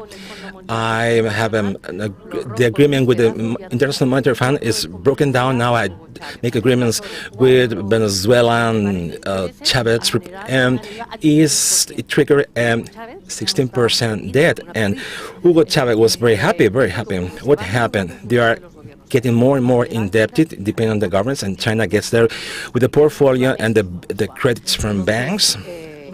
So we cannot still say, from my viewpoint, not even in Ecuador, Nicaragua, Brazil, or Peru, that have given part of their sovereignty, because I don't think it has not been materialized. But in some respects, they are still hostages, because you cannot pay off all these generated debts. Now, our DPs, welcome to our last remote guest, Carlos Sanchez Berzain from Bolivia, Bolivian lawyer and politician, former Minister of the Presidency of the Republic, former Minister of Government, former Minister of Defense of the Republic of Bolivia. Carlos Sanchez Berzain, live stream from Bolivia. Our DPs, welcome. Carlos, now we are talking about Ibero-America, Latin America. I would like you to confront all these issues. Let's focus on the case of Bolivia. Morales' policies regarding the Beijing regime. Very freshly, after having listened to you, very freshly, my deepest greetings to all of you, to thank you for this opportunity. I would like to put a general reference framework regarding my mission about the topic you had put forward for this panel. 10 years ago, more or less, I wrote a book proposing the existence of two Americas, in which I underlined that the confrontation axis is not ideological, nor cultural, nor economic. It's an existential axis, because one America is democratic and one other America is dictatorial. In the 21st century, from the arrival of Hugo Chavez to the power in late 1990s, he rescued the last dictatorship in the region, Fidel Castro dictatorship. But in the 21st century, there is an expansion process, first with the name of Popular's Bolivarian movement, then with 21st Socialist movement, Castro, Chavism, is a Castrist dictatorship in Venezuela, and it has affected and impacted the whole political and geopolitical economic situation in the Latin American region, because that triggered the confrontation. Cuban-led dictatorial group, and also Bolivia, Venezuela, and Ecuador back in the time, and two parasites, López Obrador in Mexico and Kirchner in Argentina, with tendencies that Democrat countries cannot get together in that. Petro in Colombia and Chile with Castro. Now, what is triggered is a very complex map. The democratic America represents liberty, freedom, property rights, rendition of accounts, being accountant for everything. human rights, and the responsibility from governments in their obligations to be held accountable for their actions. And the others are dictatorships representing just the opposite: political prisoners, torture, assassinations, crimes against humanity, exertion of power through state-based terrorism, crimes committed from the power from the government as to generating terror and fear among the populations to make people adopt conducts that in other way would be not admissible. Now with the invasion of Russia and Ukraine, we have two split worlds having the very same axis of confrontation: dictatorships and democracies. Dictatorships led by an operation of aggression led by Russia and integrated by North Korea, China, the theocratic dictatorship of Iran, and the group of dictatorships of Castro Chavismo in America led by Cuba and integrated by Bolivia, Nicaragua, and Venezuela group in which very important war is waged in Ukraine territory, invasion war, which is not the third world war, but it's the very first global war. Why? Nobody is excluded from this situation. First global war with two elements: the participation and impartiality. If you look at this confrontation of the invasion of Russia into Ukraine, nobody is impartial on both sides. On both sides are people working and participating. China is supporting Russia because it's the group of the dictatorships trying to paralyze and to recreate the Cold War in a frontal action defiant against the unipolarisms in the decade of the 90s that started falling in the states after the 9/11 attacks in Twin Towers. This is the reference framework in which is moving Latin America, which is the European influence on the Latin America. This influence in the 21st century has been an inverse influence, because I wanted to remind you that when the Castro Chavez and his potence with the leadership of Hugo Chavez, mechanisms are implemented as to being into politics and influence Europe and create the Podemos group in Europe with the money from Castro Chavismo and money from corruption. This influence on Greece, political groups in Spain.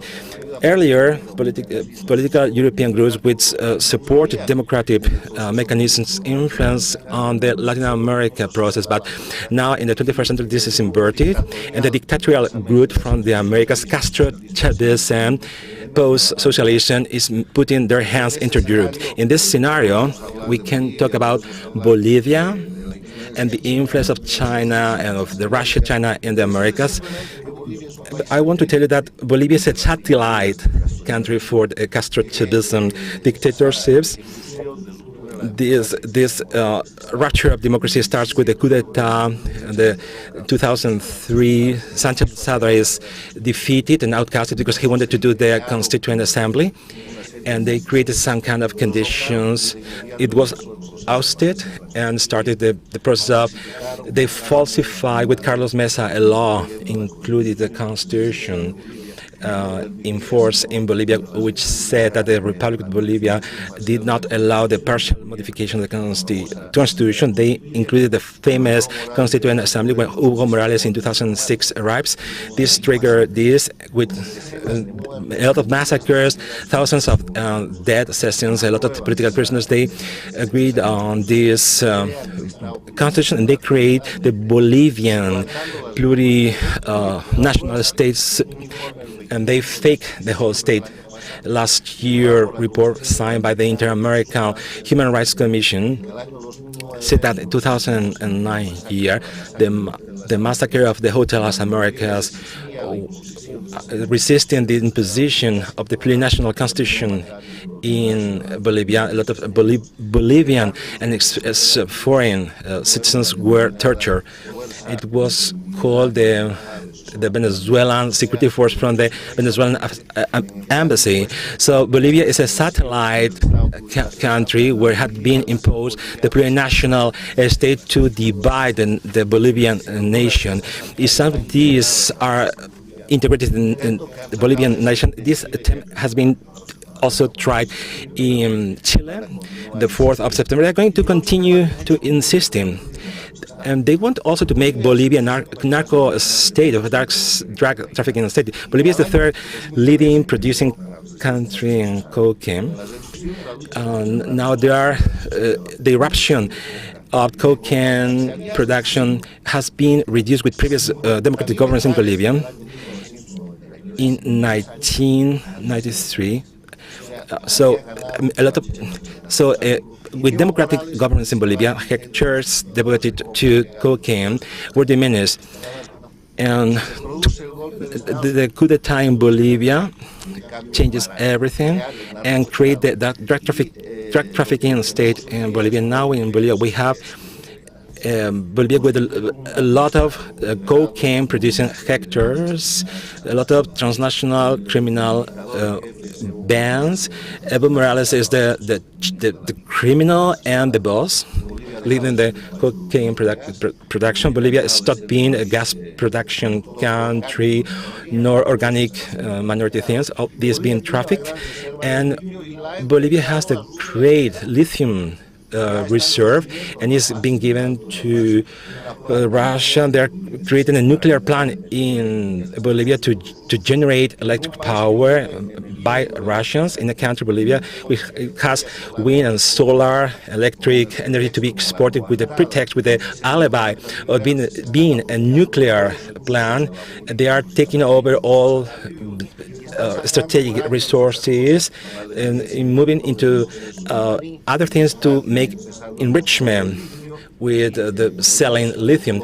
Bolivia is now a colony for socialist 21st century in Cuba. Bolivia is for Russians, Iranians, and Chinese. The objective proof and evidence is by asking correspondents in this country. Carlos, the current ongoing situation in Bolivia, I would like you to know, Carlos, what is your opinion about the European Union towards the current ongoing situation in Bolivia? After the imprisonment of the Yañez, president of Bolivia, you as Bolivians had been supported by European Union. European Union has done two important things regarding dictatorships in Latin America. First, in the specific case of Bolivia, it has certified the Hugo Morales fraud in 2019 made by Hugo Morales, and he escaped and ran away from Bolivia. The situation with his coming back into power has become the most important falsification in Bolivia. The American organization certified this fraud in the Bolivian votes. This is a coup d'etat in Bolivia. 140 political prisoners now in Bolivia. Another important issue is signaling that the president is in prison. The subject suggestion towards the European Union is the very same. We propose to the democratic countries in American, United States, Canada, and all democratic countries. We need to signal and point at the Venezuela, Nicaragua, Bolivia dictatorships, because nobody is respecting human rights there. There are a lot of certified political prisoners, torture, exile, international reports. We need to understand that these dictatorships are not neutral towards the democracies in the world. Dictatorships, Castro Chavism are not neutrals towards the European Union. They are their enemies. They penetrate their social, political organizations by using criminal instruments, among others, which are very important. The drug trafficking, migrant pressure manipulated by using victims from poverty and misery. They produce, and finally, terrorism in this regard. They need European Union and world democracies to signal and point at these dictatorships and take effective actions as to neutralize them. Dictatorships don't win elections as they think in Bolivia and Venezuela. There was a lot of civil resistance in Bolivia, and they recovered power, and the transition government was not transition, was continuous, and that has triggered dictatorship again, has eliminated the existence of even an opposition that was functional. Democracies in the world have to signal Nicaragua, Bolivia, Venezuela, and Cuba dictatorships, and also taking effective actions. There are still having diplomatic relationships with them. Why are they keeping their ambassadors?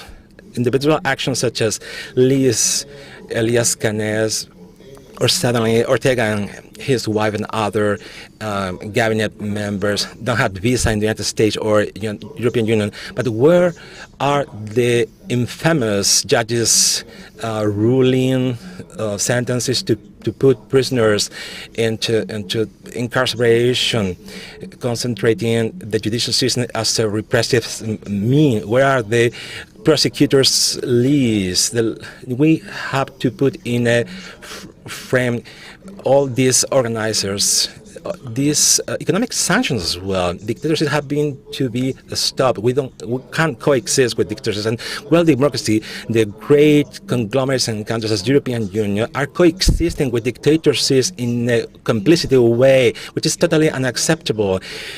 Unacceptable because they are threatening, because they are their enemies, and they insist in coexisting with denominations and by following their nomenclature and their alibi established by this dictatorship. In Cuba, Venezuela, Nicaragua were imposed sanctions equal to the 20% of the sanctions that the democratic world is imposing to Russia by invading Ukraine. In this case, we will have the possibility that the civil resistance in those countries, Cuba and Venezuela, this civil resistance would be successful. There are so many political prisoners, civil resistance in Bolivia and Venezuela, but it's not enough. It's not enough at the international level. Economic sanctions and judicial sanctions, the Inter-American prison, the Inter-American agreement of reciprocal assistance, which is archived. The status of Ron is moving slowly. It's trying to accuse, and the prosecutor has changed. The International Penal Criminal Tribunal against Maduro accusation is not moving forward. There is no accusation against Hugo Morales, in spite of there are proof reports of killing people. Elias Canel and his people, all people killed there. Other cases are not punished. Dictatorship can do more than democracies. Dictatorships are in impunity, and they get richer and richer. And if we think nothing affects us, we are going to lose this war. The treaty against the organized crime transnational could be applicable all over the countries in the world. Why not European Union are not Palermo Convention against these dictatorships? Because our criminal groups with the competence that this convention opens by indicating there is competence and effects, relative effects towards the crimes committed. One of the effects Europe is experiencing is migrants from this dictatorship from the Americas. European Union, okay, I'm happy for them. So a big round of applause for Carlos. Ana Fotiga, que también sigue conectada. I'd like to go back to Ana Fotiga. I think she's still connected to us. Ana Fotiga, I think Ana is there. We see her. We've talked to Carlos Sanchez about what should be done in the European Union regarding the dictatorship in Latin America. How about sanctions at the European level applied against Russia? But Anna, what else could be done? What else could be done now? What will European people do facing the threats from China and Russia? Well, first, allow me first to refer to some remarks that were already mentioned. I totally agree with statements that there is, of course, taking into account some separate. Oops. to monitor, but there is a certain level of coordination and cooperation between actors like Russian Federation, PRC, China, and, for example, Iran, not to speak about others, in terms of support of each other in their grand strategies or geopolitical games, if you will. There are areas of certain competition here and there, but generally speaking, we see that in terms of recent, actually yesterday's offensive of Russia on numerous Ukrainian cities and numerous civilian targets. First wave, there were Iranian drones acting as reconnaissance for further strikes, also making a lot of destruction. Certainly, I'm aware of this agreement memorandum in Moscow and Beijing during Beijing meeting on 4th of February, so preceding the full-scale invasion of Ukraine by Russian Federation. Although I also monitor that not all of provisions were fulfilled by PRC. But yes, there is quite extensive level of cooperation and coordination and support, in particular in international fora. There are other, unfortunately, there is further complication to this picture as shown, so axis between democracies and dictatorial regimes. I think that supporters of both Russia and China in particular, because Iran is a slightly different league in this, are now slightly more complicated, because also among democracies there are certain groups simply subordinated by ways of acting by major actors, in particular compromise. So variety of ways to subordinate political elites. Unfortunately, it applies also to some of right-wing or center-right as well as left-wing, because, for example, Russia changed modalities of operations, not only aligning with left-wing dictatorial regime like we used to think about, so Castroism, Chavism, and so on. For example, behavior of Brazil in this conflict was quite different, and then I would like to refer to one organization that is important when we speak about actors like Russia, and that is BRICS, that also has a say in this and has been broadened. When we speak about European Union, we have to remember that European Union is not a super state. It is international organization, and in areas like sanctions, it requires unanimity within the Council. And when we have governments, you know, I used to deliver early warning about Russia for decades in many areas, in the Council, in European Parliament. And for decades, I used to be alone in this.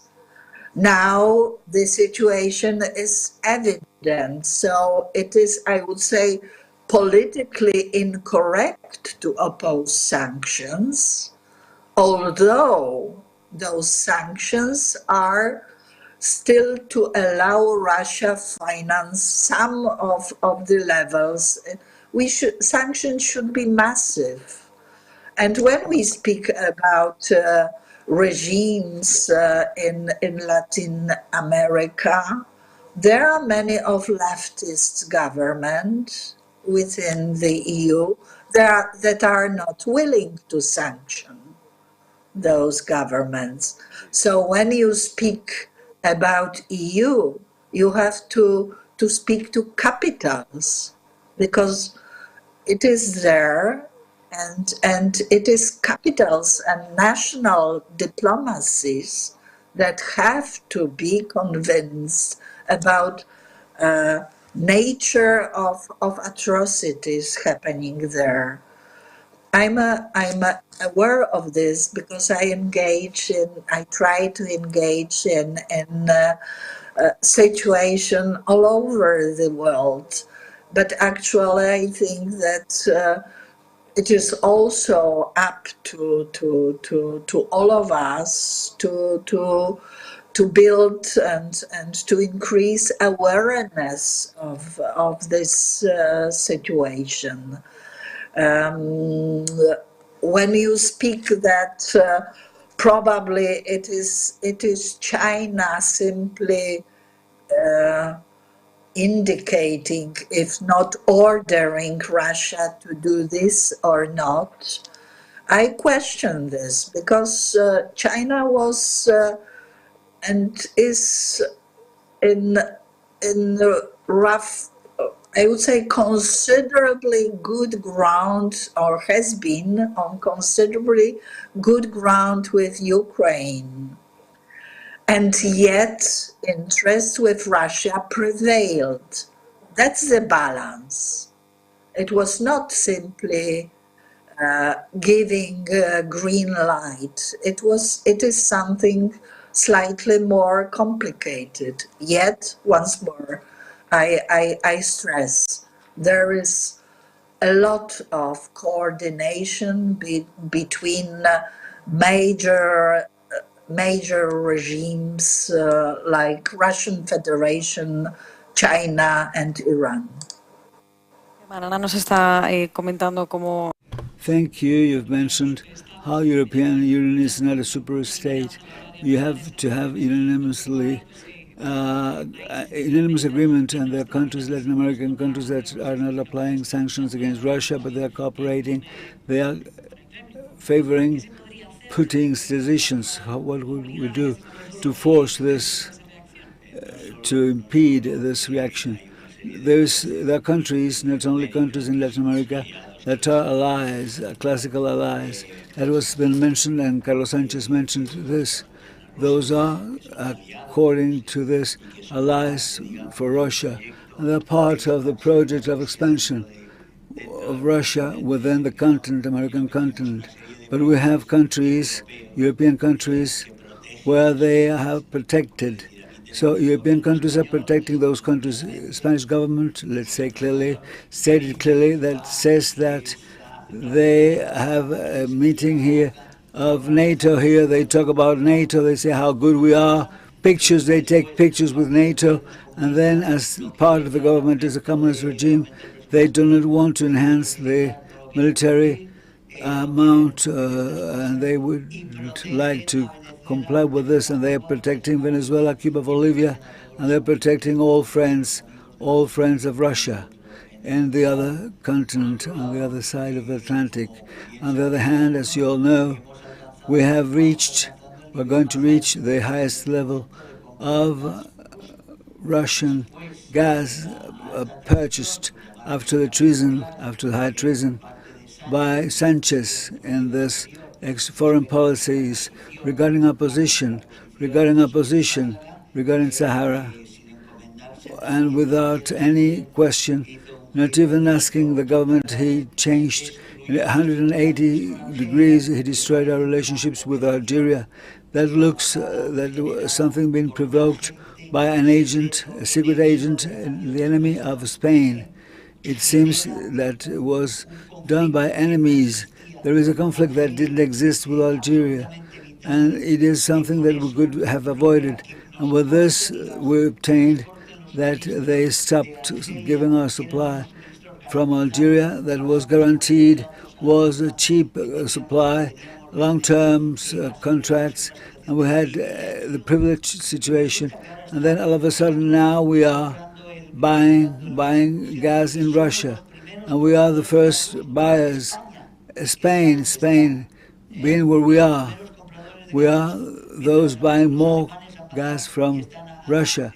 In Germany, they have decreased the amounts and they're going to minimum level. How nonsense! What nonsense! How is it possible? How is it this monstrosity taking place? This political monstrosity, this diplomatic thing, this just strategic mistake, commercial mistake, human mistake that has taken place in Spain. It can only be explained with the president of a government that's using ideas that are against our own interests, our national interests, his own personal interests perhaps, but perhaps are not only his own personal interests, or this will depend on his own personal interests, but this will depend on other things. The things that couldn't be explained logically are what happened, what's taking place in Spain to take us to a situation that we are buying Russian gas. We are the biggest buyers. We're going against our budget to have a common situation in NATO, and we're protecting the agents, the accomplices, those that are in favor of Russia in Latin American countries, not only, but members of Sao Paulo Forum with Puebla Group and people from Socialist Party, not only from Podemos, not only communists, socialists from the Spanish government are at Group of Puebla. They are coordinating the flow of this enormous amount of interests, where we have Iran, where we have Russia, where we have China, and where we have drug trafficking people, cartels, Mexican cartels, the army, Venezuelan army, and there is Mr. Maduro, and Mr. Arce and Mr. Morales, and they are all them implied there. Those who are this enormous amount of people we mentioned against Western societies, and the Spanish government has become the accomplice. We have to say they are playing a key role necessary, that we have seen how they have blocked all sorts of steps to enhance sanctions against Cuba. And we have Zoe Valdez. You know that what we do against Cuba and what happens, we know that Mr. Borrell, who's a member of the Socialist Party, he's Spanish, he is an MP member in Brussels, saying that manifestations asking for freedom and liberty in Cuba on the 11th of July are people protesting, demonstrating, because they couldn't buy some articles, and that was due to Trump sanctions. That is the explanation given by the Commission regarding demonstrations in Cuba. Well, they ask for freedom and liberty in one of the key dictatorial regimes for Russian and China and narco-trafficking people in Latin American countries. So we have to ask ourselves, what's happening here? What's happening here? Why is it so that no one is asking at the Commission? No one is asking the Spanish government. We have all the rights, we have all the sessions, we talk about how to punish Hungary or Poland. Now we're going to punish a member of the European union for reasons that are not part of a treaty and they're not part of our interests. And we have other countries that are outside, that are dictatorships, criminal countries, and murderers where we are protecting them because Spain is protecting them. And no one's telling nothing to Spain. Article 7, what's happening with the justice in Spain? That's a scandal, real scandal. We have the attorney who was a minister. How is it so that we have here that they are favoring the countries at office, and we see the party at office, no repercussion at all, no repercussion in Brussels, not at all. And that's something that's not working well. And the Spanish situation is something that's a big scandal. It's clear-cut the situation of the Spanish government under the leadership of Pedro Sánchez, Herman and Carmen de Castro, journalists. She is from the debate. We have the role played by Spain. What about the media? How about the media and the communication approaches regarding this? It's quite clear regarding Russia, but what about China? I haven't seen communication media having criticized the communist regime of China. I'd like to answer what you asked. The question you asked to Herman, he didn't answer. It's true, it is true. That is for the end. How to make it happen for Latin American democracy to impose sanctions. This is true. We talk about global war, we talk about global dimensions, but Latin American countries are not taking this into consideration. The other day at the general meeting of the American States, Organization of American States, Mexico, Argentina, and Brazil decided to wash their hands, not to get involved. In Brazil, we have Bolsonaro, and Lula hasn't occupied, he's not in office yet. But prior to the 24th of February in Brussels, Mr. Putin welcomed Mr. Alberto Fernandez, President of Argentina, and he welcomed also Mr. Bolsonaro. He gave them a big hug, not like with Macron having a big table in between them. No. They were given big hugs. There is a complicity, and that accomplishes. And we see that the situation, López Obrador is not asked for giving explanations at all. And then what's happening on the other side of the Atlantic? It's quite far away. If there is an opportunity, Ukraine was, we say, given to countries the food, like Brazil and Argentina before. No one is explaining this because it looks like in Europe it is a lost situation. Nothing could be done. This is a way we say, how could we ask them to apply sanctions if they couldn't reach an agreement among themselves, if they ask for things that are totally non-compatible with the chart of democratic values about which Mr. Carlos Sanchez talked about, the Organization of American States. If they are facing a situation every 2 seconds, what about the Chinese situation? The position of communication media is such that in Spain, or where in Spain, well, communication media in Spain are quite well identified. We know perfectly okay the ideas of each part. If we talk about what happens at the communication state, like Spanish TV, EF agencies, and the radio, it is like Pedro Sánchez. That depends on how things arrive. It depends on how the wind blows, and we have to say that, Herman, you agree with me. You know where the country goes, where the world goes, and how ABC journal goes, and where it is that our journal has a well-identified situational position.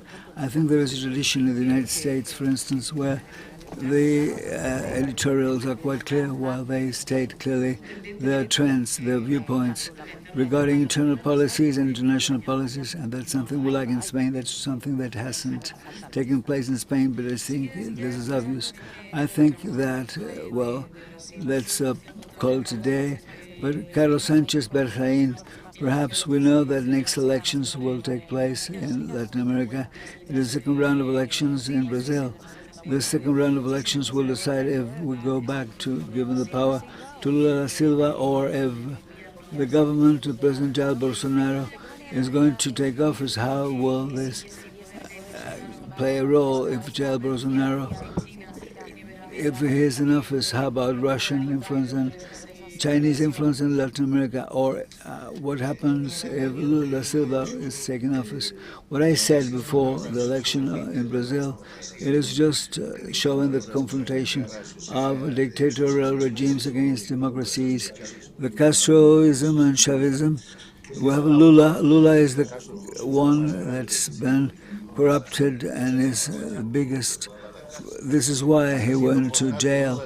Said that Lula went out of jail not because he was innocent, but because of a juridical, technical aspect that has annulled the process. And then Bolsonaro is on the other side.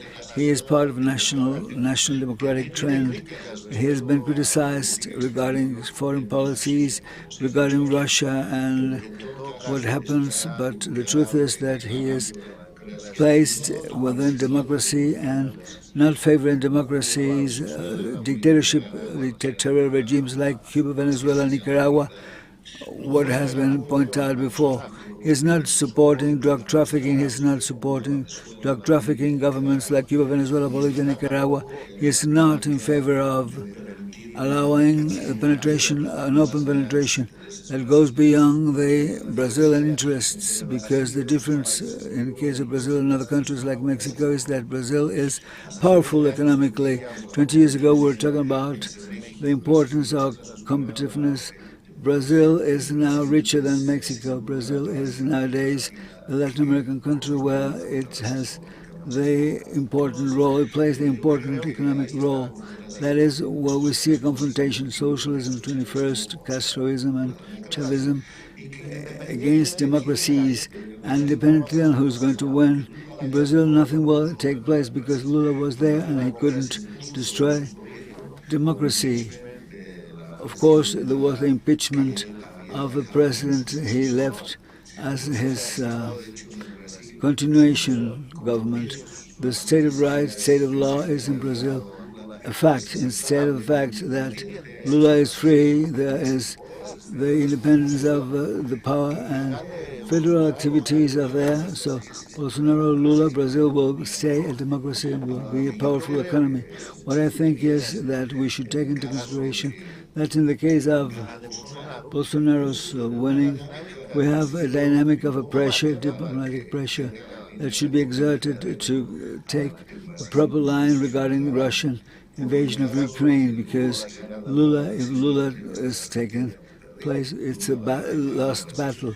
Lula will take Brazil to acknowledge Venezuela, Maduro's regime, and will forget about the crimes in Nicaragua, will support dictatorship, dictatorial government of Cuba, and they only need to point out for the people to win, and they won't be repressed till now. I think that Lula is going to cover the situation, the drug trafficking activities that he helped constructing in Bolivia, because he was one of the creators of the drug trafficking activities in Bolivia.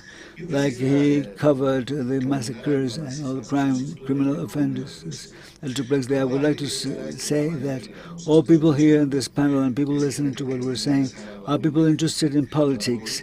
Policies and politics is a public service activity, and the fundamental thing is to be in favor of people and to render account of what happens.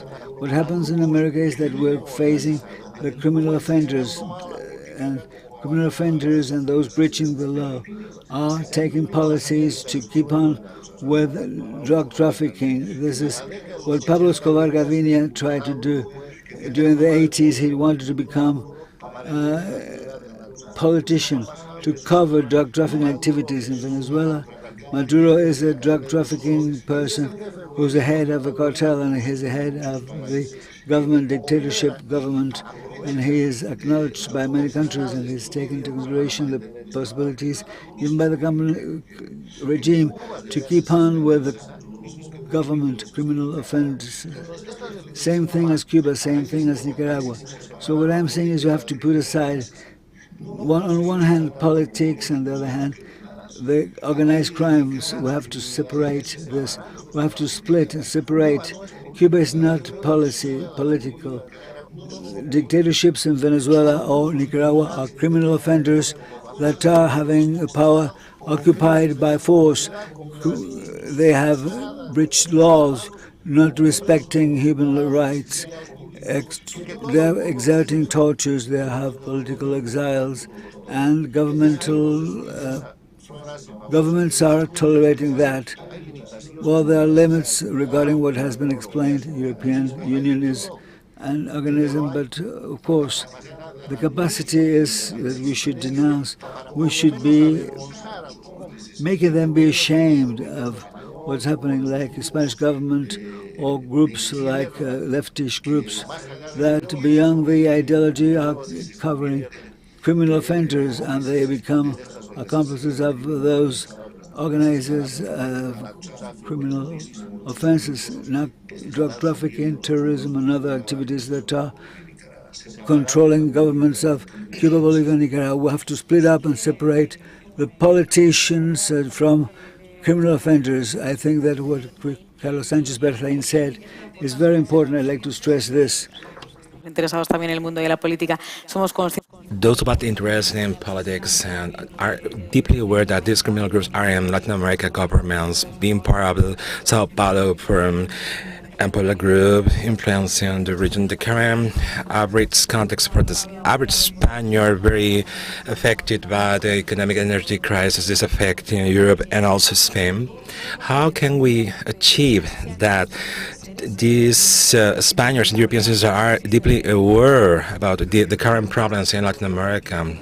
Very firstly, thank my VP's thanks to Carlos and to Ana Portiga for their great contribution during this afternoon panel. I want all Europe and all over Spain to be aware what is really matters to us is the fact that they are coming to visit. They said in Venezuela, we are your future. They are our future. They are a criminal dictatorship is our future if we let them. Criminal dictatorships be the winners of battles and do the conquest all over the world in Russia, in Venezuela, and Cuba. We think we can live in our bubble. Very safe and secure, because we cannot, because Spain has been infiltrated politically. There was a politician in Spain with a bunch of $402,000 received in one go, and this Spanish politician, he said it was $426 paid from the Venezuelan government for doing a study on a Ibero-American currency. This guy, this American politician, was not held accountable for it. The People's Party government did this to normalize the income tax statement. Some Spaniards have gone to prison for little things compared to that. But this Spanish politician, Juan Carlos Monedero, from Podemos Party, who was one of the direct straight collaborators with Chavez and Maduro, Monedero is a collaborator with the Cuban regime. We all know that Monedero, politician, based to certain people. Monedero appears here with a bunch of $400,000, and he says it's for a study. He doesn't know what this money comes from, and the study is for. This was his explanation, Monedero. Nobody hold it accountable for it. The People's Party government regularized his income tax. We have them here. They are in Brussels, this kind of politicians in Italy, in Paris as well. We also have them in German corruption among Russians to the SPD, corrupted over 20 years working for the Russians to give the whole European energy sovereignty to Russians. This is part of what's happening right now. So we're talking about our security, and we're talking about our future, our well-being. We're talking about our freedoms and liberties. There's talking so much important talking. It's a subject matter we need to insist on for the average Spaniard to be aware of about what is looming in the future following this path. We're running out of time. I would like to bring up a final subject matter. Let's talk about the current ongoing situation of China with Spain. We know as how Russia has influenced Spain and Iberoamerica, but we can see how China is getting a lot of Latin American countries indebted. Carmen, is this also happening in Spain? The threats, Chinese threats introduced in Spain in some regards, Carmen? China, if I remember well, China is the owner of one radio station with their headquarters in Plaza de Castilla, bought 8 years ago. And China also owns a journal, a newspaper, Chinese all over the world. Devices, production from China, mechanisms from China are penetrating all the countries. There is a kind of pulse competition between US and China for the 5G Huawei. Be careful about Huawei and politicians and Spain, by the way, of course. China, what's happening with China? China is more subtle, slowly penetrating in this path. How can Europe manifest regarding how can Spain take the right decision towards the United States of America, towards China? There is a strong economic dependence over the past years with pandemic. We felt it, not only what is triggered by the Ukraine war, the economic situation, the average Spaniard discovering what inflation was thanks to Pedro Sanchez, the Prime Minister. Also, China is suffering all these evils and bad situations. I do agree with you, Carmen. Of course. Little by little, step by step, China is on it. Let's see what happens with the next coming Spanish election. Pedro Sanchez, Prime Minister, his future in the European future. Let's see what happens. What is happening with the Spain Socialist Working Party? But we all are kind of hostages with China. China has won so many battles. The 5G and electronic devices Huawei battle is the spy you put in your house. Of course, China is winning. Let's pay attention to these threats from China, Russia. Thank you. Thank you, Ana Fatiga, for your kind contribution from Poland, Carlos Berzin from Herman Torres, and Carmen de Carlos. Thank you all for following up on our live streaming on YouTube, Box YouTube channel, and ECR Eurolat channel on YouTube. Let's move on to the next panel afterwards. Thank you very much for your contributions. Sin fe, no habría Europa. La liberté est le fondement de l'Europe. Respekt für das gemeinsame Erbe. Tradition binds our continent. Non c'è valore più importante della famiglia. Europa jest dobrem wspólnym. Różnimy się, ale powinno nas łączyć wspólne dziedzictwo. Powróćmy do Unii Europejskiej, która z tego dziedzictwa wyrasta i która szanuje narodowe tożsamości. Only the European Union without arrogance, based on solidarity and mutual respect for its member states, can regain the support of the European nations. We can do it together.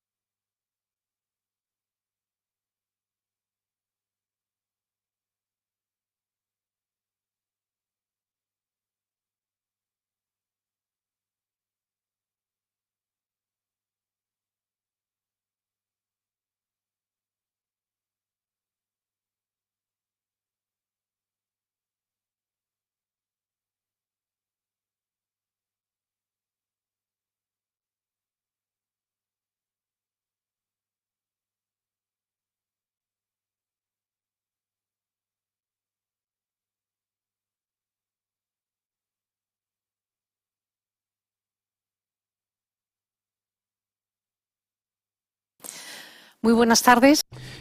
Good evening, ladies and gentlemen. We welcome you all in our last panel. Political Solutions, the Reconquest of Freedom and Liberties. Thank you all for attending remotely in our live stream. Our panels are being broadcasting live streaming Europe Box YouTube channel and ECR Eurolat YouTube channel as well. Today we're gonna deal with describing the current ongoing situation as to freedoms and liberties in Latin America, but also we want to offer solutions remotely. Maria Corina Machado from Caracas, Venezuela, and three prominent panelists on our set. Maria Corina, not first, some technical signal issues. I thought Maria Corina was here. It's like, okay, I catch you here, you start first. No, we can't connect with Maria Corina online live streaming. Let's start by our first man, because there are two women. So now let's be generous with our man here. We have Ivan Espinosa das Monteros, Spain Box, member of the Congress of Deputies of Spain, spokesperson of the Box Parliamentary Group in the Congress, and National Vice Secretary of International Relationship Box. Can you describe the similarities between Pedro Sanchez Prime Minister's government and Venezuela regimes and other regimes where in Latin America there are curtailing freedoms and liberties? Your general picture. Thank you. Can you hear me properly? I would like by thanking ECR Eurolat Working Group, especially Herman Tex, who has organized this current second summit of Iberosphere, a real hallmark last year. The very first summit, the second one is the consolidation and that the proof and evidence of the force of ideas and the necessity that we can confront common objectives working all together. Very firstly, let's review why all this is necessary for all of us. Why are these summits so necessary, confronting common defiances? Because the left has an advantage of 30 years over us. Let's know where problems stem from, especially the Venezuelan issue. Everything has to do with a historical moment in the 90s after the Berlin Wall fall. We all thought that the end of history, as Fukuyama said, the free capitalist world has had triumph over the socialist communist world. The superiority of our model was totally unbeatable. So it was the end of history. There's no more dichotomy between history, oppression, democracy, dictatorship. The real victory was end of history, but the left did not consider itself so defeat, especially in the Latin American world, led by Cuba, dependent on Russia historically to survive before the fall of the Berlin Wall and the disintegration of the Soviet Republic. Cuba led a new initiative considered to be as important as the revolution of the '59, a cultural revolution led by Cuba. Politically speaking, extended all over Latin America.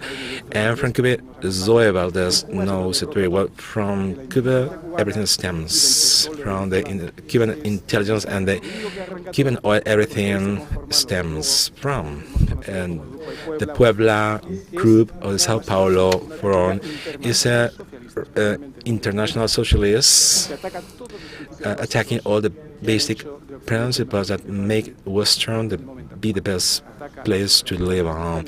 They attack the nation sovereignty because of their internationalist concept. They attack democracy, using democracy in their own position. They attack basic freedoms, human rights, everywhere they operate. And this process is very successful over the past 25 years until today, where the left has entered into unimaginable places.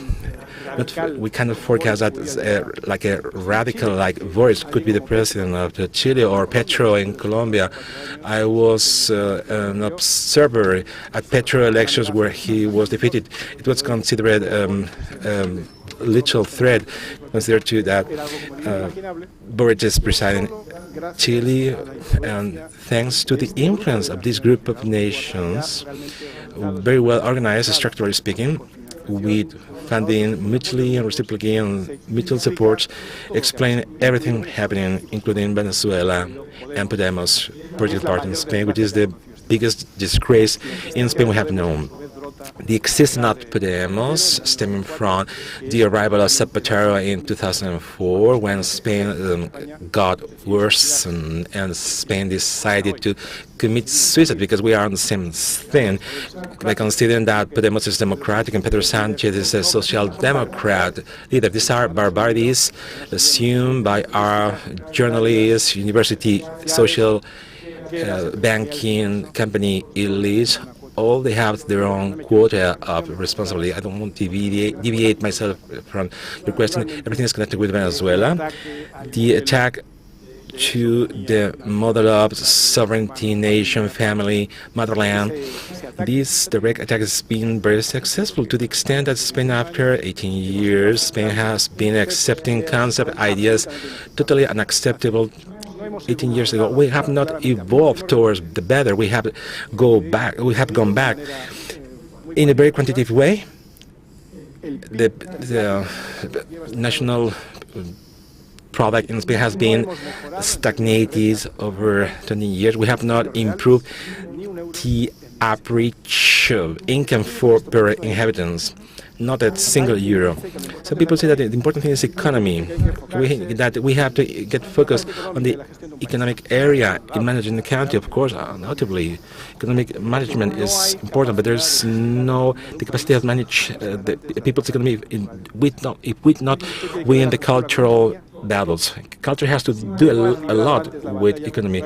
You need to wage the cultural battle, and you need to explain the importance of private properties. There will be squatters, the importance of the free market. It would be a taxpayer legislation which is stifling the free will among particular individuals to be distributed by the government. So our state is deeply indebted. You need to wage all this battle to Spain, which is a nationalism, which is also a situation. In America, we have the indigenous as a cultural battle.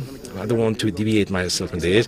Without a cultural battle, without affirming our ideas, being very proactive, which is not necessary in the 80s, not doing this, there will be no nation prospering, winning the economic battle. Language is a must. I asked the economy ministry by saying that unless Podemos party and socialist things, that nobody in Spain prosper. The left told me that I didn't know normal, regular people. Only prosperous the subsidies, help from the state, going to the health things. The La Paz hospital is being built since the 50s. The rest is dependent on the state. That theoretically, social democrat government says that this is being proposed. The average interprofessional average having a subsidy or payment from the state, and have the Parliament applauded. This means that we haven't won the language, cultural essentials battle before talking about economy and prosperity and growth. Victoria Villarroel, a lawyer, member of the National Assembly of Argentina. Are you familiar what this MP is saying? Argentina is not very similar to what Ivan said. I firstly want to thank Herman Thursday, his invitation for being part of this Iberosphere summit. And my congratulations on your organization. For me, it's a real honor to represent Argentina in this instance. Yes, in Argentina, it's a very similar situation.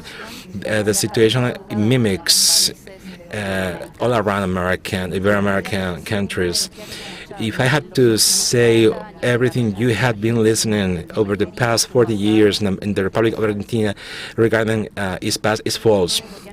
All you have listened about Argentina has been built by the mothers of the Plaza de Mayo, the grandmothers, the Montoneros, the People's Revolutionary Army.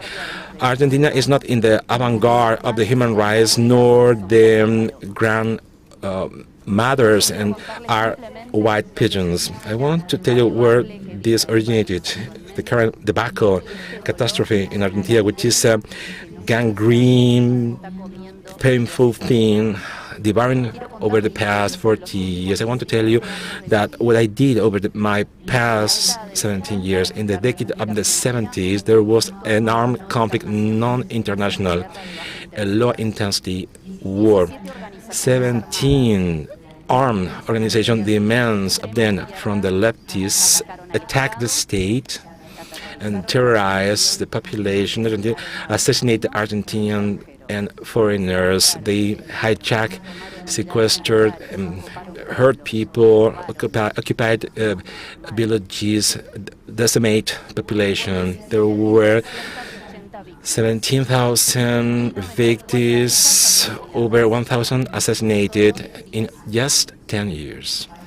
For you to compare what happened in Spain with the ETA, this terrorist group committed 800 crimes in a quarter of the time. We had 300 more people assassinated, most assassinated people in democracy over the governments of Isabel Martínez de Perón, Campora, and Perón. Is a lie that terrorists or that armed organizations fought against a dictatorship. They used the democratic system to turn things around and force a de facto government. That is to say, what happened, regrettably, is a pain, a suffering which is not told to the population properly and the rest of the world, externally speaking.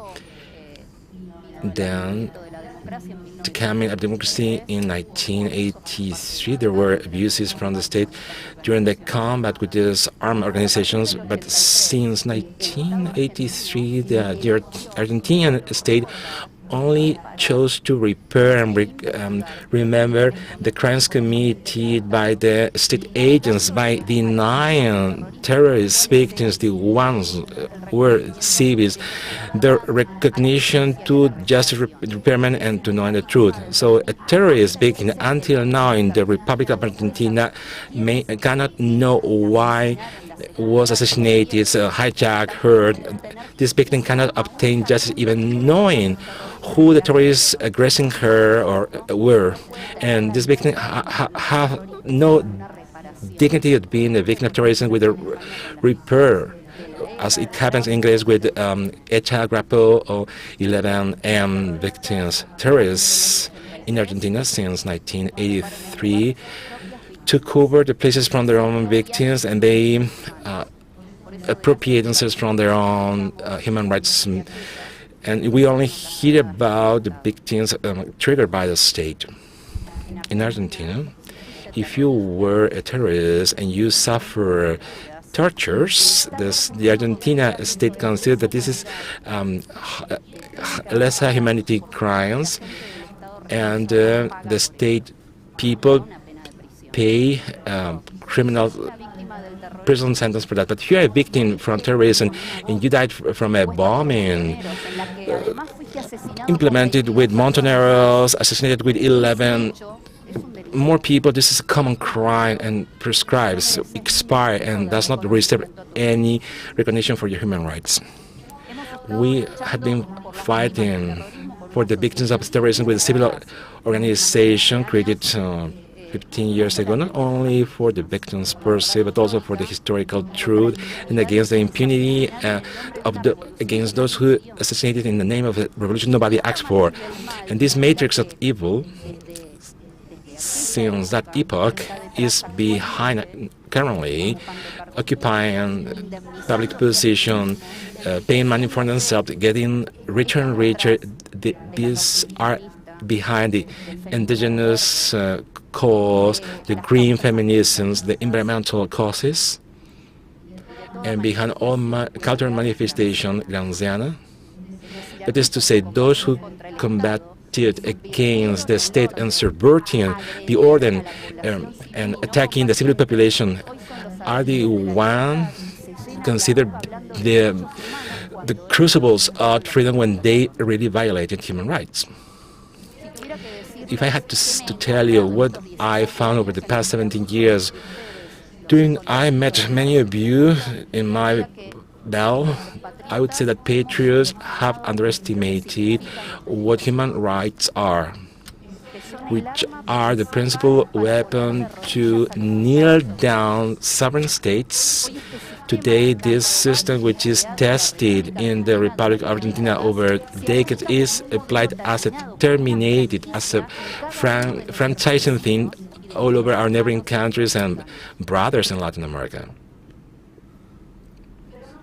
But I wouldn't like wrapping up my words with a negative message, because I have to tell you that over these past 17 years, I have been saying that one of the more demonized persons in the Republic of Argentina for defending those who are being attacked by those in power. I want to leave you with a positive message, because I was elected by these people about terrorism thing. They have to convince about this. If I have to leave you some words, I would say that we have to persevere, because 17 years are nothing.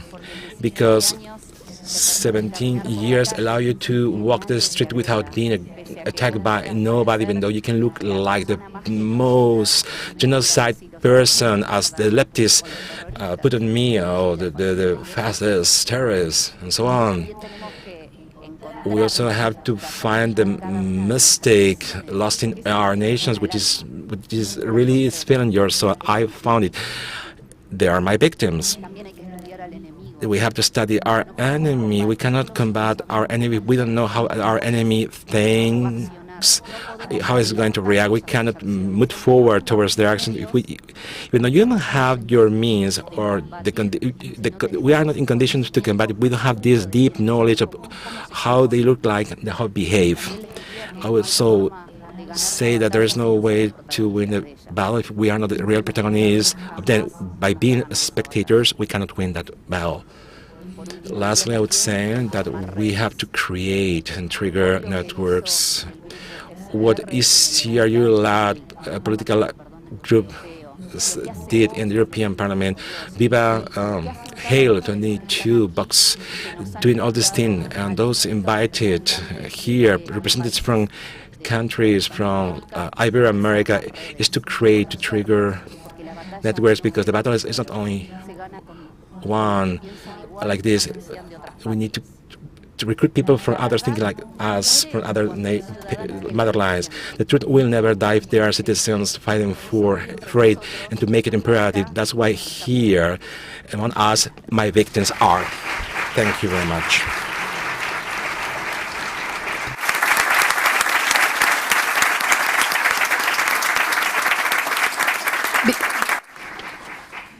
Thank you, Victoria. Prior to giving the floor to another person, I'd like to ask you, why is it so that it's been deleted from history, from Argentinian history? Why is it so that they haven't done the common activities of terrorism? After the democracy, Alfonsín was a lawyer who was in favor of terrorist organizations. He's been in favor of armed organizations. He had the commitment of helping them. Ideologically, he was helping them. And when we were analyzing crimes during the 70s, they decided to do it according to de facto, after de facto government, not to see what happened by Montoneros and the People's Revolutionary Arms Forces. Never ever they tried to know about those criminal offenses. No victims when the committee was created, considering people who disappeared. There were not 30,000 people disappearing. They have three different figures concerning people who disappeared in human rights organizations. When they decided to investigate about the amount of people who disappeared, they didn't want to create a commission on the truth to investigate criminal offenders and what happened with armed organizations. No intentions to be symmetrical in how to treat the population, not to apply the same rights, same treatment. Of course, according to the state, there were wrong deeds, but there were violations of human rights committed by armed forces, organizations. If during 40 years, if there were activities, 40 years afterwards, terrorists would be the victims, and victims would be deleted and will be just deleted from history. Never ever considered terrorist victims are those who disappeared from history data. No information about it. They got from first minute of the democratic movements in 1983. They were deciding to rewrite the history of our recent past and to declare there was no consideration for the criminal offenses. We didn't react. We reacted in a short mode. Well, that's a huge debate. The floor is to Adriana. Adriana is a lawyer. She is a Congress member from Peru. Adriana, I think that for a long time, Adriana Tuleda, we have for a long time, we have seen that you're part of the Avanza party, and you're a lawyer, you're a politician, you're a Congress member from Peru Republic, and people want to stay in office. We have seen people who have been taken to court. He has replaced 49 ministers in a few while, every 6 days. How is it so that a country like Peru, how could you solve the problems when Fujimori was taken to jail? How is it? What's happening in Peru? Good afternoon. And prior to answering this question, I'd like to give a recognition for the Herman and all the organizers for this opportunity which is offered to me. Now, I think it's a unique opportunity in search for freedom and liberties. And answering to your question, I say that what happens in Spain and Argentina, I pay very much attention to everything, and similar things of what happened in Peru. We haven't analyzed the institutional crisis. It is a worse situation what we're living now. It's worse. It's been due to the existence of Pedro Castillo, who took office, and it didn't happen overnight. The political moment we're living at now, and the weakness of the institutions that are witnessed nowadays by Peruvian people, those are processes that were long processes. During the last 5 or 4 years, we've seen the acceleration of the processes of weakening. During the last 4 or 5 years, we had 5 different trends. Puczynski, Vizcarra, then Merino, who was 5 days in office, then Azasti, and now we have Castillo. And then everything we've lived during the last 5 years, that lack of stability, political stability, has been the product of policies and measures that were, according to the media, they were done on purpose, and they were looking precisely for weakening organizations that are the limits that exist to play by rules. What we're witnessing today is a threat to fundamental rights, is a threat to our freedom and liberty, because our institutions have been almost destroyed during the 5 years. They don't respond. They are not functional, and we see no immediate way out of the crisis. That means that the government of Pedro Castillo is there, and there is no way out. That's the explanation. That's the explanation of what's happening today. During the immediate past, why are we witnessing what we're witnessing today? There were measures approved like impossibility of re-electing MPs due to the referendum that was promoted by Vizcarra president, and this was closing the Congress. There was new elections convened, and then Martín Vizcarra was the winner. And then during the process they approved a series of measures like the political reforms that were just in the end political attempts to control political parties from the states. And then there was a movement against the President Merino, a demonstration, and then that took us to a Thasti government. That was a transition government. And then we have a government we have today. That is what happened today, and that was given a round of applause by the establishment leftish movements or central leftish movements, what we consider as the leftish people who have caviar. And they always vote for those who are in power, in office. And this is a sector that opened the pathway towards a situation where nowadays a crisis. But that's not the only problem we have. It comes from a long time ago, because leftish people have worked hard during the last 30 years. The problem is that there was no people on the right-wing movements against leftish movements. No right movements. There are people, individual people who are left-wing oriented people, but there is during the last 30 years, no movements, no structured movements, no organized movements, no ideals, no programs considering rightish ideas, no defense of principles of freedom and liberty. And never ever we've seen the defense of freedom and liberty. There was the political elite, economic elite. They were, in a very cynical way, saying they were guilty, never able to get a defense against the leftish movements. Never ever the principles were defended. Never ever the financial freedom or financial choices. They only measured benefits, profits, thanks to political power, thanks to the pressure of the groups in office.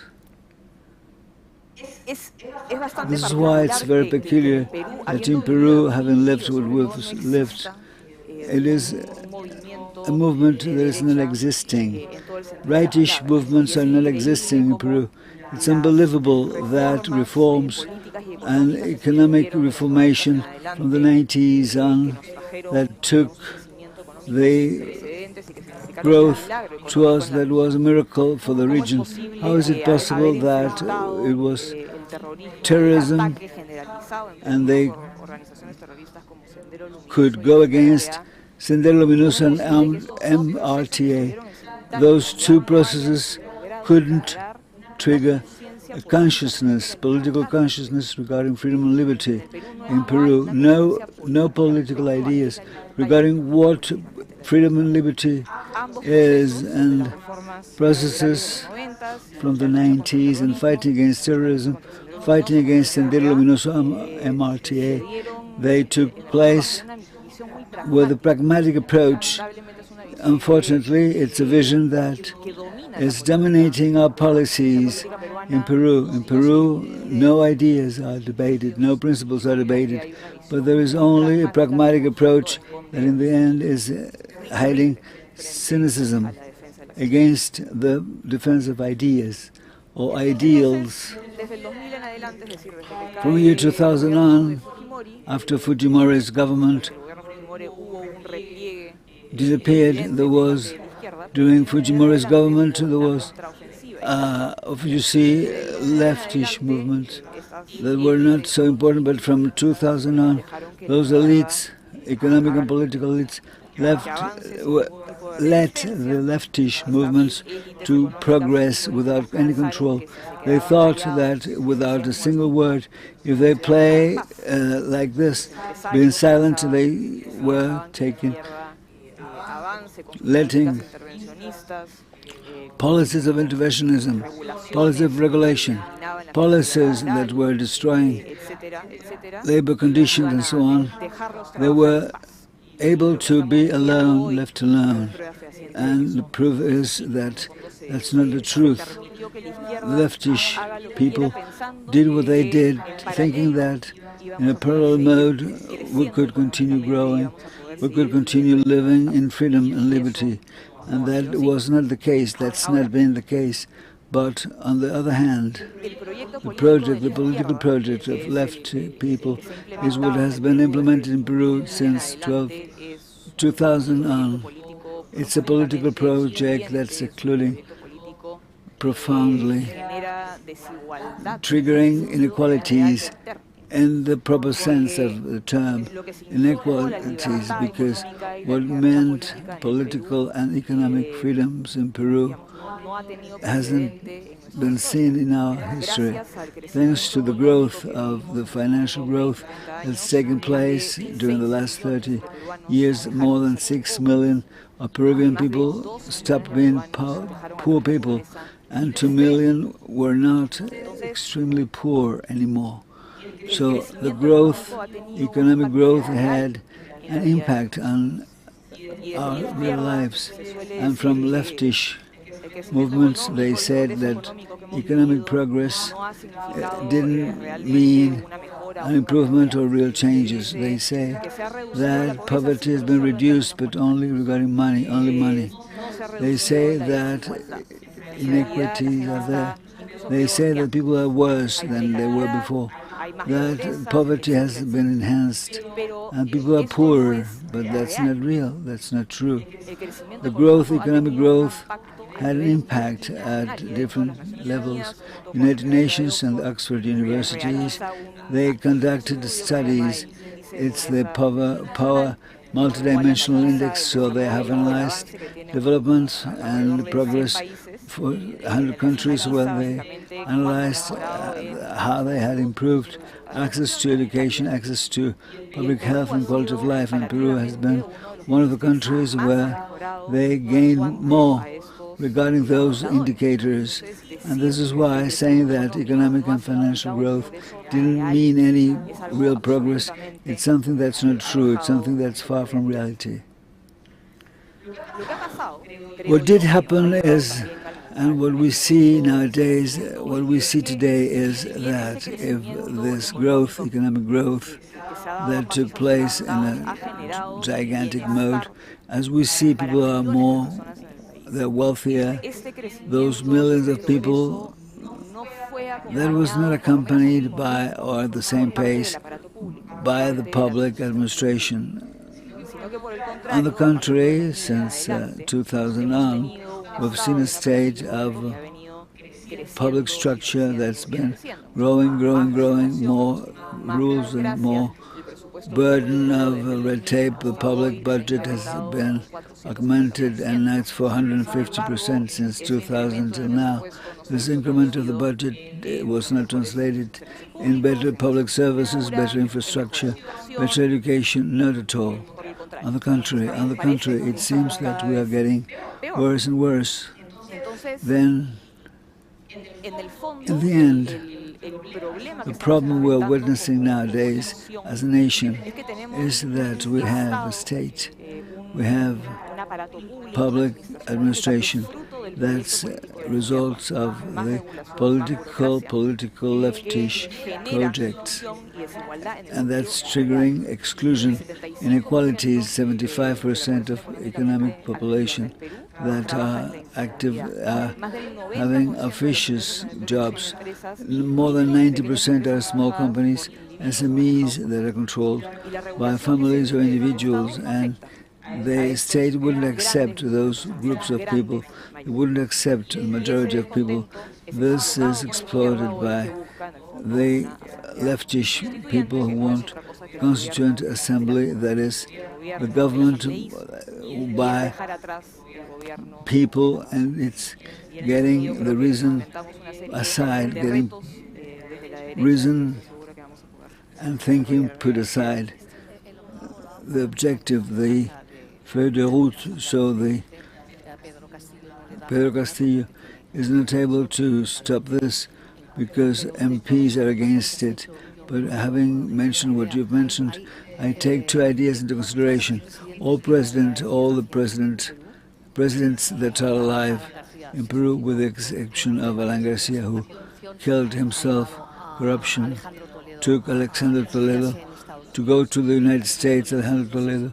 I don't know if you consider that his policies were freedom and liberal policies. Ollanta Humala, they went to jail due to corruption. That means that in Peru, the judicial power is okay, and in the rest of Latin American countries where they had the same behavior, is not functioning well. So in Peru, yes, no, I wouldn't say so. I would say that partly one of the main ideas of the leftish movements in Peru is that we have lots of corruption. It's true, that can't be denied, that's a reality. And I think that it is a case of corruption qualitatively and quantitatively, qualitative and quantitatively. That's been a very severe offense. But regarding Pedro Pablo Kuczynski, he never was condemned, not accused. He was during almost 3 years in preventive imprisonment. Same thing as Fujimori, who was accused of breaching the law. He's not been accused, and he was in prison for more than 1 year. In the case of Alejandro Toledo, the process of extradition to Peru, because he was in the States, is not taken into consideration. I think it is a very suspicious thing, because former presidents that are involved in corruption was the solid case, was the one that's going slowly and slowly. I wouldn't say that the government of justice in Peru is working well. I would say that it's been a judicial approach taken into consideration.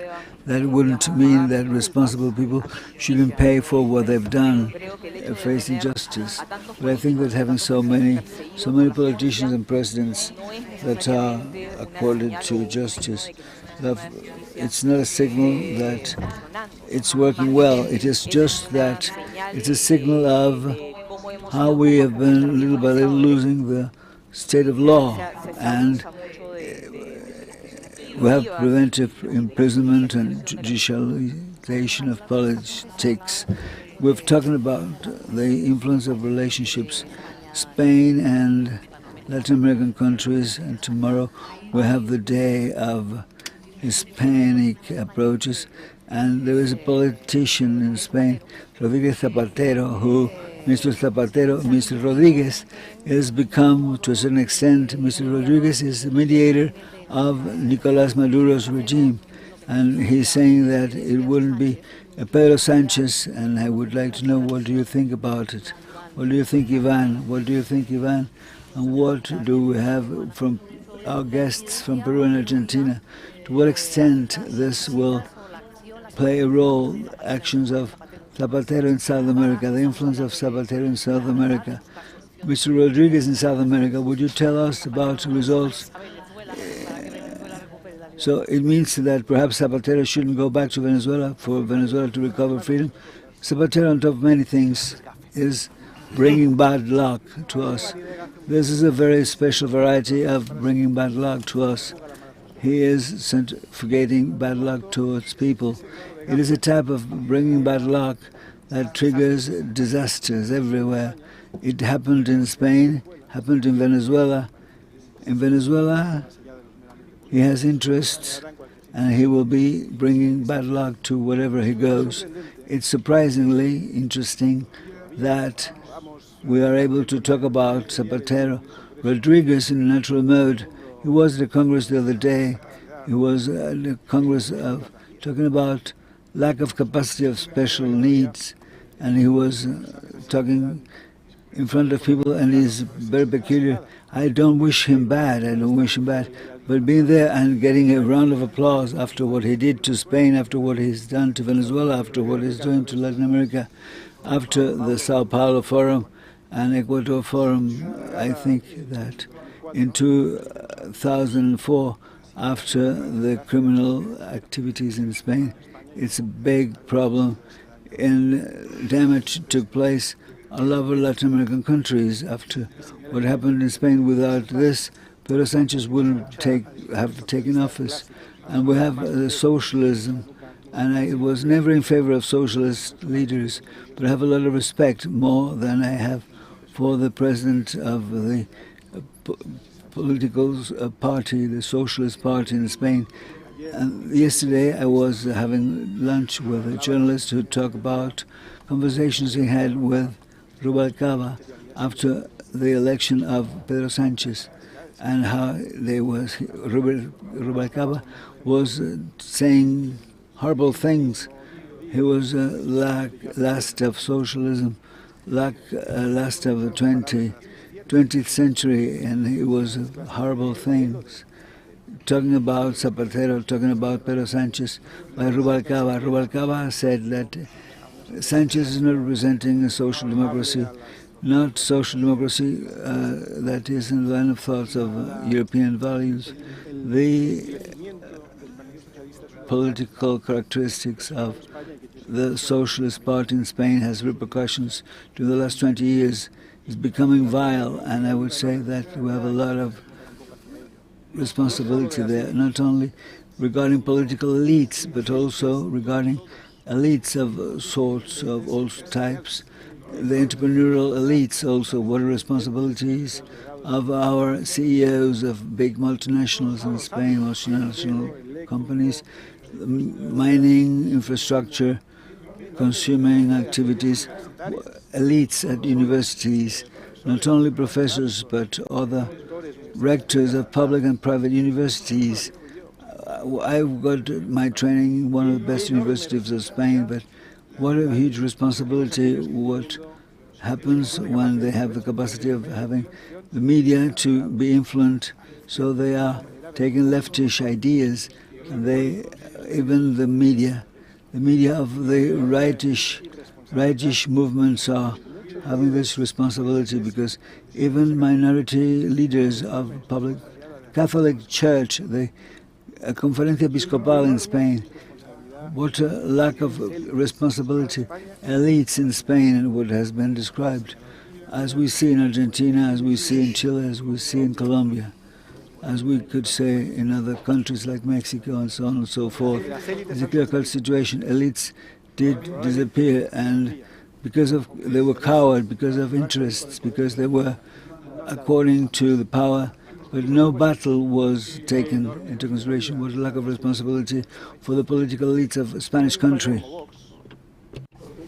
Vox political party would not exist should we have responsible politicians. Out of 52 MPs in the Spanish Parliament 13 and the Thomas Region of Madrid, most majority of these MPs came to us, Vox, with no political previous experience. Herman Hedges, one of our European MPs, Buxedem, Margarita Lapisa, they were lacking political experience. They are lawyers, journalists, pharmacists themselves with no previous political experience.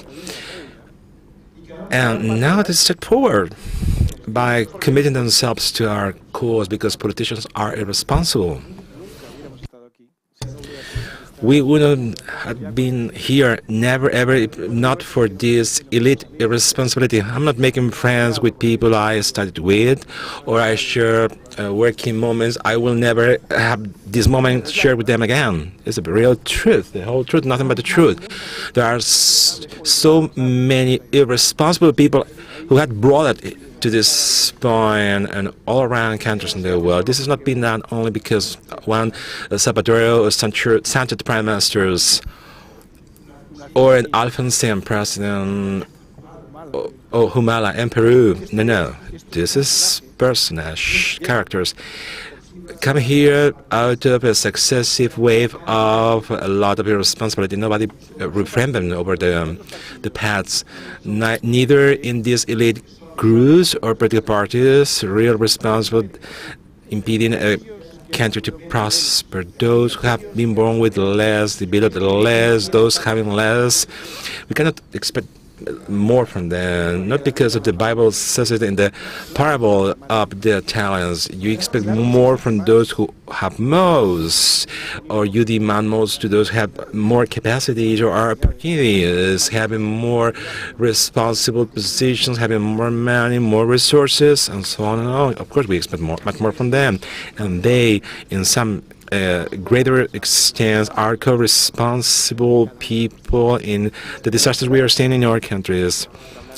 It's not only talking about bad things. I have learned so many things in books over the past 2 years. The future, I hope in the coming years, does not reside in neither of them. We books arrive here with no support from just something be said. There's just a little radio station. We have come to the elite or the contra in the university political ideology elite in our country, and Spain moved forward will get out of it, get rid of this in spite of them, thanks to the Spain who gets mature and ripen. We move forward not thanks to the elites, but thanks to the Spanish workers. And Spain, the same will happen in Peru, Chile, Colombia, Mexico, Argentina, because the Great Revolution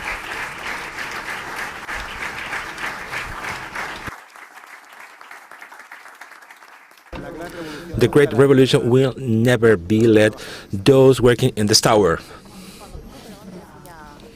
Juan Domingo Perón always said that the press supported me, I lost, and when the press did not support me, I it's a bad luck, the press for us. What is happening in Argentina, Peronism has been working many years, excepting for 4 years, incarnated in the figure of the authority Mauricio Macri, people coming from other walks of life, won the elections. In Argentina, they weren't able to move Argentina forward, but Peronism is still governing in Argentina so many years now, trying to make Cristina Fernández de Kirchner be back. She has a lot of political ability. The two Fernandes, this is a kind of commercial. The Fernandes are very kind to you. Fernandes are not kind to you, but the truth is that history allowed them to go back to the country. And this is a rhetorical question. Argentina, what is the solution for it? And we need to wrap up to end up with Peronism, to transform Peronism. How we can leave this meeting crossing point after 22 years in Argentina, Peronism governing and comes back. So this, in spite of the results, are a ruin for the country. The topic of the recurring Peronism when it comes to Argentina, but what there is now in power in Argentina is not Peronism, it's only political opportunism. Perón died over 40 years ago, but Perón died 70 years ago. None of these ideas or their ideas are applied by the current government. Eva Perón was pro-life. This Argentina government got the approval of abortion, even the vice president support supposedly pro-life. This is opportunities to get their pockets full.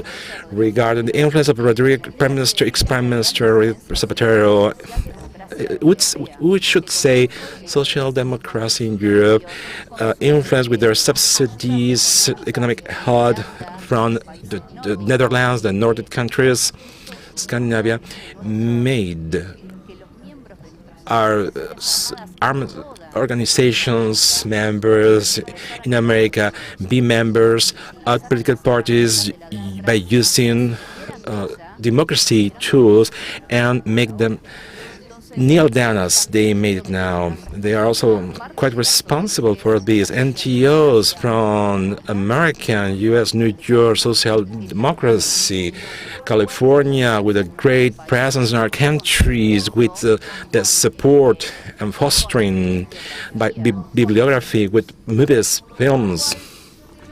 That's why I do think that Cristina Fernández de Kirchner, Alberto Fernández de Kirchner, Nestor Kirchner all of them had simply been taking an opportunity on the way by using a mass movement which in reality does not exist. Orthodox Peronism does not exist in reality. Today is Kirchnerism, and they have achieved that by not taking a leftist flag or Peronism flag prior to arriving into the presidency. They're saying they are something that they have never defended in their lives nor represented in their lives. Cristina Fernandez never spoke about human rights until she was the president, and so the profits with meeting with Eve of Bodafini, celebrating the fallout of Twin Towers and mother of two terrorists. Until that moment in time,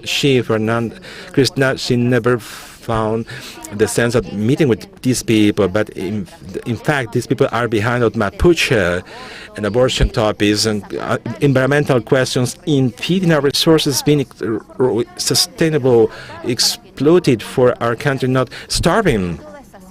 All the situation running through the Republic of Argentina is ripple effect in the same dimension, greater or lesser, in each and every of the countries of my region. So definitively, this is an account, it's a narrative. To make it clear, it's a term Cristina Fernandez used it a lot, imported into Spain. I heard it from her lips, Cristina. And it has a contagious effect, ripple effect. Very first time, Argentina.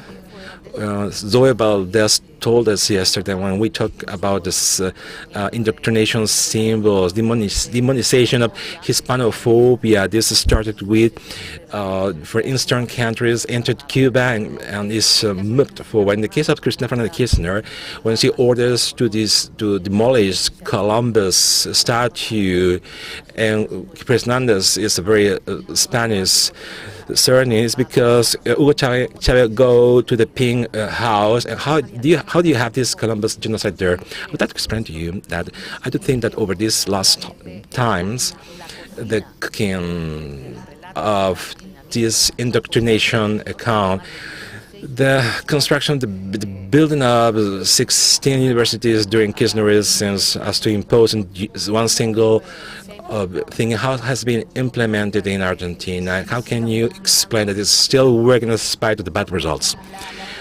The cultural battle. The cultural battle, by the way, Macri government did not want to wage. Now the first responsible that Kirchnerism through Alberto Fernandez puppet once again in power and being a danger for the next coming election next year. That's why the very first responsible person was the one Argentinian people put their hopes on, and they didn't take the header from its head. But meanwhile, we're running away from raging the cultural battle. The left applies the Granzismo from dawn to night. It's advantageous student. In Peru, regarding Peru, the last electoral surveys, third and second favorite, Antaro Humala, Ollanta Humala's brothers, defending an ideology which is ethno-Casterism, the supremacy of the copper appearance race, talking about liberties for the 21st century, determining council that not enter in people's minds. But Peru is flourishing with this. It's surfacing this. I would like to understand. Can you help us understand this in Peru? I do really think that Free Peru and Tauro, there's not so much distance. This project is authoritarian, totalitarian, and Marxist. Therefore, the fact that Pedro Castillo have been able to get the power by saying openly that he's a Marxist, Leninist, Machiavellist is a euphemism not to say Maoist. This opened the door that Antaro Humala can get the power, and nobody will be surprised of that. In fact, it's an alliance with Antaro Humala alliance, and the possibility that what's coming, or Antauro, will make us be more aware of the defiance we have in front of us as right. We need to achieve that liberty and freedom in Peru has to mean something politically speaking. In fact, I do think that pandemic has represented perhaps the moment of political awakening in this regard, because in Peru has been one of the most smashed country of the economic and increased mortality rate level. We are still in the emerging state since 2020. In our liberties, freedom, civil liberties, fundamental rights are limited until today. 1 month ago, we were demanded to use vaccination ID and max to go to buy to the supermarket. This has triggered certain consciousness regarding what freedom and liberty mean, which has to be taken approach and benefit from by a new right emerging in Peru, new right doing policies based upon principles. I don't think that political pragmatism that has dominated Peruvian policy over the past years has to be put aside. Pragmatism is a necessity if it's serving certain principles, but pragmatism per se, not serving any principles or ideas, cannot lead us to something good. So this is the right moment to stop being afraid of everything by coming back to the current ongoing government in Peru. Those defending liberty institutions, the rule of law, are dying, are frightening of saying, I'm a right person, I like the right. They use euphemisms like center, right, center in the interviews, but at the same time we are governed by a government, a party that they openly said, I'm professing the ideology of a luminous path. It's never luminous, so this is a barbarity for me. This is real evidence that we have lost the cultural battle in Peru. We are starting from scratch towards the current government, and even worse, Atauro Humala.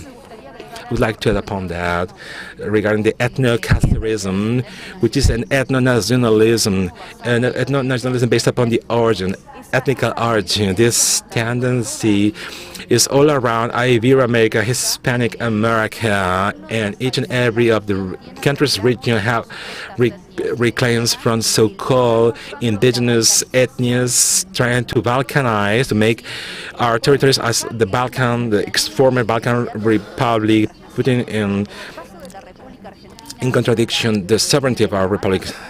Chile and Argentina republics, we have José Antonio Cas here. We in Argentina share the Mapuche problem, a problem in which an indigenous ethnia wants to create their own nation inside a democratic state, meaning the loss of territory and making things like the former Balkan Republic, with the complicity of the democratic states, because the states are choosing not to repel and not to apply the law to those who are violating the law, because the one who commits a crime has to pay for that. In the case of Chile and Argentina, we have been through situations so severe, from the interruption of routes and paths. It can be so apparently something not relevant to the assassination of people, hurt people, fires of forests, so many hectares burned. This situation replicated in Peru, Venezuela, Ecuador, Colombia, and in each and every of the countries in our region. We have this problem. Behind terrorists are the terrorists in the different countries pertaining to armed leftist organization. The ethno-Catholicism is declared as a superior race. Mapuches are declared superior race. Really, they don't need it. Mapuches consider that the Winca, the white man, does not respect the land, does not respect the land, does not recognize the equality towards law, that our Cartas Magnas, constitutions do not give the very same rights to the same people in the soil. Underestimation of the modern man, whether it's from a national or not, an exaltation of their own customs. I want to say that in Chile and Argentina, we are equal towards law, and we are all recognize the same rights. Should not be permitted that this supremacist discourse persisting and store in our societies.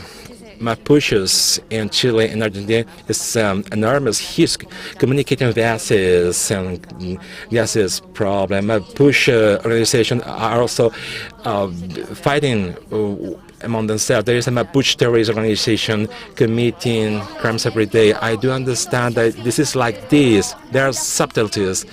It's not our function of being politicians. Politicians who are in the opposition, denouncing this question, we don't have a genetic analysis to say who is the good Mapuche, the bad Mapuche. This is not our function as politicians. The question is that law has to be applied. We have to abide by law. The one who violates the law has to be punished. It's not the whole Mapuche communities, as not all citizens commit crimes, or neither all are good or bad. This question is only resolved with the rule of law. When the law is terminated, you know which is the final path. You commented on the shameful vote from the right in Brazil has emerged with results that seeing that Bolsonaro was not so bad and Bolsonaro not so bad, Lula not so well. Do you think the same replicates with the box case scenario, and you think that there is hidden vote for the right in Spain because people in Spain are ashamed of saying I'm voting for Vox, not for example for the People's Party in Spain? Vox. Well, let's give it a thought. I was thinking about it and I said, well, thank God we don't have the same problem in Spain, because it would be horrible to have the same problem here, to have people living in some region thinking that because of the fact that they have a different RH color, they have better rights or the freedom or independency of a region. That would be horrible. But we have Navarra and the Basque Country situation. They, without saying that the Basque Country and Navarra, they have their own RH. Well, with the distance we take into consideration regarding the Mapuches people, well, yes, those are some similar values. Yeah, of course, but media are criminalizing things. They are pointing out. And the truth is that media are trying to have mockeries of whatever we do, but of course, it works less and less well. We have to know about it and we have to communicate without communication. Media, that's something that has never ever been done in Spain. We do it thanks to social media. And it has been the case that they tried to have a sabotage of our activities. Before we had WhatsApp. And we used to convey lots of messages. Then it was 100, then restrictions, then 25. And now there are messages that could be conveyed only once. And we have Facebook and other social media. And they were saying verifiers. Verifiers are always leftish because they say, well, they take us to the sixth chain. And then we decided to move on to Twitter and Instagram. Then all of a sudden we are disappearing from the taglines. It is a shadow banning. And you have seen that there was a group of activists in North America that got to Facebook offices and in Instagram and Twitter. They were recording some employees of a social network saying that they had instructions to let this disappear. So some feeds, some posts of Viktor Orban in Hungary and the president of Kaczynski in a party in Poland, and we in Vox in Spain. We're so happy to say that we were vanished in California, so we're important. So we are now migrating, and that's the last migration. TikTok and Twitch, new ways of forms of communication in a digital mode, but always because of the media are criminalizing us. When we obtained good results in Andalusia region 4 years ago, there were television cameras that went to a small village where we had only one person who voted for Vox to put the blame on this person, to know what this person was. Do you think this neighbor is the one who voted for Vox? Who is the fascist who voted for Vox? And now it seems very funny, but imagine the person they were looking for. That happened in Spain. That happened in Spanish television. There was a channel, private channeling principle, using this, using the space, using the sixth, yes, chain, using this space that's public to conduct those activities against a person who voted for us, for Vox. So how could they keep the license alive? That's Spanish television. That's channel 6. And people are afraid of it. People are afraid, and I've seen some members of the parliament, I'm talking about very important heroes. Those are heroes. In Andalusian region, the MPs who are getting some attacks. They were having harassment. We're not talking about what we see in parliaments every day. No, we're talking about people who are living in small villages, and they do it without getting money for that. They invest their money because they want to work with us, for us, because of their ideas, and they suffer every day. Of course, harassment. Of course, they want to criminalize us, and people voting for us. They said I've had some social relationships that have got lost because of being part of Vox. But of course, workers are voting for us. I've seen during Saturday and Sundays, we had more than 40,000 people at our meeting, same thing, years ago in Vista Alegre meeting.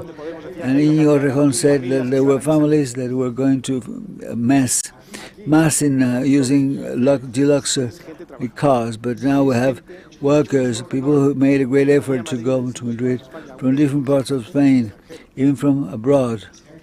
And they were staying at different small hotels.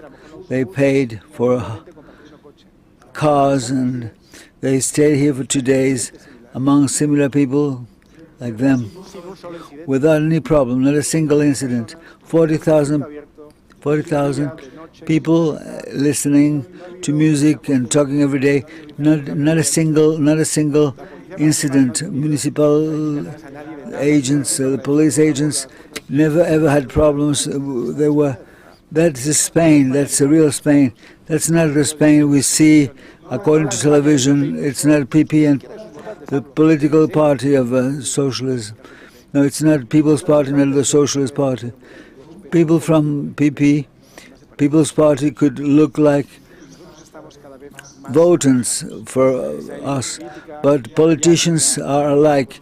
People's Party and Socialist Parties, politicians are alike, but we're close to normal people, so when we say we don't know normal people, we don't know, I just start laughing at them, because those are the people who would, in less than 1 year, they make common sense to come back to power, and then we will govern for all of us, not only for elites. We will have workers electing us. Yes, thank you. Nos queda poco tiempo. We do not have much time, but you've talked about media and communication media and social networks as a new tool. That's a very important thing for politicians and political parties. I'd like to know more about freedom and liberty in Peru and Argentina. Do you consider there are freedom activities there? Do you think it is possible to have communication media? According to what you think, do you think the offer is responding to a plurality of a society? And in both countries, Chile and Argentina. And what about the use by the government of the media, the state media in Argentina? I don't want to say, because I ask you, because you just talk about it. Yes, well, you're integrated, you know more than I know what happens there, but as a citizen I would say that I am a member of the parliament only for the last 10 months. I'm a normal citizen, I'm a healthy citizen, and I consider it's been very difficult to be able to present ideas that are politically not correct within the Republic of Argentina. and with the existence of the media, that in our country are most of what we say leftish or center-leftish movements. And with some exceptions, I have to say that I haven't been on Argentinian TV for months, not a single report at a different newspaper. No. Of course, yes. What happens in a journal, because they use social networks, and then yes, they have their own news. But as Ivan said, media are canceling those who are thinking differently, those who have a different political vision that's not politically correct on certain aspects. In Argentina now, there are sorts of intentions that are not yet been legislated. They want to reduce freedom of expression in social networks, or to consider that's a hatred problem. What I'm saying is consider as hatred, and if I don't shut up, I will end in prison. That's what Kirchner wants, and that's what most of the people would have in Cambiemos or Juntos por el Cambio, because they have discovered that the two political coalitions will guarantee that they will be taking office from time to time. What I say, it's a bin number 3, is that enhances democracy. That's what makes human rights possible. In case of Peru, historically, we have the press that has been considered by the people. But nowadays, what about the media? How about the media in Peru? How about trends of media in Peru? I think that is varied thanks to social media. I wouldn't say that in Peru there is one type of censorship, and I would say that in Peru there are alternative media. Citizens, individuals, due to different platforms existing, and that's positive. Regarding the traditional press, yes, always we had a traditional press that's been more in favor of the power in office. That's something, I don't know if this is a common denominator in other countries, but the state is financing the newspapers according to what they say, state advertisement. So they invest billions of soles for that, and that has deprived media from objectivity. That's the way they had described certain things. I think that there has been a responsibility. In general, the crisis that took us to live what we're enduring nowadays, and I think that during the context where we are a bit afraid of what's happening, I think that we are now controlling more than ever the power in office. But I think that there is freedom of the press in Peru till now, because the government hasn't had the attitude that is very positive. And we have seen that they have proposed some laws to reduce freedom of the press. They have proposed a law penalizing the diffusion of information, dissemination of information that means filtration coming from the justice, and there is a lot of hostility against media. Pedro Castillo gave 2 or 3 interviews since he's a president, and they are against, they're turning the back to the press people. This is a door towards which citizens can know what's happening in reality from the power viewpoints. I think that's the situation in Peru. And prior to giving the floor to you, I think that we have time. I knew you were saying yes, well, moving the head. You're not convinced? No, on the contrary, I was convinced. I was saying when you were talking about states' advertisement policies, I would say that yes, but let's see how it works. In Spain, it's clearly media are bought by the advertisement companies, and it is the state who's paying according to the autonomic systems, and the municipalities and local press, it's under control. They had lots of budgets. It's not only the foundations, the institutions they have under control. They're very rich, but the thing is that I would like to think aloud, but it is important to say that when we consider the October coup d'etat in Catalonia, there was a lot of international repercussion. Why? Because the Generalitat, for years, they were inserting institutional advertisement in media abroad. I remember the ambassador, I won't mention the country, but this ambassador explained to me that since he arrived to Spain, he saw that in his country there was one page of advertisement regarding tourism, regarding Catalonia. Go to the Pyrenees, visit Costa Brava, Barcelona is beautiful. That's beautiful. Okay, yes, but every day advertising, and that was paid by the Generalitat, the government of Catalonia. Whenever there was a moment to explain what was happening in Spain, the coup d'etat, and how they wanted to get rid of the Spanish government, and the government was aligned to the independent. People say that Catalonia was a region that has been historically taken by Spain, and when the ambassador tried to do counter-information, the publisher said, I don't know about you, but I know the person who's the responsible from the tourism office from Catalonia.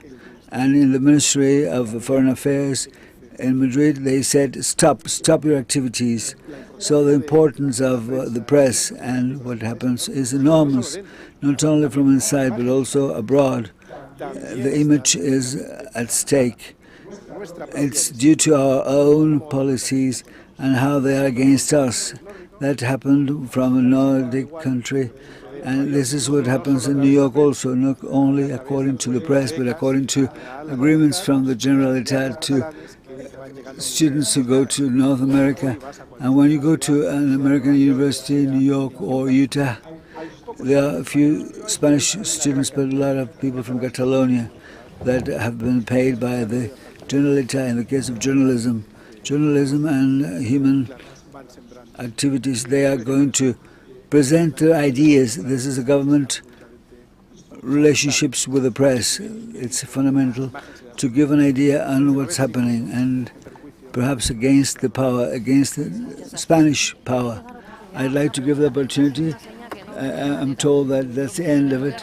I'm going to say that, well, we are going to be rebels, I would like to say. One question, Zoe, please, tell us. With the microphone, Zoe, we cannot hear you, Zoe. You're talking without a microphone, we cannot hear you.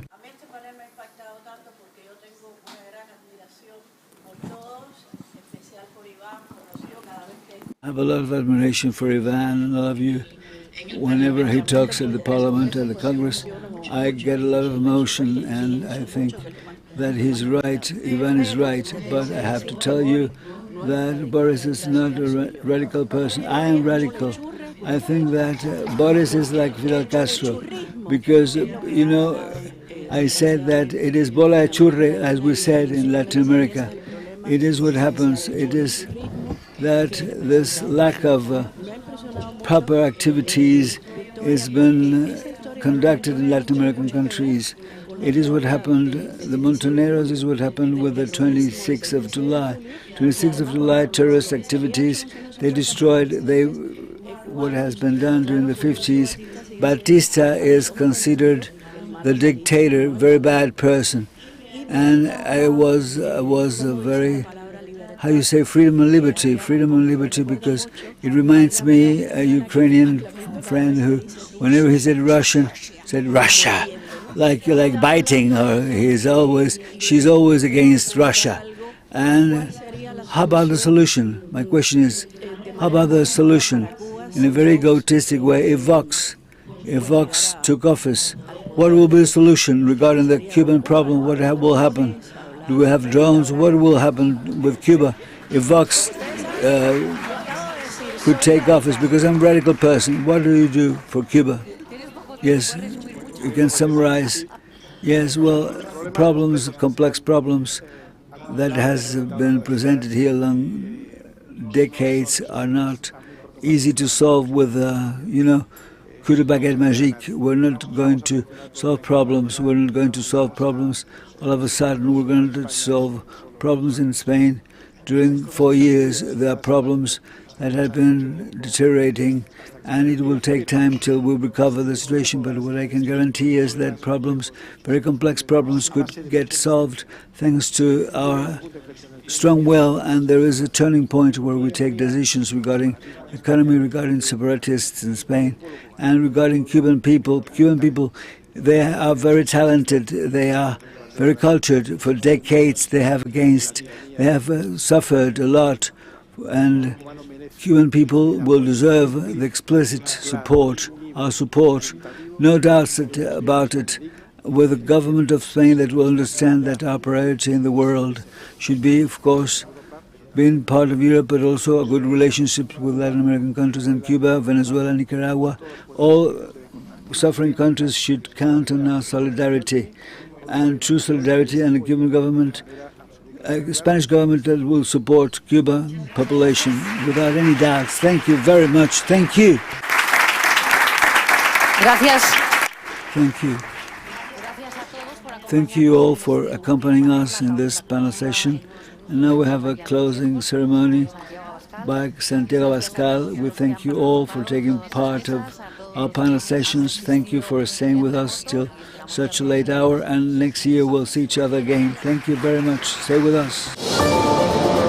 Sin fe no habría Europa. La liberté est le fondement de l'Europe. Respekt für das gemeinsame Erbe. Tradition binds our continent. Non c'è valore più importante della famiglia. Europa jest dobrem wspólnym. Różnimy się, ale powinno nas łączyć wspólne dziedzictwo. Powróćmy do Unii Europejskiej, która z tego dziedzictwa wyrasta i która szanuje narodowe tożsamości. Only the European Union without arrogance, based on solidarity and mutual respect for its member states, can regain the support of the European nations. We can do it together.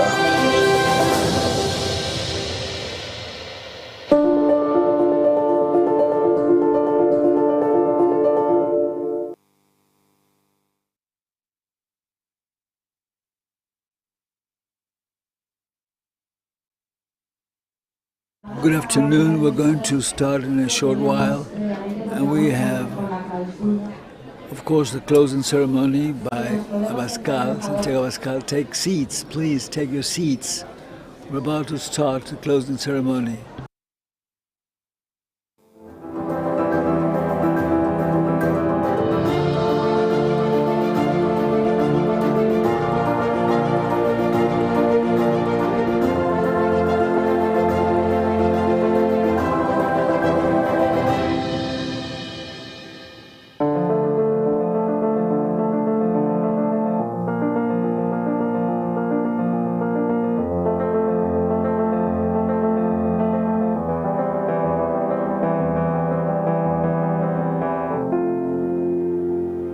Take your seats, please. We're about to start the closing ceremony.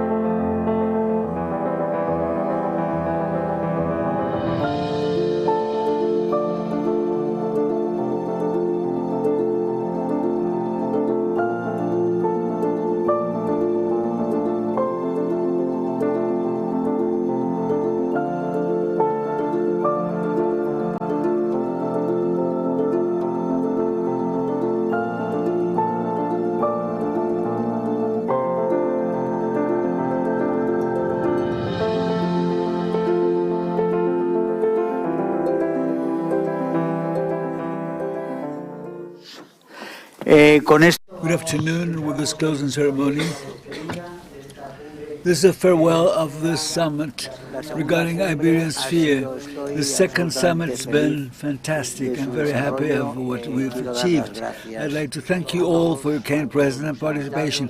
I'd like to thank all our guests, all the participants, wonderful people who made it possible. Delegation from Brussels, ECR people, and those of you have helped us, and now we have the pleasure of having the closing ceremony. The person who made this possible, the person who took us to Brussels, the one who made it possible, the one who inspired our ideas, the project we have regarding Iberosphere. This is Forum from Madrid, Identity, Ideas from Box, regarding Latin American countries and our brother countries with so many common denomination items, with which we have a presence and a future project for our activities, Hispanity, the role we have to play as a European country, mobilizing Europe also in defense of freedom and liberty all over Latin American countries, brother countries. As I said, we have projects that are fundamental projects in this cultural battle that will take Santiago Abascal to the presidency of a government in Spain. The cultural battle is a necessity. We were talking about it, Ivan was mentioning this. We cannot only talk about financial characteristics. If you only talk about financial aspects, you will fail. Santiago Abascal is right. He made a team to make this happen, to take this battle into consideration. This battle is taking place. Love and long live. This is a way to prove decisive steps towards the majority of strong will to turn policies and to go towards a different policy in Spain, with this happiness expression and the luxury of having Mr. Abascal with us to closure. I thank you, and farewell. You have the floor, Santiago. Thank you so much, Herman, and my dearest guests. Thank you all for being here. It's a great honor for me to wrap up these sessions in front of so relevant people in Spain's and European politics. I can see at the very back of the room, conservative international United States. Well, I have to correct Herman. He said, I am the man, he did it all possible, which is not true. Around box, so many things happen.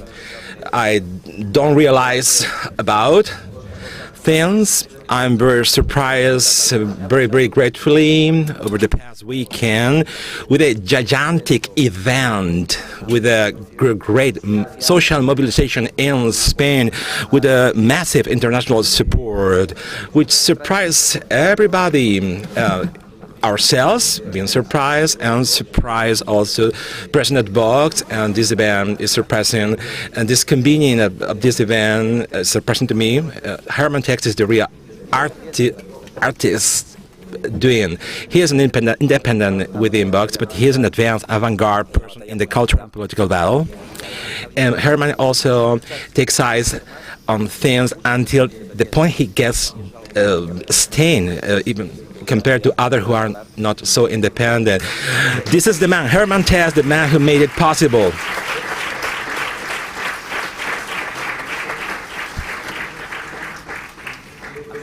To me, it's very satisfactory for us to have this event convened by the ECR Eurolat Political Action Group, Conservative and Reformist group in the European Parliament we belong to as Vox Party, because I think it's very important, because Europe is at the back of Latin America, not only Europe. It makes sense to some other nations looking into the United States, but it makes no sense in the case of Spain or Portugal, in great measure in the case of Italy. It makes no sense to waste the economic, humane, political, cultural potential that Ibero-America gives to Europe, because Ibero-America, United States, and Europe are the Western world. This part of the world more advanced in liberties, freedoms, in which democracy reach a degree of expression, and we can see how this is degrading in our liberties, freedom, how democratic institutions and constitutions are put aside by individuals not respecting the reform procedures, how prosperity in countries being the most rich in the world, such as in the case of Venezuela and Argentina, are now a perfect example of how socialism made with this country what only socialism can make with these countries. It's very important that from Europe and Spain we have to take into account Ibero-America by confronting our natality, the birth rate. We have to resolve it with our means by moving national birth rate. We have a great opportunity in our brothers and sisters countries from Latin America. We are sharing values with language as well. And to wrap up, we are sharing essential things with Ibero-American countries. Other things, we have to open up boundaries and frontiers. We have to question sovereignties, and we have to import people from other places of the world having a lot of serious cultural difficulties to adapt living with us, but we think we have a great opportunity in Iberoamerica. This being said, I think it's very important, and you may also have concluded that patriots and Democrats from both sides of the Atlantic have to be united as they are, as the wicked, evil people are. Because the cartel from Puebla, the cartel from Sao Paulo, and the Socialist International, that is to say, the most extreme communists, along with so-called moderate socialists, having the picture being modern in Europe, are conspiring, working all together, and destroying the democracies and prosperities in many places in Iberoamerica, with the unestimable help from the former Prime Minister Zapatero, whitening the liberal regions in Iberoamerica. I do think the ECR Eurolat Political Action Group is conducting an excellent job, and from Vox and from the Sansa Foundation, with the impulse from Madrid Forum, had made an extraordinary effort for us to work all together in a coordinated way, which means being able to join conservative, liberal people along with patriots and anti-communists. Perhaps some moderate, progressive people believing in democracy, worried about the destruction of separation of powers, this constitutions and prosperity in many nations. This is what we need to know to do with the structures jointly working beyond our differences, as evil do, putting aside any difference to advance their political agenda. What we have been talking about over the past 2 days is very important. And in Spain, we also have an urgency, taking into account that there is a plan to do what in other Ibero-American countries have done, to be done in Spain. Those advantageous students and culpable from deteriorating democratic institutions in Venezuela, and having have the government of the nation has to be stopped in the chain.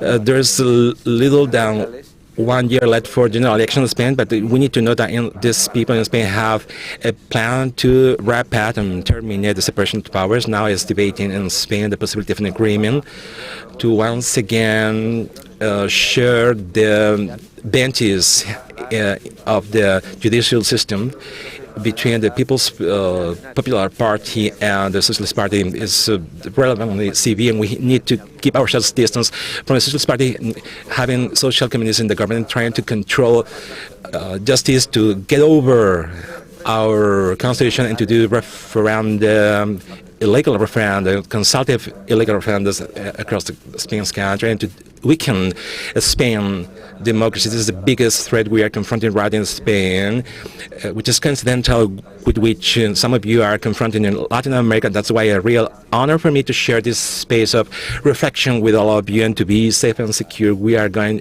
to be all together towards the enemy. Thank you very much.